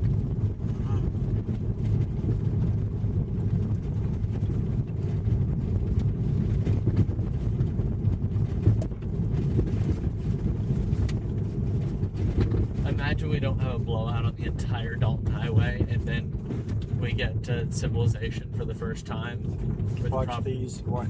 with proper roads, and we blow a tire. That'd be over, bro.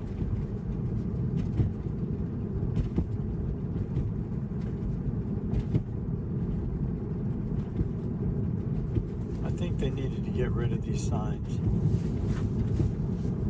Sure.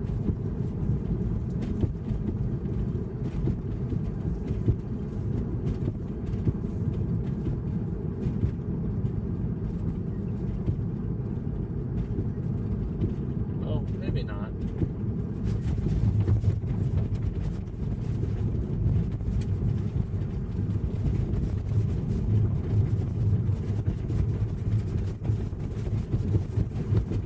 It is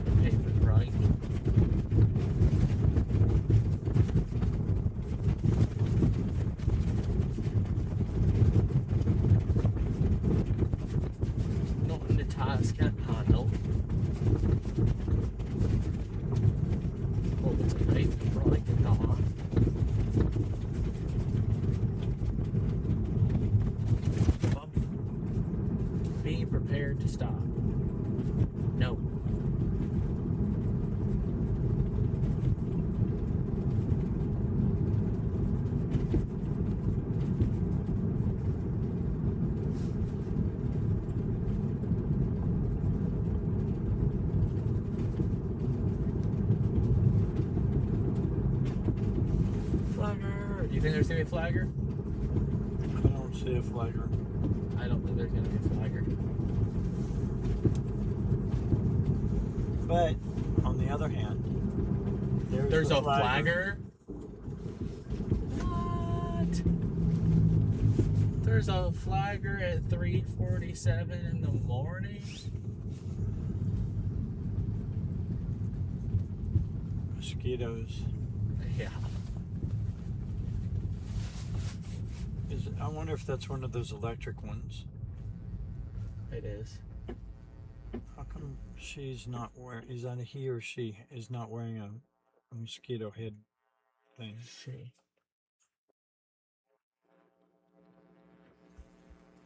Oh my gosh, how are you still alive?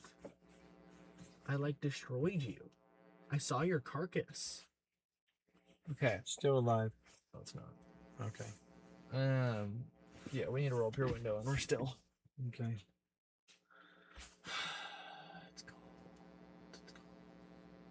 She can't kill all of them. 7,000 later. Oh. They'll just keep coming forever. And true. ever and ever and ever and There are ever. more mosquitoes than humans, I'm sure.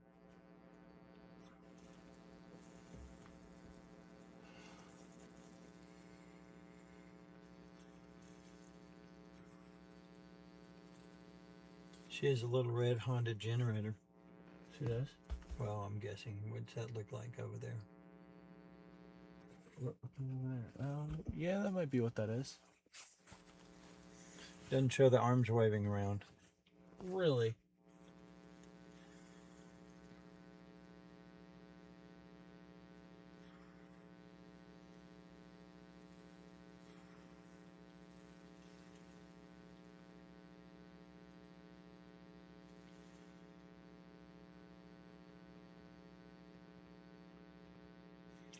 You go through batteries pretty quick doing this.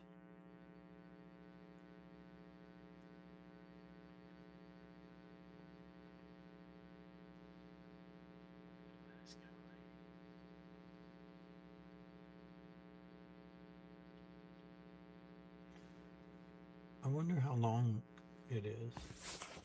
There, now she's talking. I think she just wanted to make us wait here.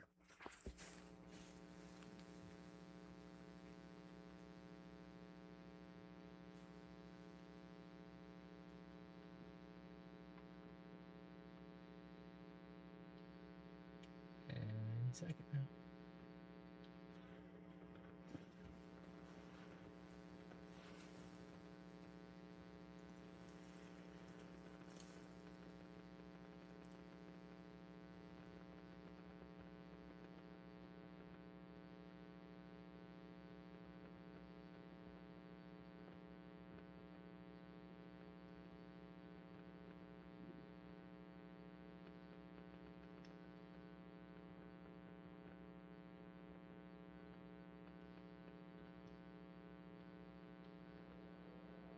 I heard she hit one.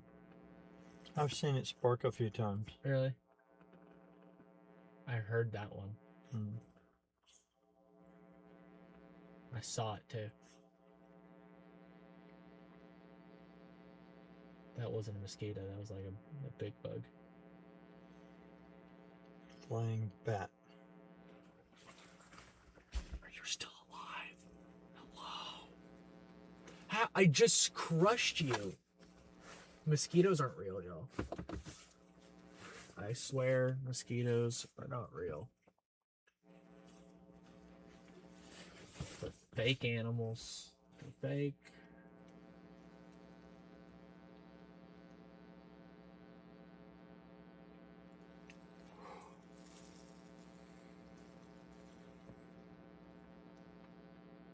How long does this take? There's no one else on the road. Oh no.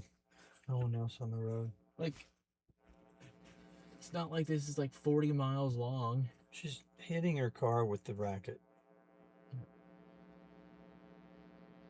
What does that do? What good does it do to protect your car from mosquitoes? Oh, I just thought I hit one. Look, there's lights on inside her car. Yeah. It's a bad idea. She's waiting to get back in it. She wants us to leave. What happens to her stop sign? She puts it on the ground.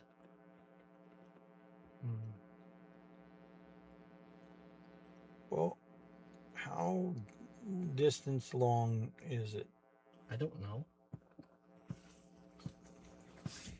Do we have a, what do you call it, a map thingamajigger? Come on, that's not what I wanted. Map. Does it have orange? No. Now it does. I mean, it will after us. Okay, what's that thing? That's a parking lot with only 2 trucks. Not good enough. What's that? Hey, that's a cool place. It's a pump station. Okay, well, there's nothing there. There might be electricity, but there's... Oh, I heard like her hit 4 or 5 of them. I heard click, click, click. Yeah. Okay, there's buildings here. Oh, so I heard 3 or 4 or 5. So there's buildings here. Congratulations, you found buildings. I found buildings. White Mountains National Recreation Area. I hope you know we're making it like really close if we don't make it.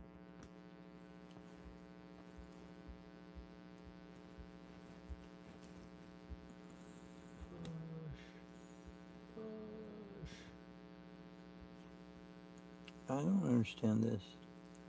Owns? Oh, her. No, her. Let me through!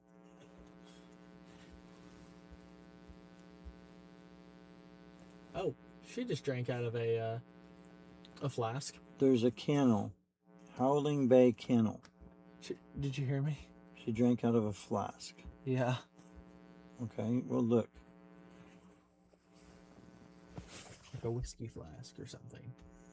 Or could have water. Nobody drinks water out of a flask. Drink it out of a bottle.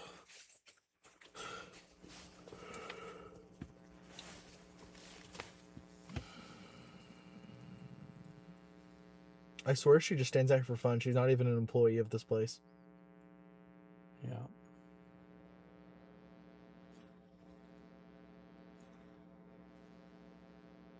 Like she just likes slowing people down.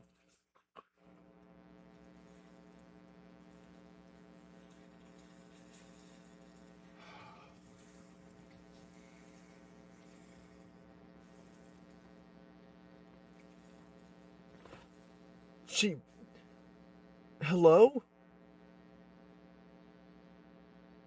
5 minutes. Okay. 5 minutes, She got bro? one. 5 minutes? Uh-huh. What are they doing? There, she got another one. Building the Burj Khalifa again? What do they need 5 minutes for? Maybe it's a long one. It's a really big Burj Khalifa.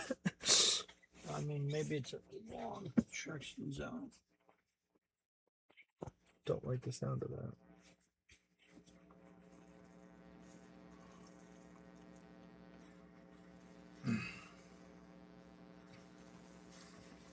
Are we muted? No, we're open. Good morning, everybody. Why are you up so early? The real question is, why are we up so early? Yeah. There it is. The train. Choo, choo, choo, choo. If we activate FSD right now, I'm sure it just plow through here. It would plow through there. Yeah. Because the meaning of stop means stop and then go. Well, no. I think it would understand that she's there. I know, But I think it just would not care. the meaning of that stop sign is stop and then go after it's clear. What? Hello? What? I'm here. Hello? Okay, they're going over that way. Has a lot of antennas. It must be regiment command. Why are you shining your brights directly at me, bro? Don't make me flash my brights at you. No, don't flash your brights. Oh, they're gonna pilot us through. Bam, bam. They got really dang close. guy, I'm not sure he knows how to drive. He might be like version 14 Lite. Slow, go. Go, go, go. Go, go. Pilot car, follow me. Okay, thank you.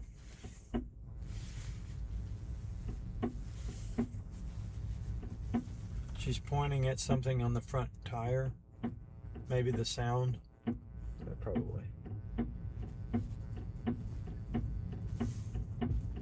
Hey, there's someone behind us really close. They're not that close. Okay.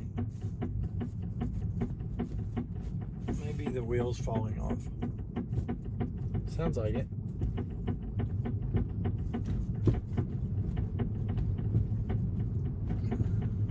Yeah, no, FSD would not understand the pilot car. Maybe it would. Yeah. Maybe it would. Okay, maybe they have electricity for us. No.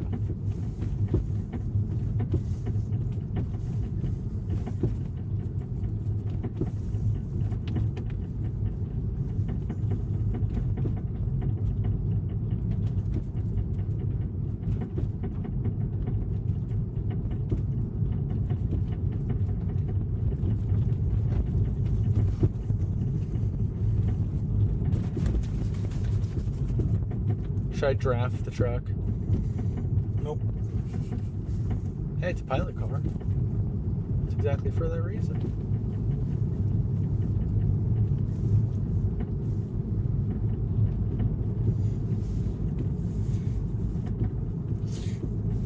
That's too bad. They had to send a pilot car to get us. There was nobody else. What construction?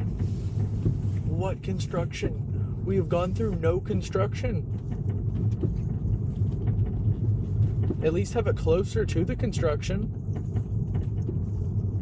It's a mosquito sanctuary. Oh, that makes sense.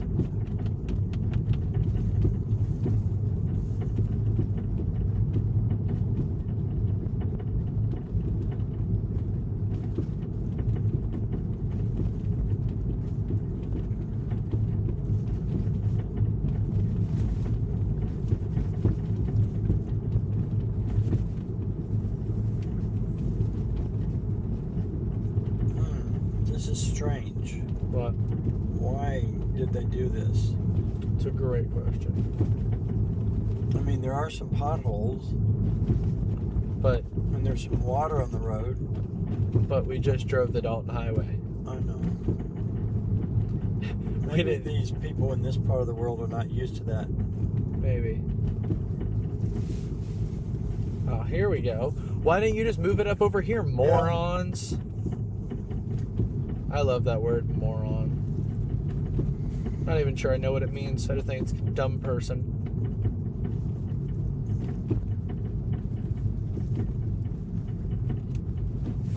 Or person committing dumb action.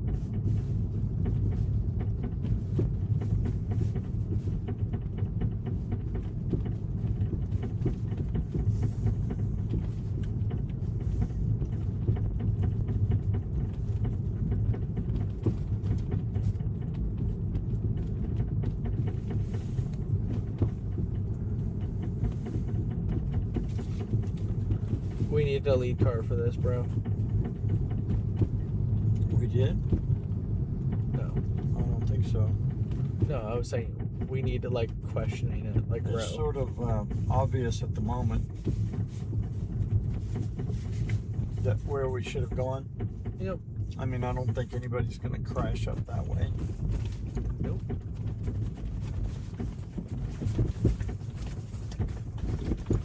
I think FSD would have been able to handle this too. FSD would have gone too fast. Through this? We haven't been on FSD for a while. Oh, we scraped.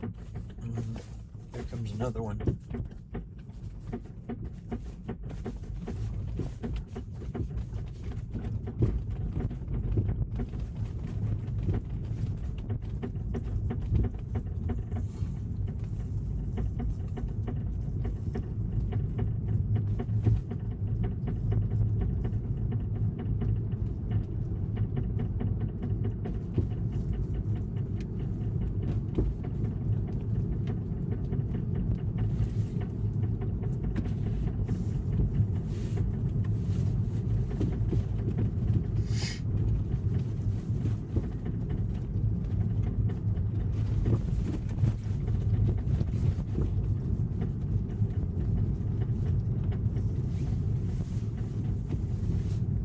Okay, that means we're free.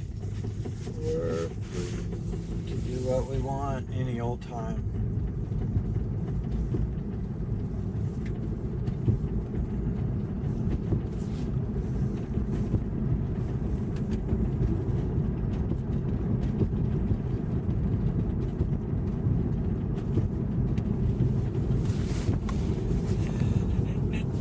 Oh wow. Who knew?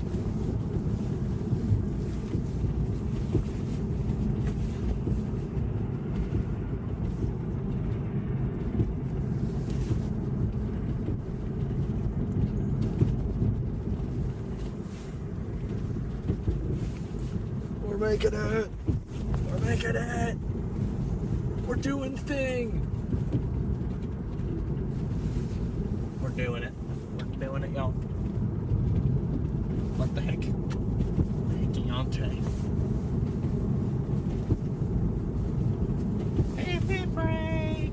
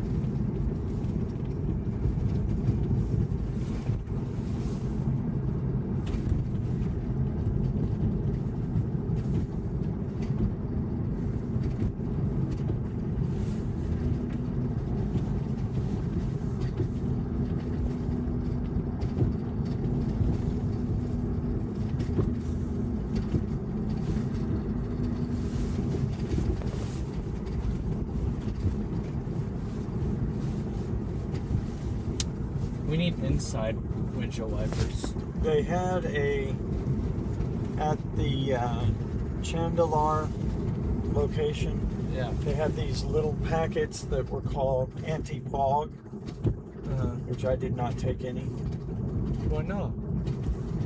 because I figured they needed them. They probably bought them for a reason.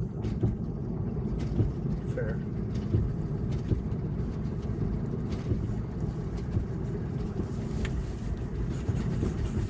Temperature is 38 degrees Fahrenheit outside and similar inside.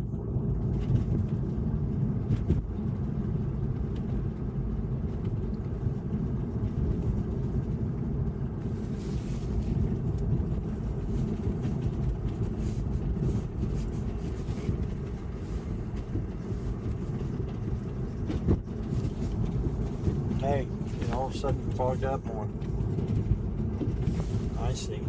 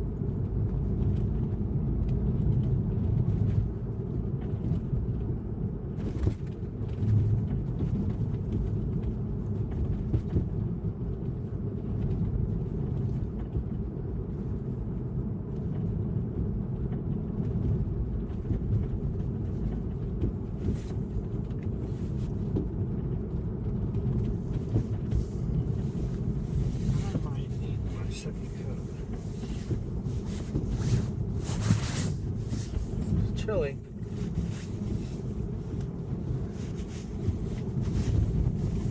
And okay, it didn't send us off the side. Good. I appreciate not sending us off the side.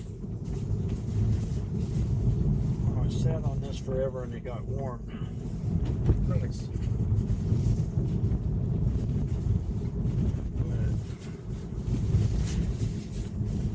Let's how to work it.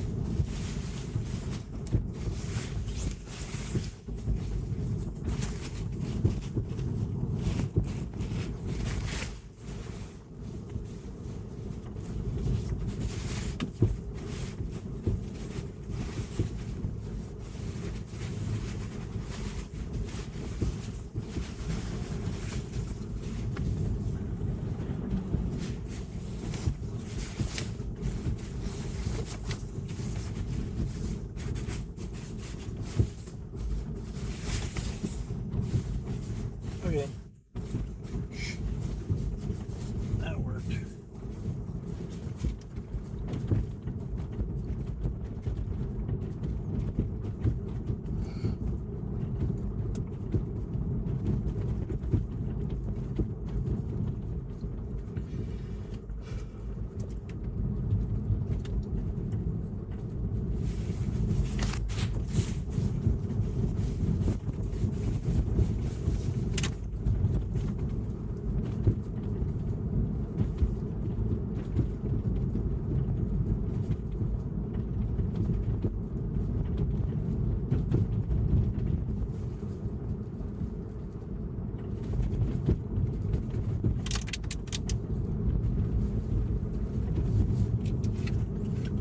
Where's the cyber cab?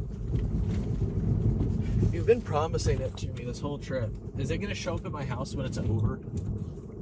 Is that what's gonna happen? It's going to show up at your house. No, it'll be at the independent rental. No, it'll be at the Flow charger that we go to first. The one where later we're allowed to turn on the heat. Oh, that sounds glorious. But we're going to have to stop now because we're not going to make it. You say that. And we need to, yeah, but I don't think we should try even. Look. Don't swipe over. Don't swipe over. Don't swipe over. Okay, I'm going to just swipe over this. There, how's that? No. Why are we not swiping over? Because I don't want to see. I don't Well, want to know. I know, but we should stop. We're already at 9%. We should just stop, run the generator, sleep, take several hours. That's what we should do. I disagree.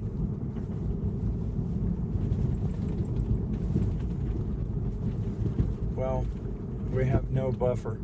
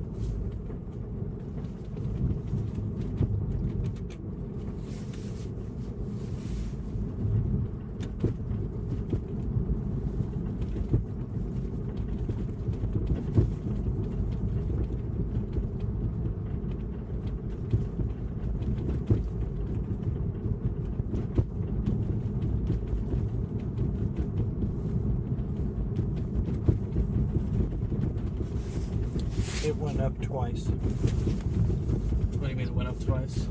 It was at 9, Oh yeah, it did. and then it was at 10. Then it was I knew 11. I knew it was at 10. I didn't. Now it's back down to 10 again.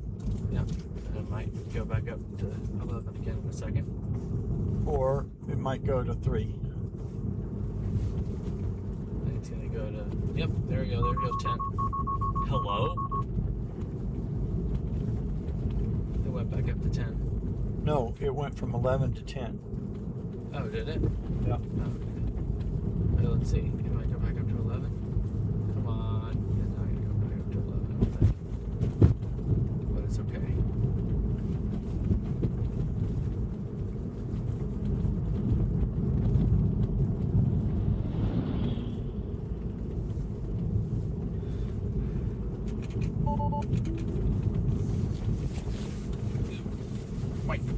Wait.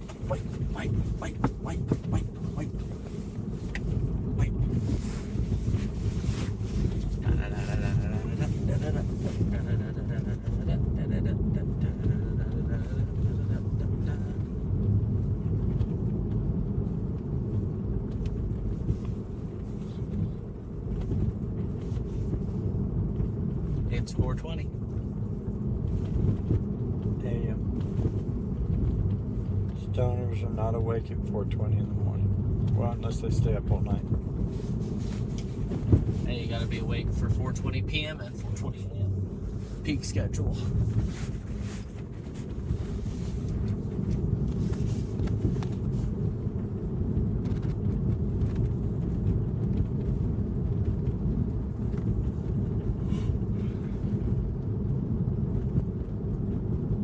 And only on June 9th as well.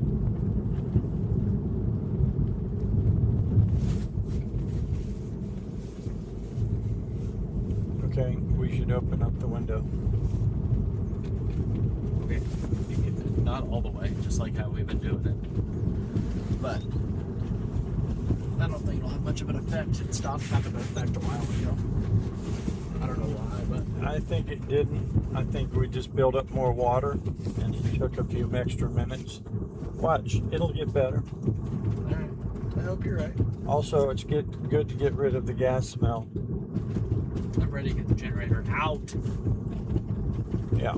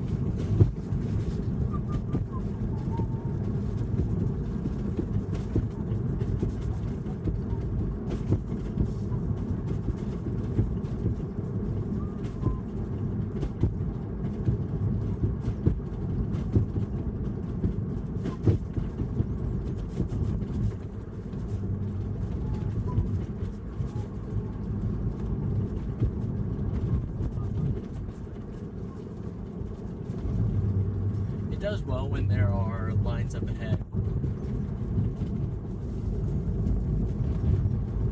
Even if there's no lines where you are right now.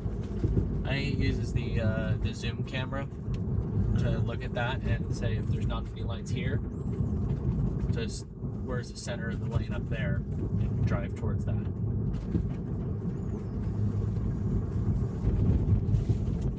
Or not. Sometimes.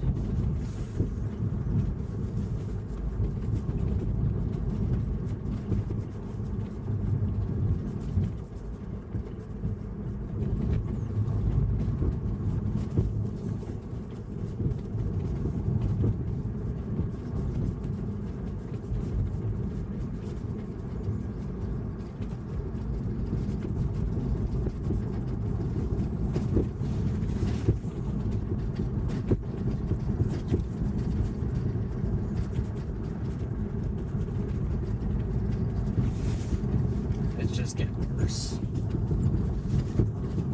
I don't think the windows help.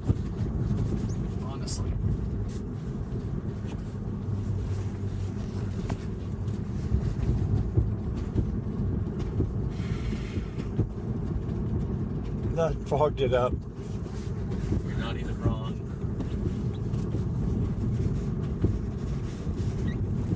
Worse.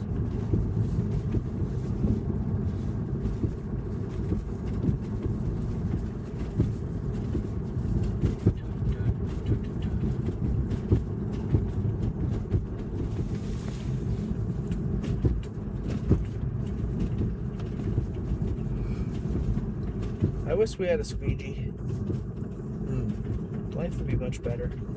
I wish we had a big battery full of electricity. That too.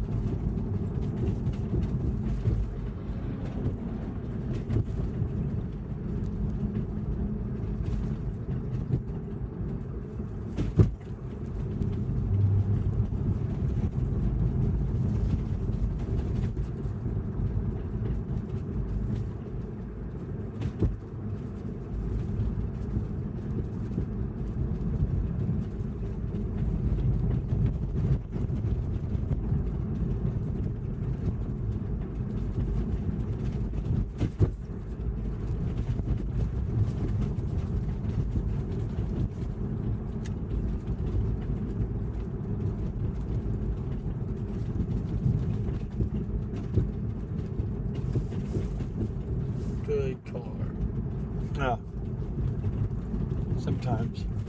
They did good there. Yeah. On the outside. Cool.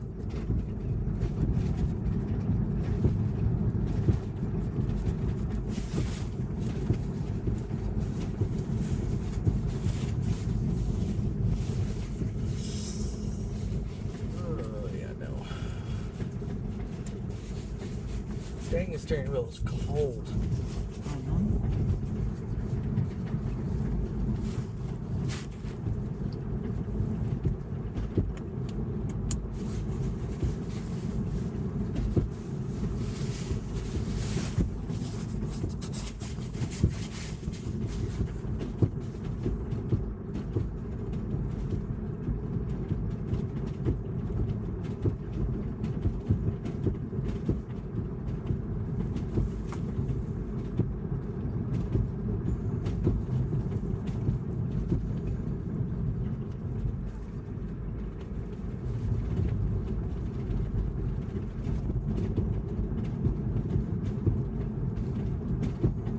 Okay, we should pull over and charge. Nope.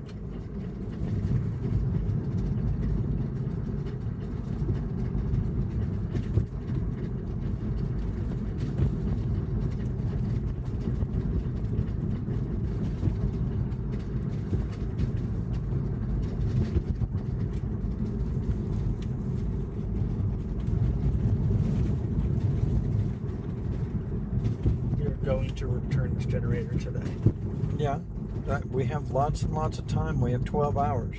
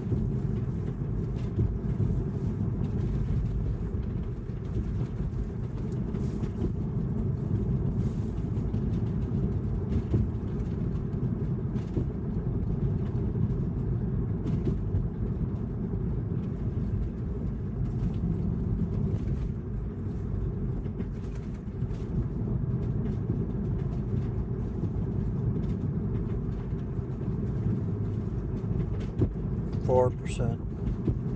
I see. But remember, you're burning up our options. If the generator doesn't work.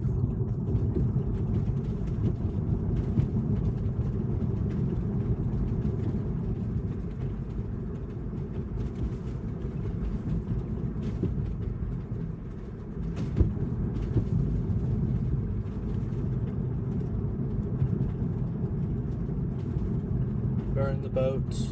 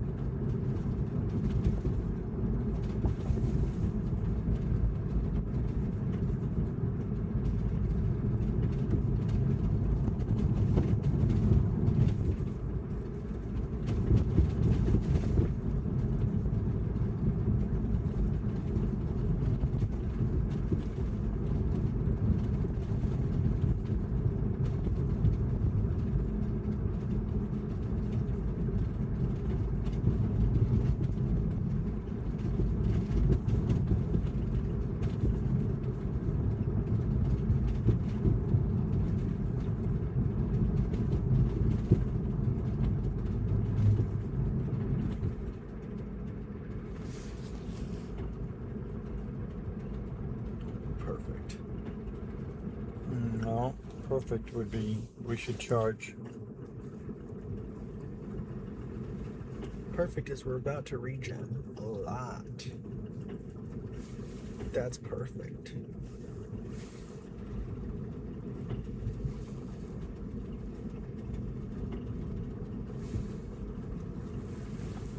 Dang, it's beautiful.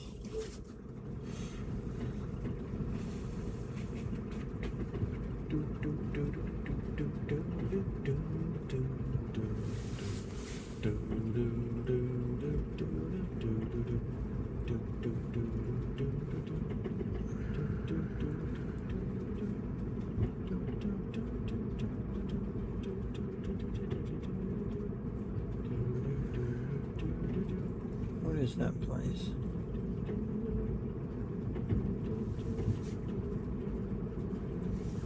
I wonder if that means it's a gun range. It's a gun range. They probably don't even open until 10 in the morning. Or later. But there's a tiny chance. Here we go.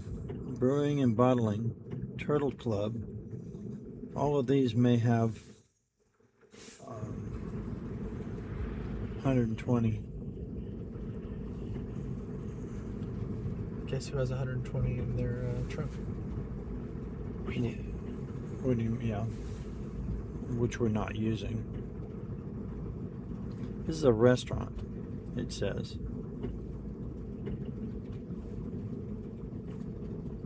Not sure how much I believe that, but okay. Well, it's a fork and knife place. Grace and They Truth. eat turtles. Grace and Truth Chapel. Heck yeah.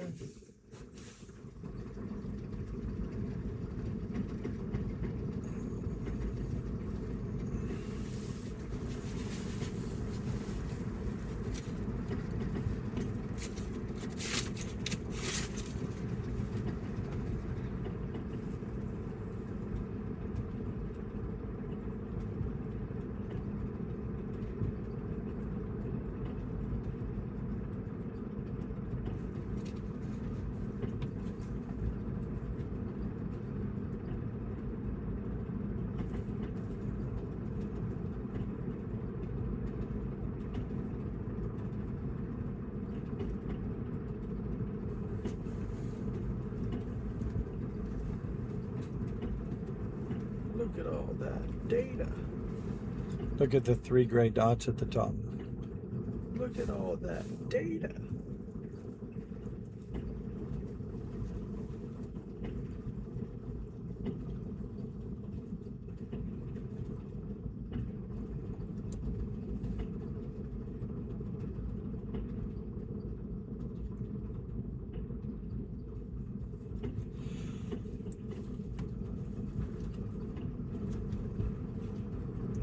The Model S Plaid signature, whatever, with AI4 and unlimited supercharging is the peak of human intelligence and capability.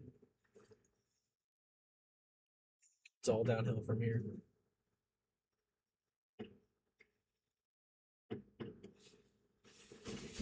That's a joke, but pretty close.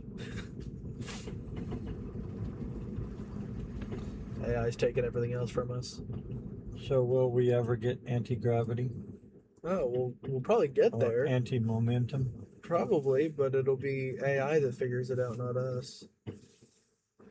AI is gonna look back and be like, "That's a pretty dang good car," and then y'all killed it.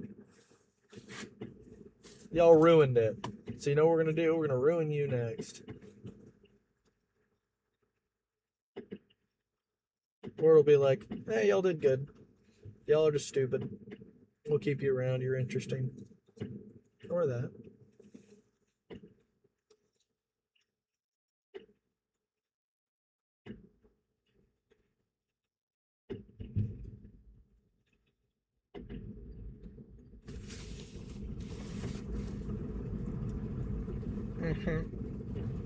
Oh yeah.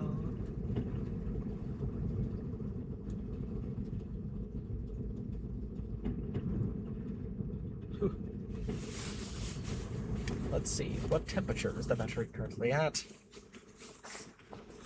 'Cause that's why we have those little bars. If it was like 80 degrees outside, we'd have full ability to continue.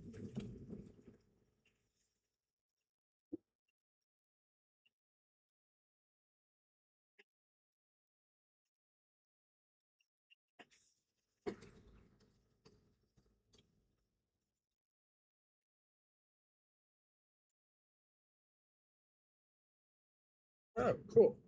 It's pretty warm, actually. Good.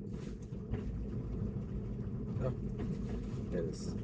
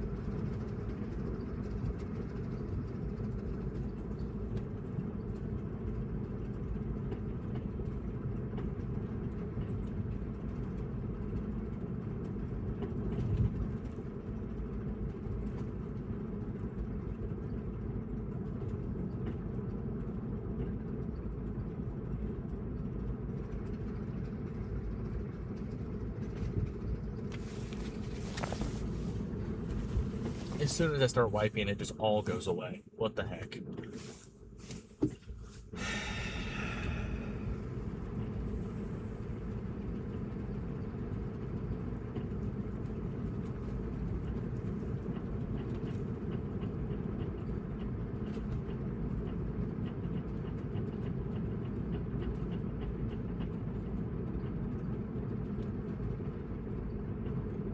We're going downhill right now. I don't know. Yeah, it looks like we are.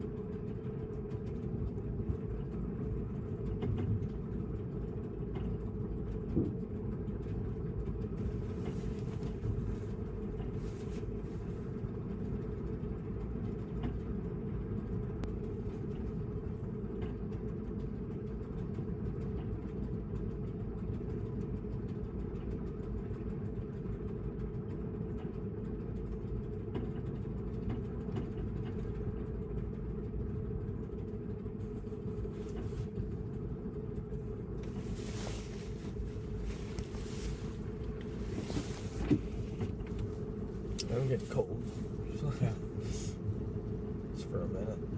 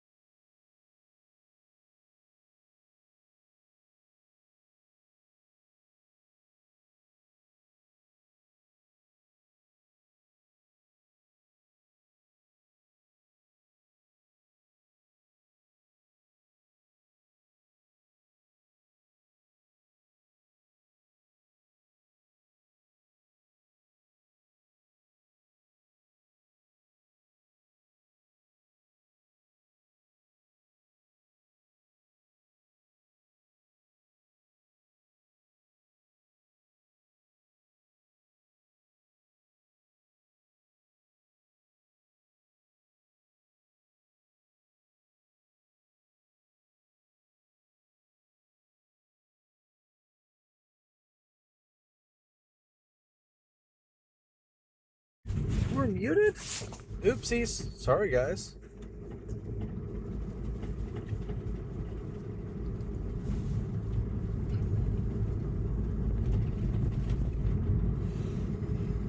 Is it water or is it just cloud? Yes. No, is it? Are we going to be driving into liquid water on the ground that is going to fill up the wheels and the wheel wells in the car? No.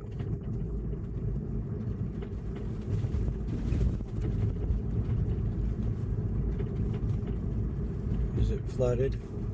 No.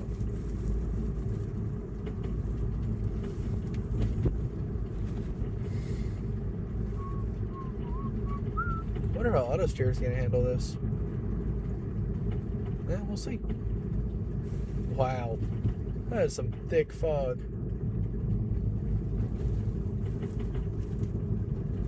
And auto steer crushed it, y'all.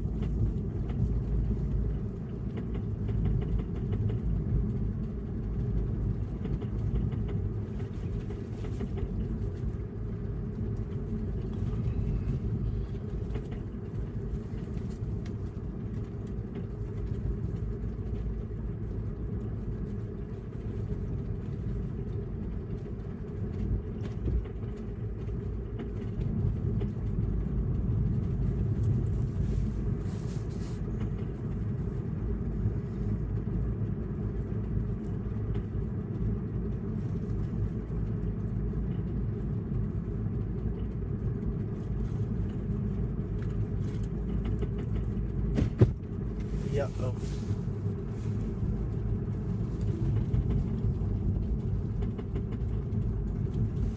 On the paved road. Unmarked road, shall I say.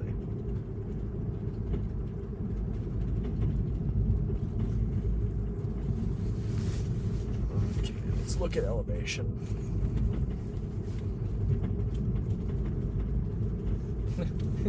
Yikes.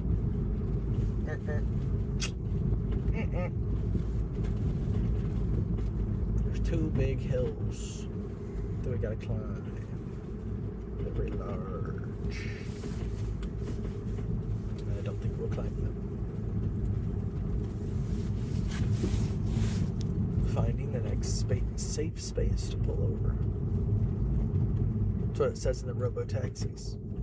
There's 1%. Ooh, yippee!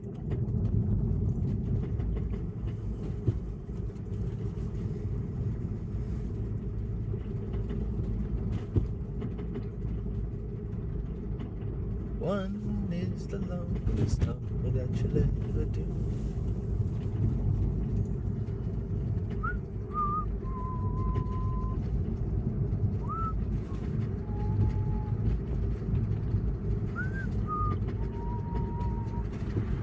And if we wanted to hypermile, and if you thought that 28 was better, we probably should have done it the whole trip.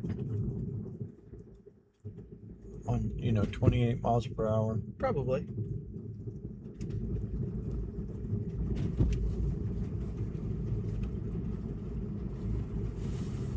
There's a spot.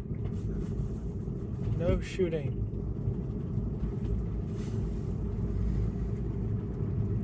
No shooting Tesla owners. Do not shoot the Tesla owners. They are semi-friendly. They are Harmless. no, what's the word where there are not many left?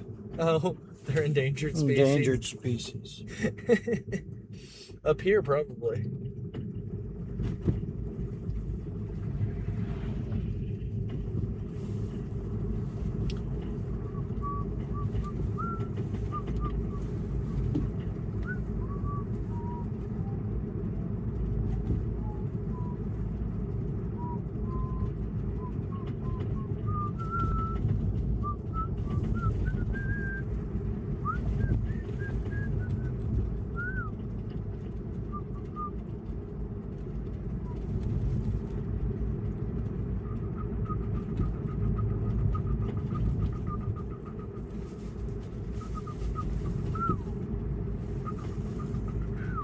0. Yippee! Okay. Let's look.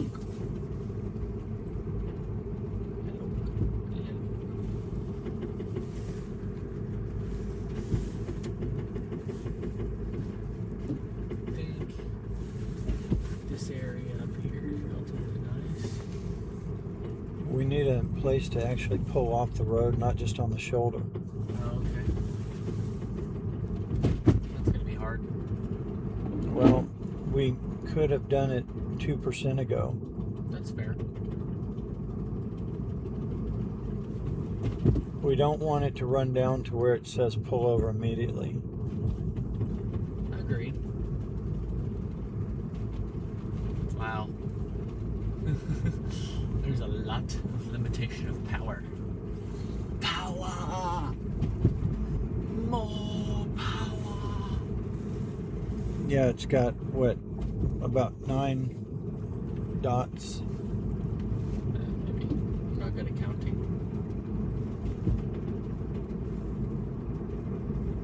Okay, slow down.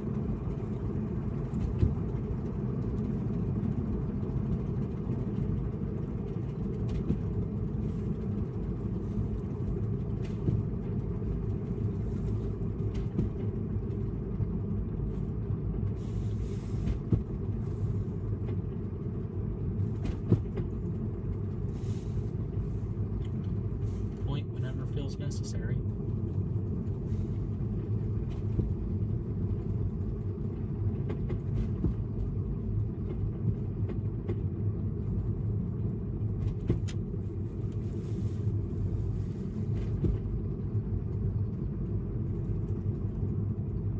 Gotta be something like right here. Yes. Well, we might have to take the shoulder, but There's some right there. That's something. Might be another road, but take the shoulder. I don't know. It's less of a main road. Dunk, dunk, dunk, dunk, dunk. Dunk, dunk, dunk, dunk, dunk, dunk, dunk, dunk, dunk, dunk, dunk, dunk, dunk, dunk, dunk.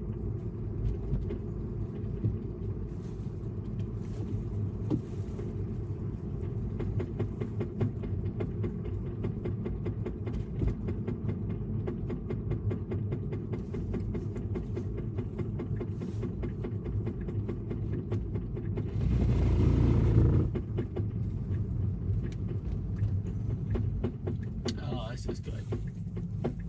Right here. Off the road just slightly.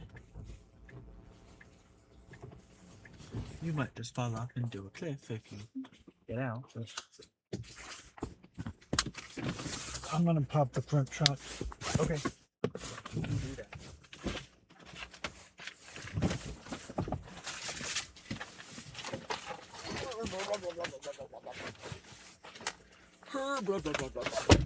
I need to move my chair forward.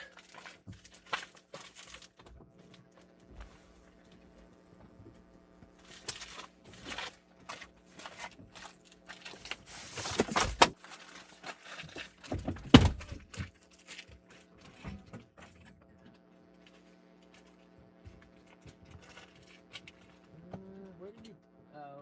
Was it you that put the plug away last time? The other one? Oh, it's right here. Oh no, it's not it.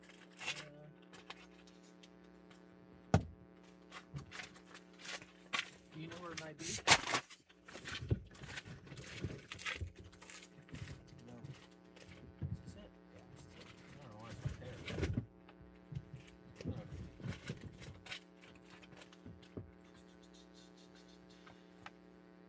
So where are we gonna set it? I'll move it once we get it started. We get it started right where it is.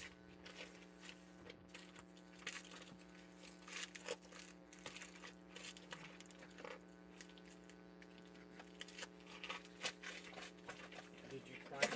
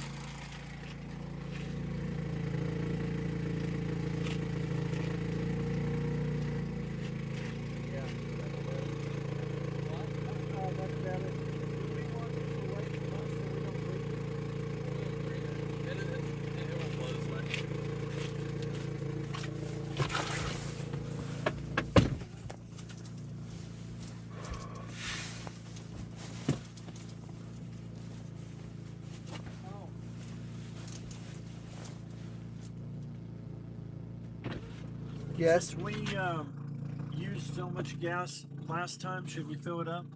No, we shouldn't fill it up because we're not going to use it. I mean, okay. I thought maybe we should just fill it up now so it doesn't run out. Oh, I know what you mean. That's probably fine. We didn't use a lot last time.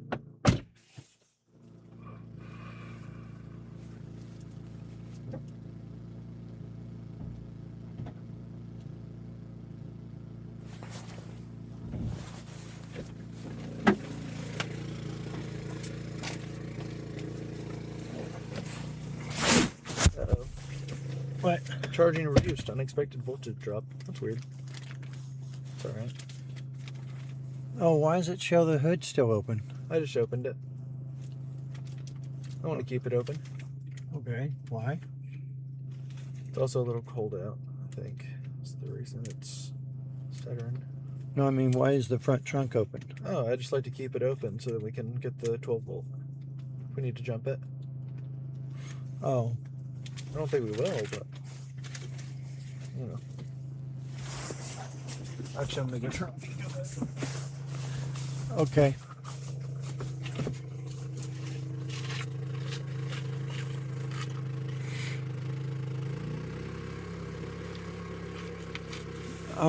What's that card in down there and that sticker or whatever? I don't know. I know what one of those things is. This, oh, that's just my hotel.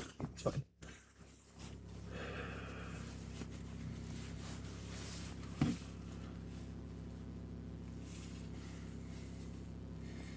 Okay, my next suggestion is when it hits 1%, we should go to 60, is what I think.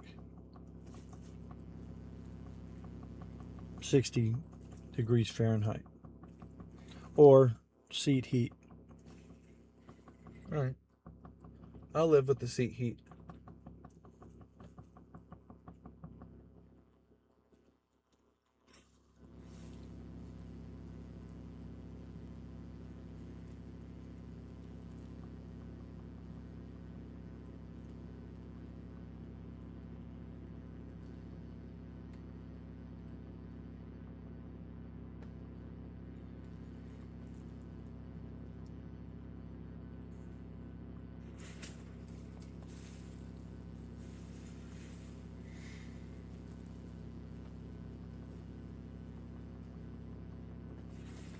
It won't do park now, will it? Until we go back into drive.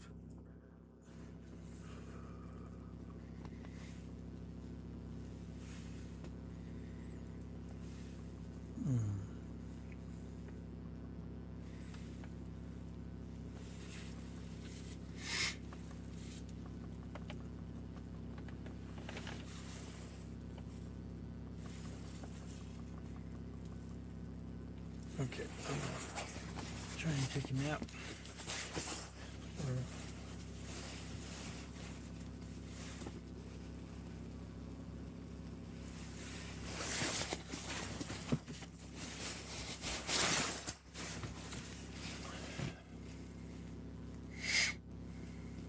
If you need gloves, I have extra gloves like these I'm okay. to keep your hands warm.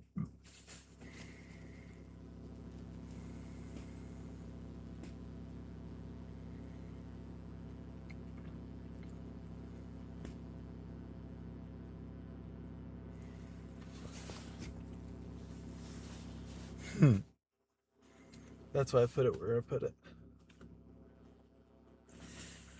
What's that? It's the tag.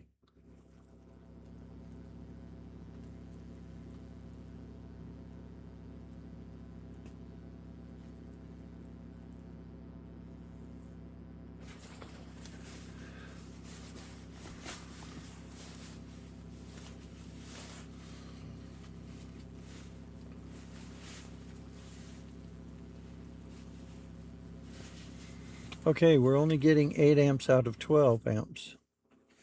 10, now 12. Are you changing it from there? Uh-huh. Okay, it doesn't like... Doesn't like... There, that looks good. I mean, sounds good.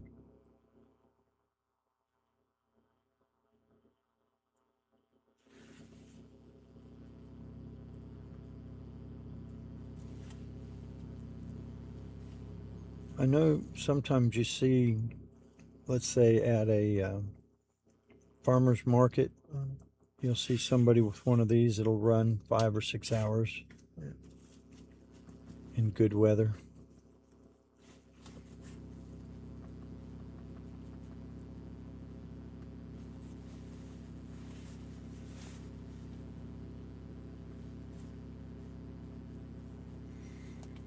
We put the best gasoline in, right? I think so. That was funny. As the car passed, the battery made a sound.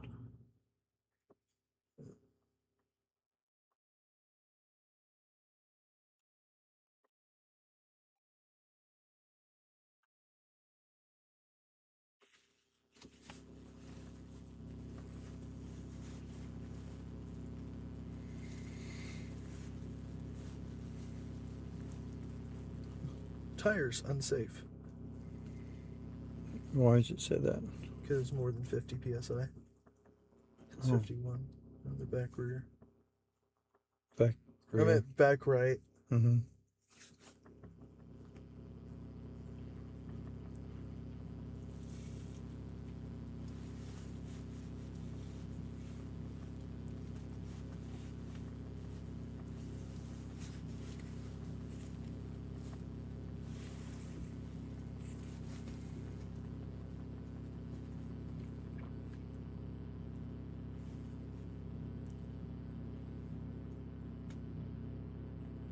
I think it might have to do something with like the type of gas we put in, maybe.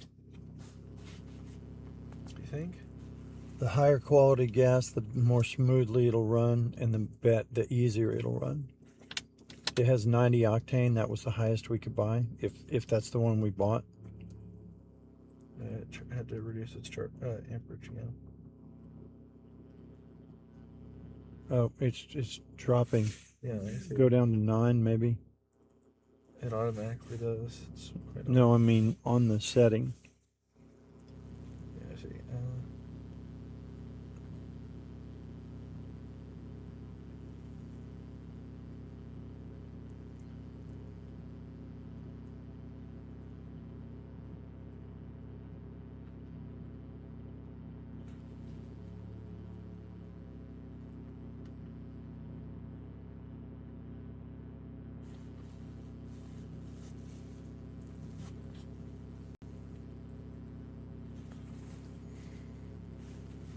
I changed it to 9. Maybe the spark plug needs to be cleaned. Let me think what else. It could have something to do with the carburetor. If maybe carburetor needs to be cleaned.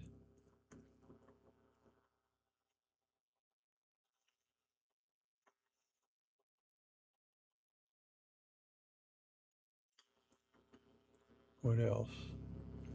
A fuel filter.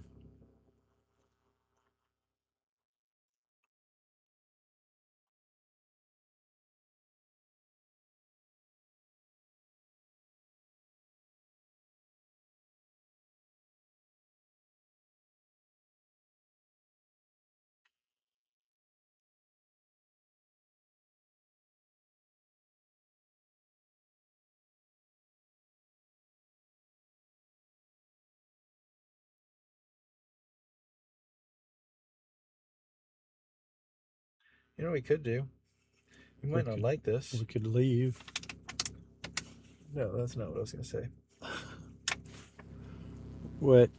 We could charge the Jackery from this thing Mm-hmm. and then use the Jackery to charge the car. Because the Jackery can provide a good voltage and it's at 100%. Yeah, I think it's not worth the conversions. Okay. I think it's because It'll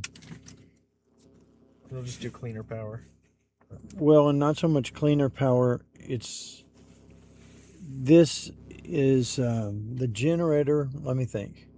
The generator probably produces AC or DC. AC. Okay, but it probably doesn't produce exactly 123 volts In other words, there's probably a circuit in there that has to convert it. Yeah, there's an inverter. Okay, if it's an inverter, then that means it's going from DC to AC. Oh yeah, you're right. And then it's coming into the car as AC, and it's going to be converted to DC to go into a battery. I mean, that's okay. But on the Jackery, it would come in as AC, convert it to DC, and then back out to AC again. I think. Okay, so how many miles do we have left actually? 16. So let's get this up to a good margin. No. I think you're wrong. Okay.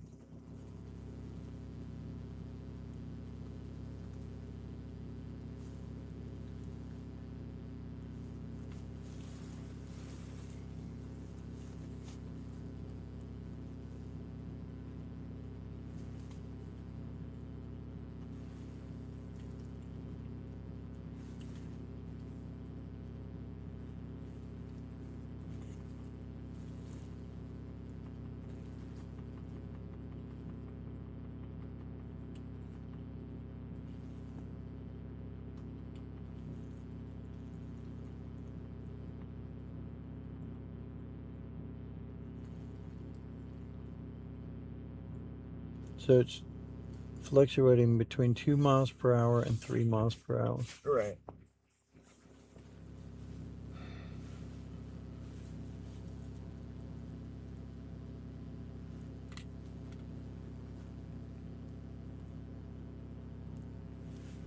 Oh my gosh. You know the bike guy that we met? The old one? The No, old man? No. The young guy that's trying to do the whole thing in 75 days. Yeah, the sort of wild looking one. Yeah. He's in Yukon right now. Really, He's what? beating us. Well, yeah, but he left 3 days before we did.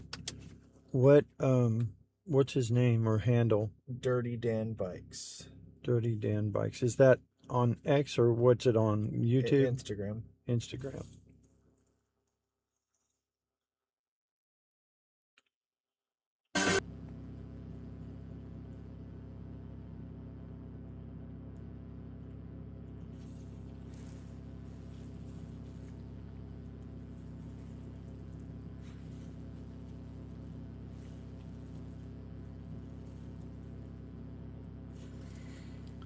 Hey, whoever's listening, go look up on Instagram. Go look at Dirty Dan Bikes. And watch his progress for a few minutes. Okay, here's the verbal report. The battery shows 0% charge.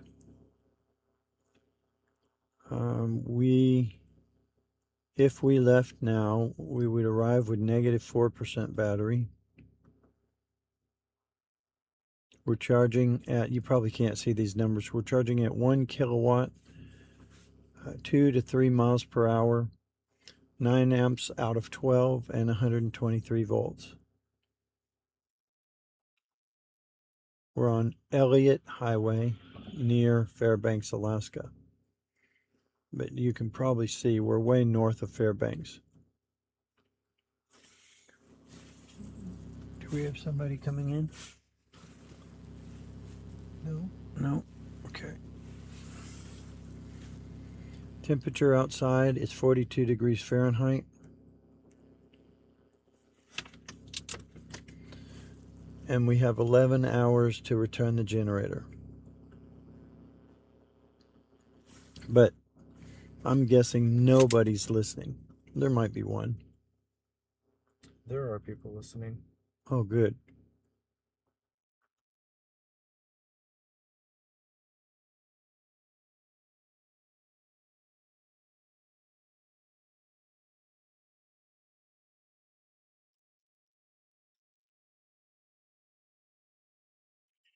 What's this college?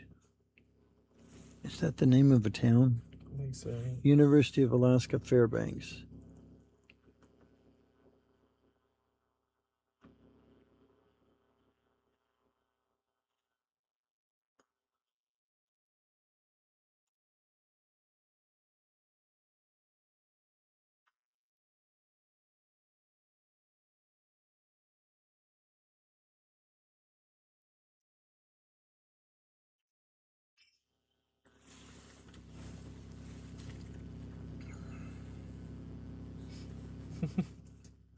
When someone picks a floor on an elevator, say, excellent choice. It confuses them greatly. It's a good one.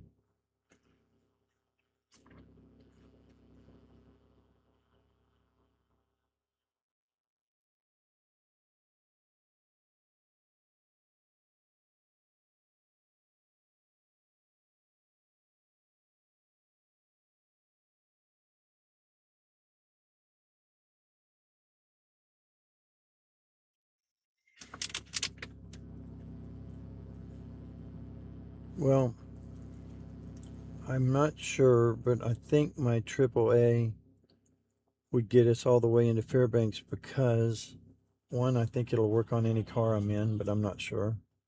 We just don't need it. And second of all, it's less than 100 miles, and I paid for the extra mileage.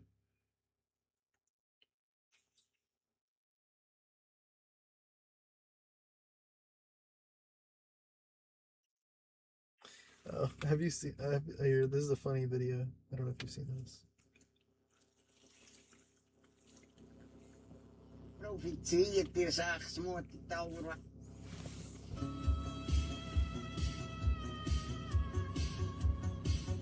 Just wait.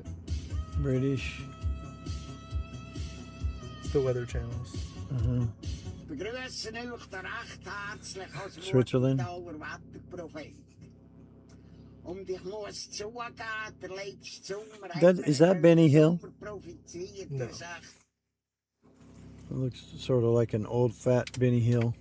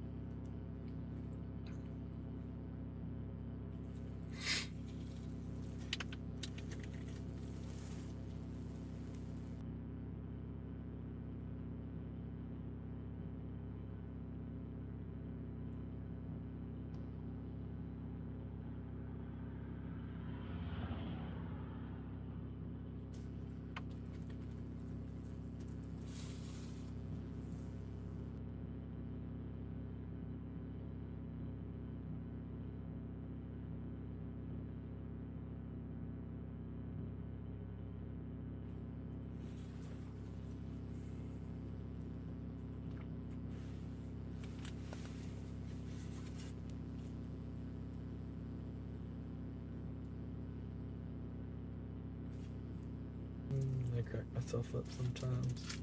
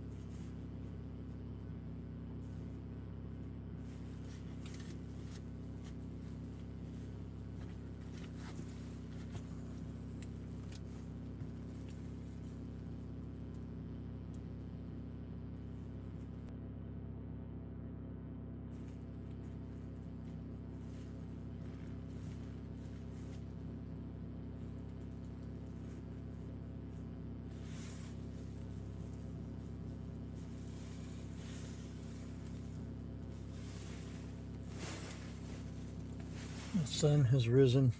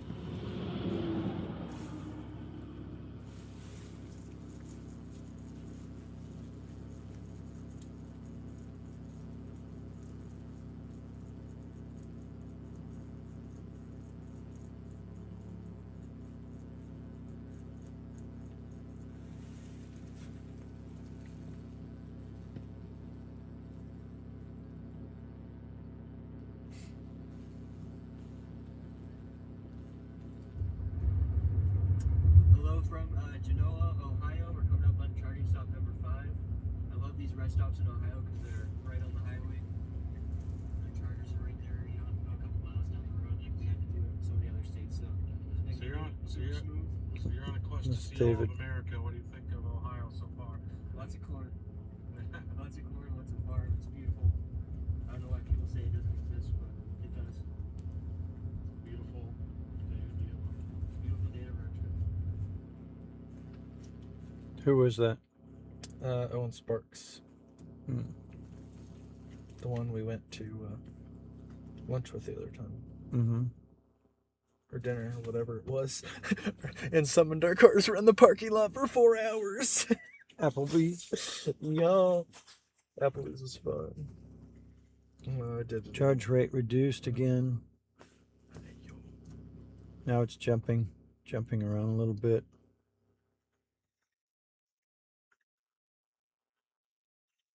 Do you see why politics? You don't even live there. I think of it as the sort of the West collectively. Do you see why this makes people think that this man who has all this power, he's the world's richest man, thinks he has a right to influence our politics? It makes people, it's why, we started this conversation saying superlatives. It's why people loathe you. I mean, some people do loathe you. Yes, some people do. But do you understand why? Nuclear launch detected. Do you think what you're doing is helpful for Western democracy? Maybe some people do loathe me. And that's probably true. I don't care. But the fact that, as you pointed out, 250 million people follow me is that I think a lot more people actually.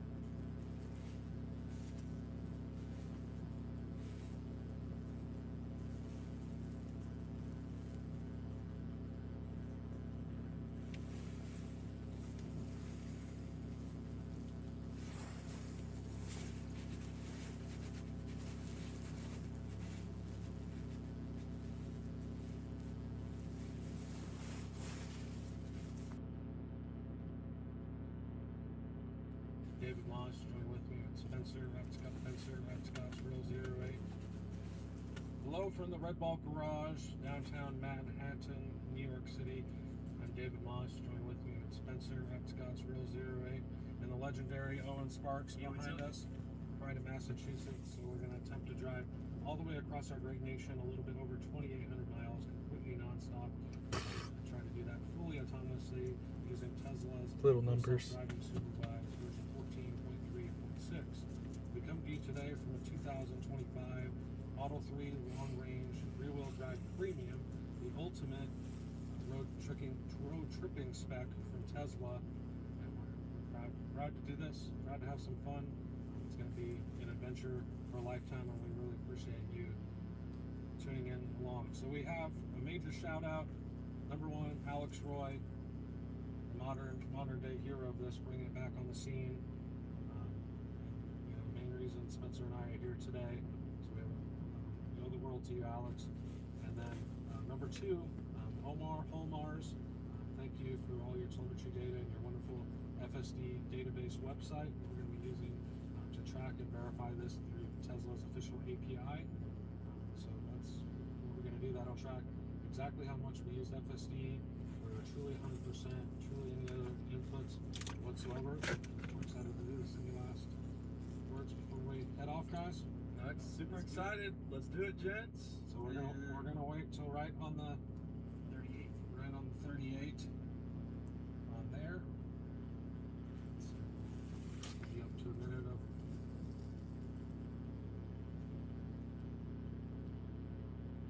there, but we'll be right on our way. We'll start the tracker right there on the minute. Our record to beat is 49 hours, 55 minutes.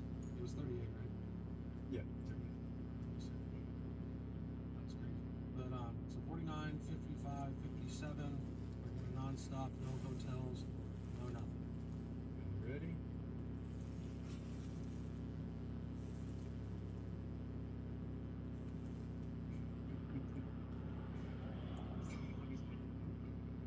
Try not to lose my breath.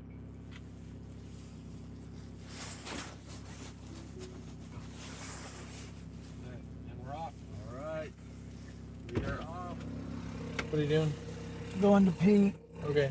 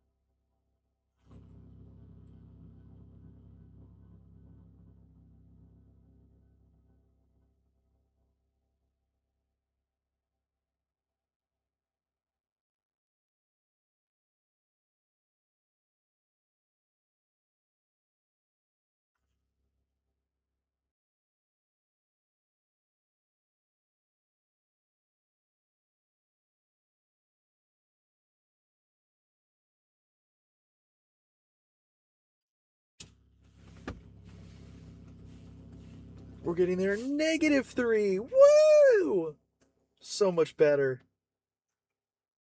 The world has been resolved, y'all. I want to see 1% so bad.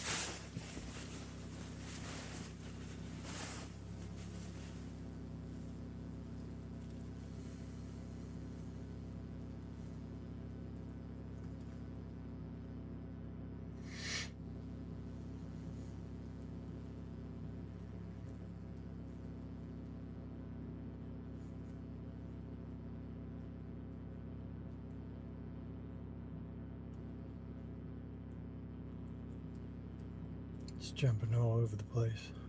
Yep.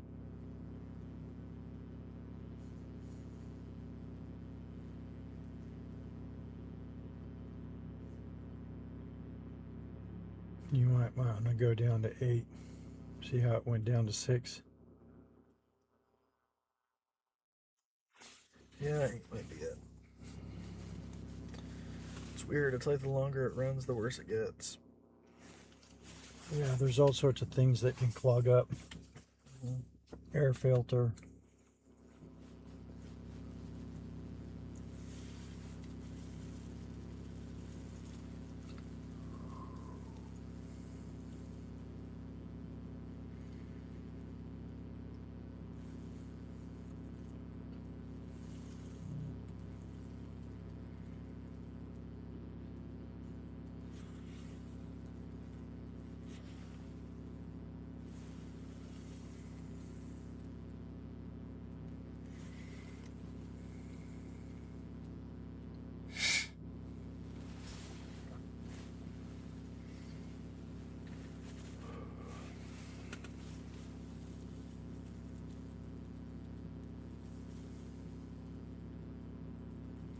We could DoorDash out here. What, I wonder what time remember I mentioned a kennel? It's right next door.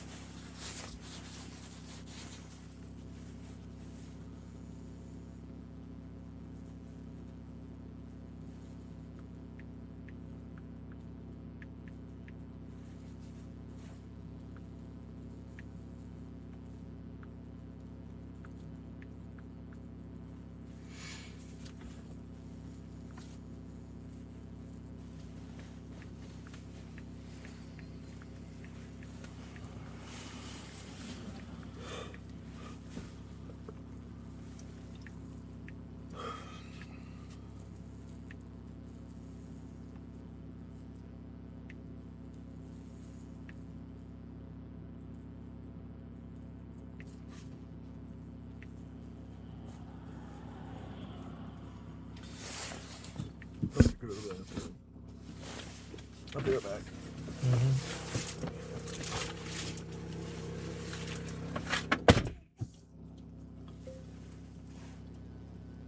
Third time period. We are 16 miles north of Fairbanks, period.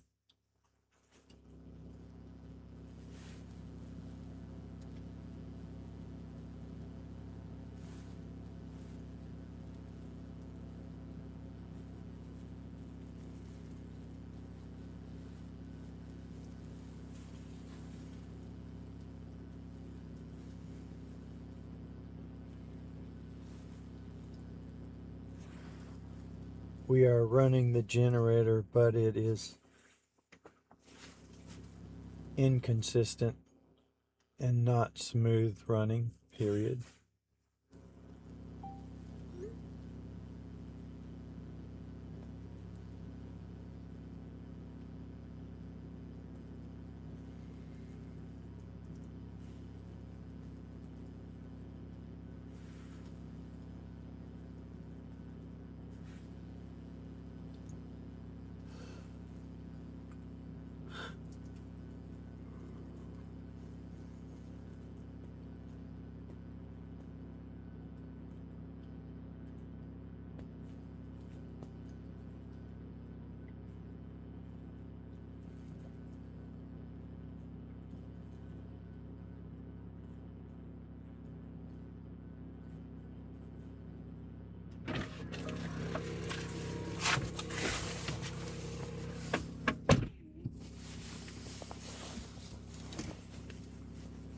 Hey, we're only arriving at negative 2.6 now. Mm-hmm.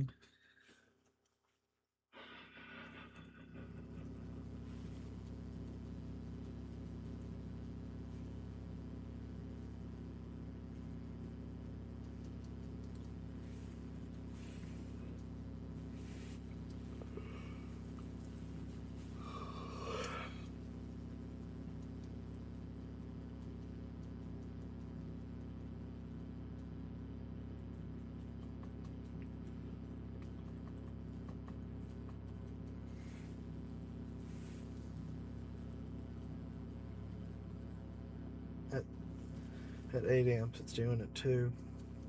Mm-hmm.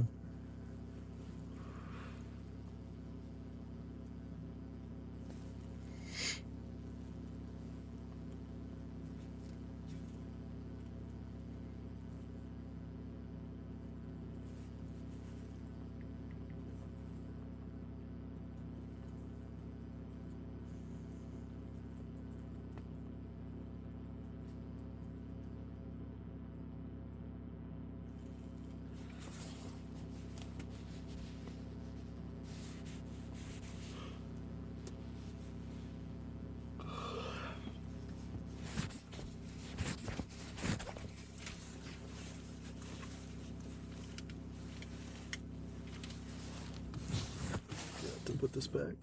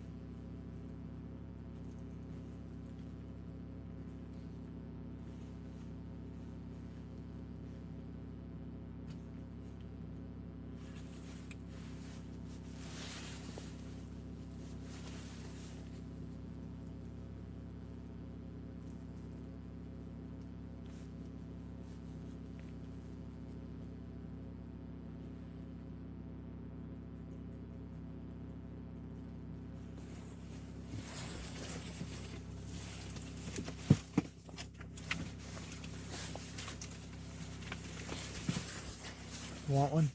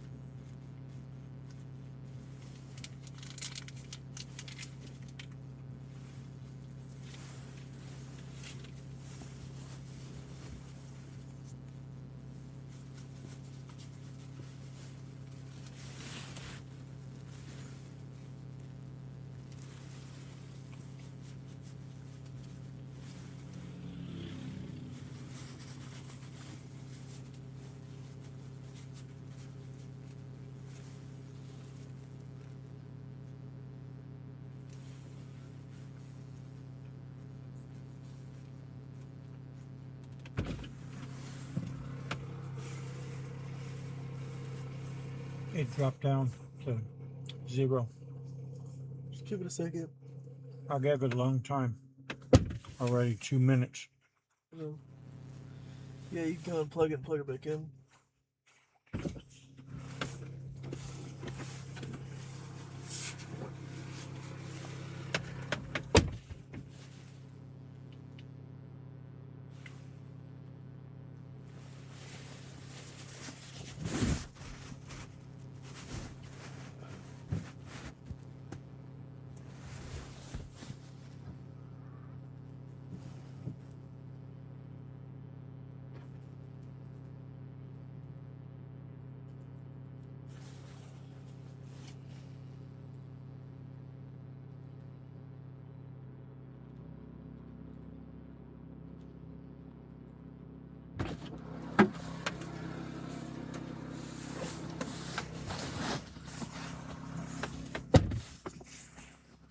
Okay, what amperage do you want? I don't know. It's right here. Let's do 6. Alright. We'll stay on that for a bit.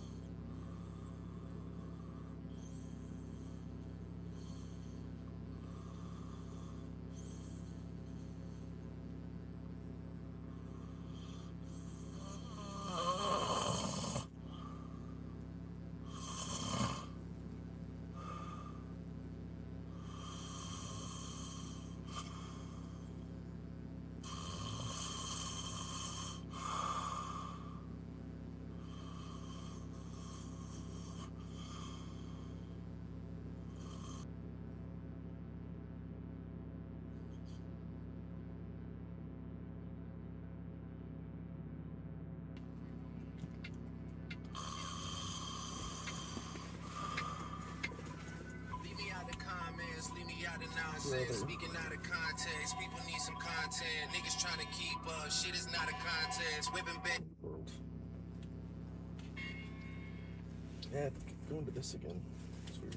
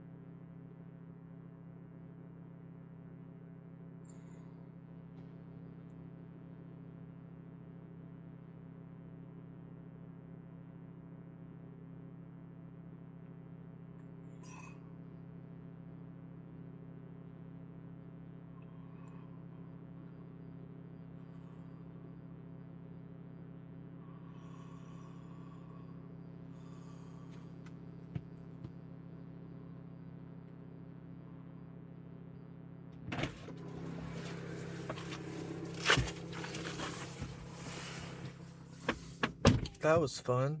What happened? It died, ran out of fuel, and it was quite difficult to get started. Hmm. And it died the first time I plugged it in.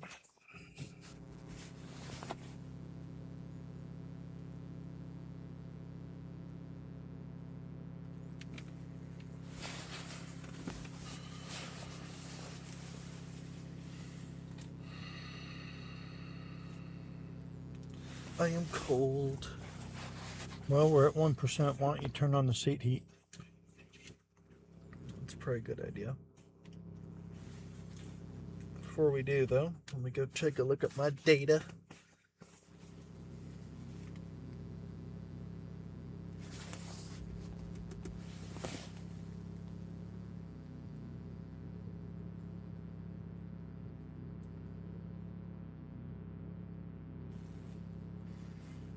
Ruh-roh.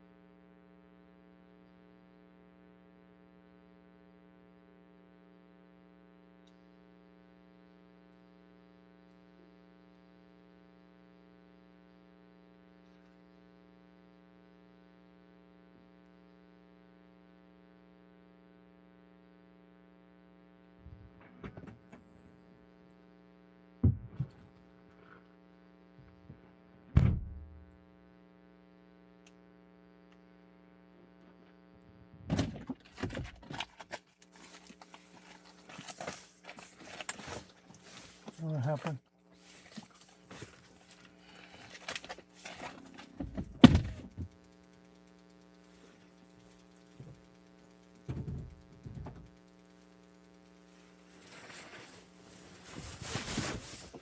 What happened? Generator's not having a good time, so we'll just see how far we make it.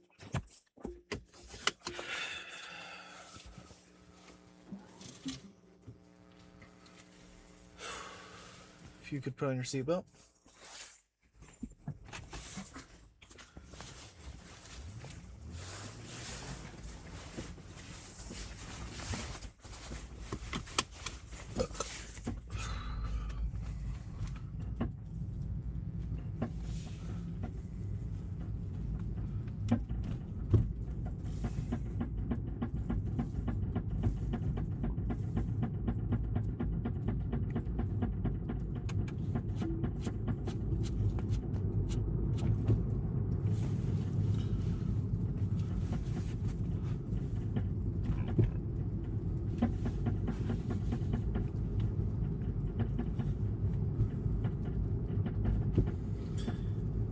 We were sitting next door to a place called Kennel, but it's gone now. They open at 11.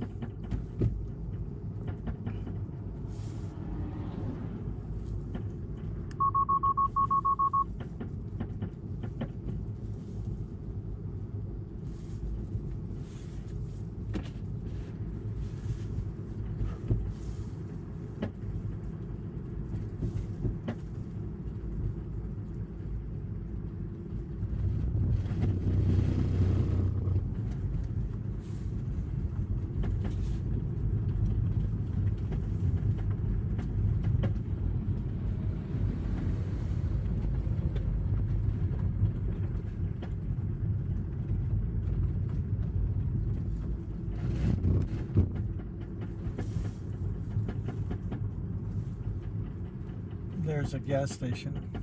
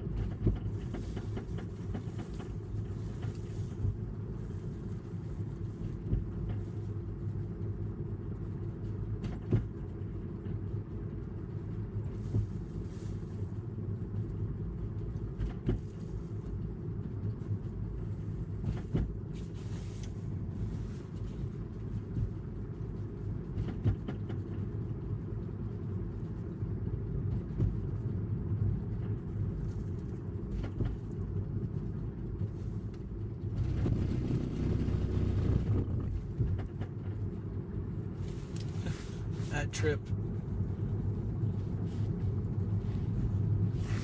Oh, I just added 4 new trips. Cool. I'll delete one of them, but I'm calling one of them past 0.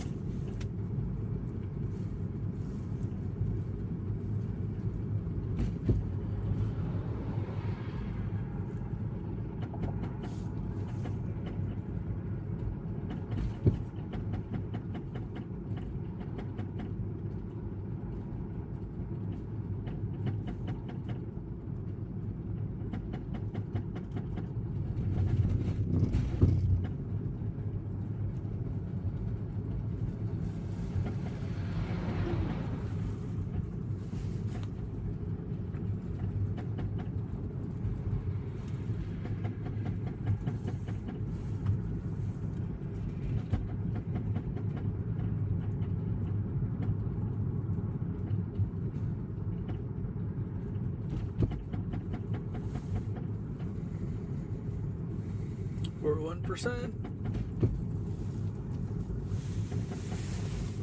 What is that? Okay. We've been at 0 for a long time. So. Yep.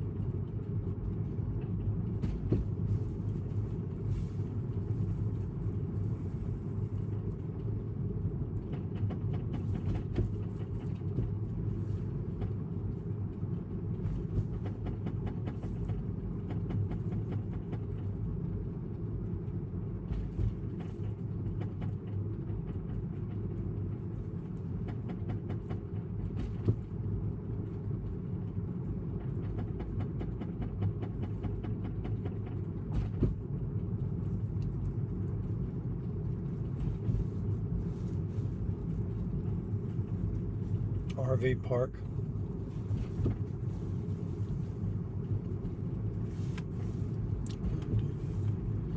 The way station is closed.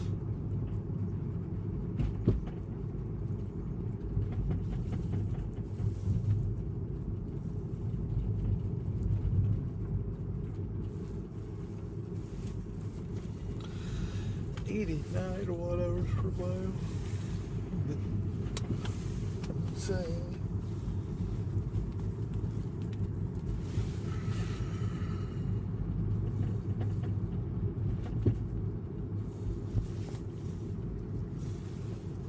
There's a gas station. Yeah.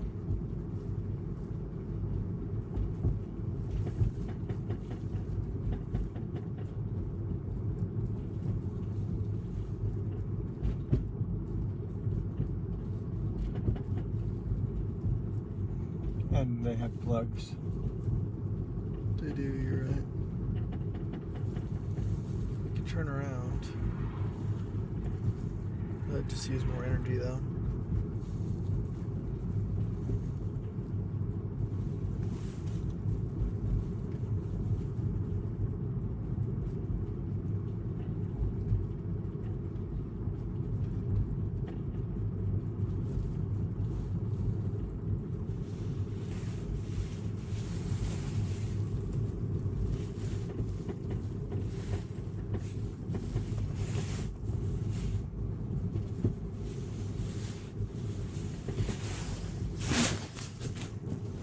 Oh, watch out.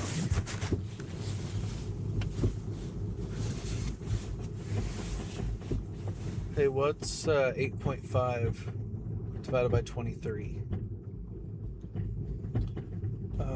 About 1/3. So 0.333 roughly. Okay, cool.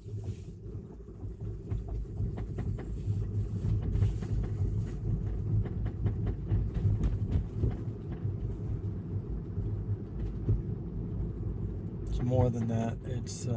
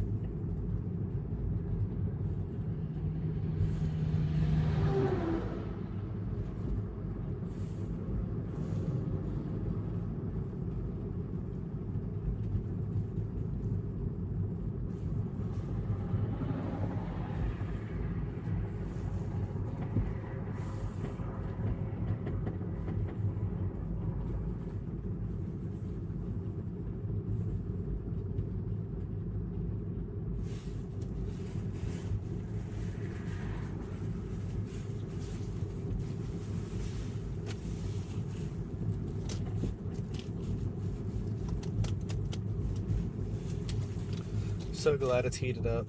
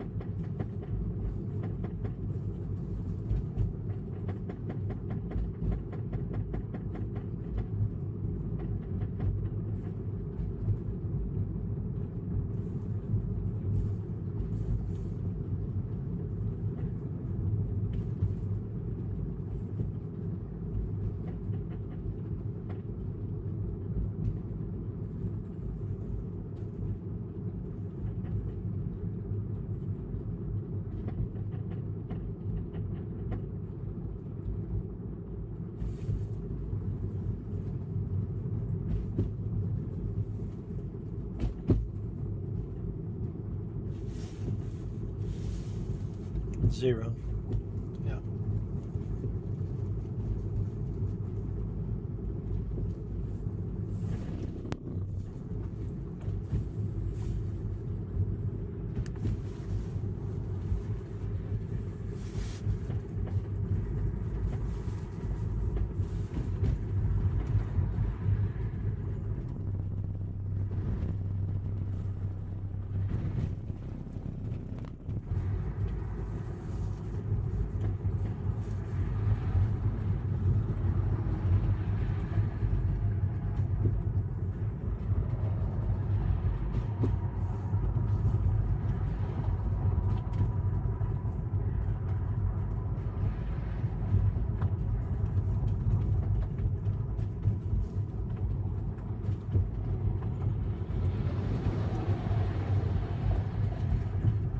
Dang.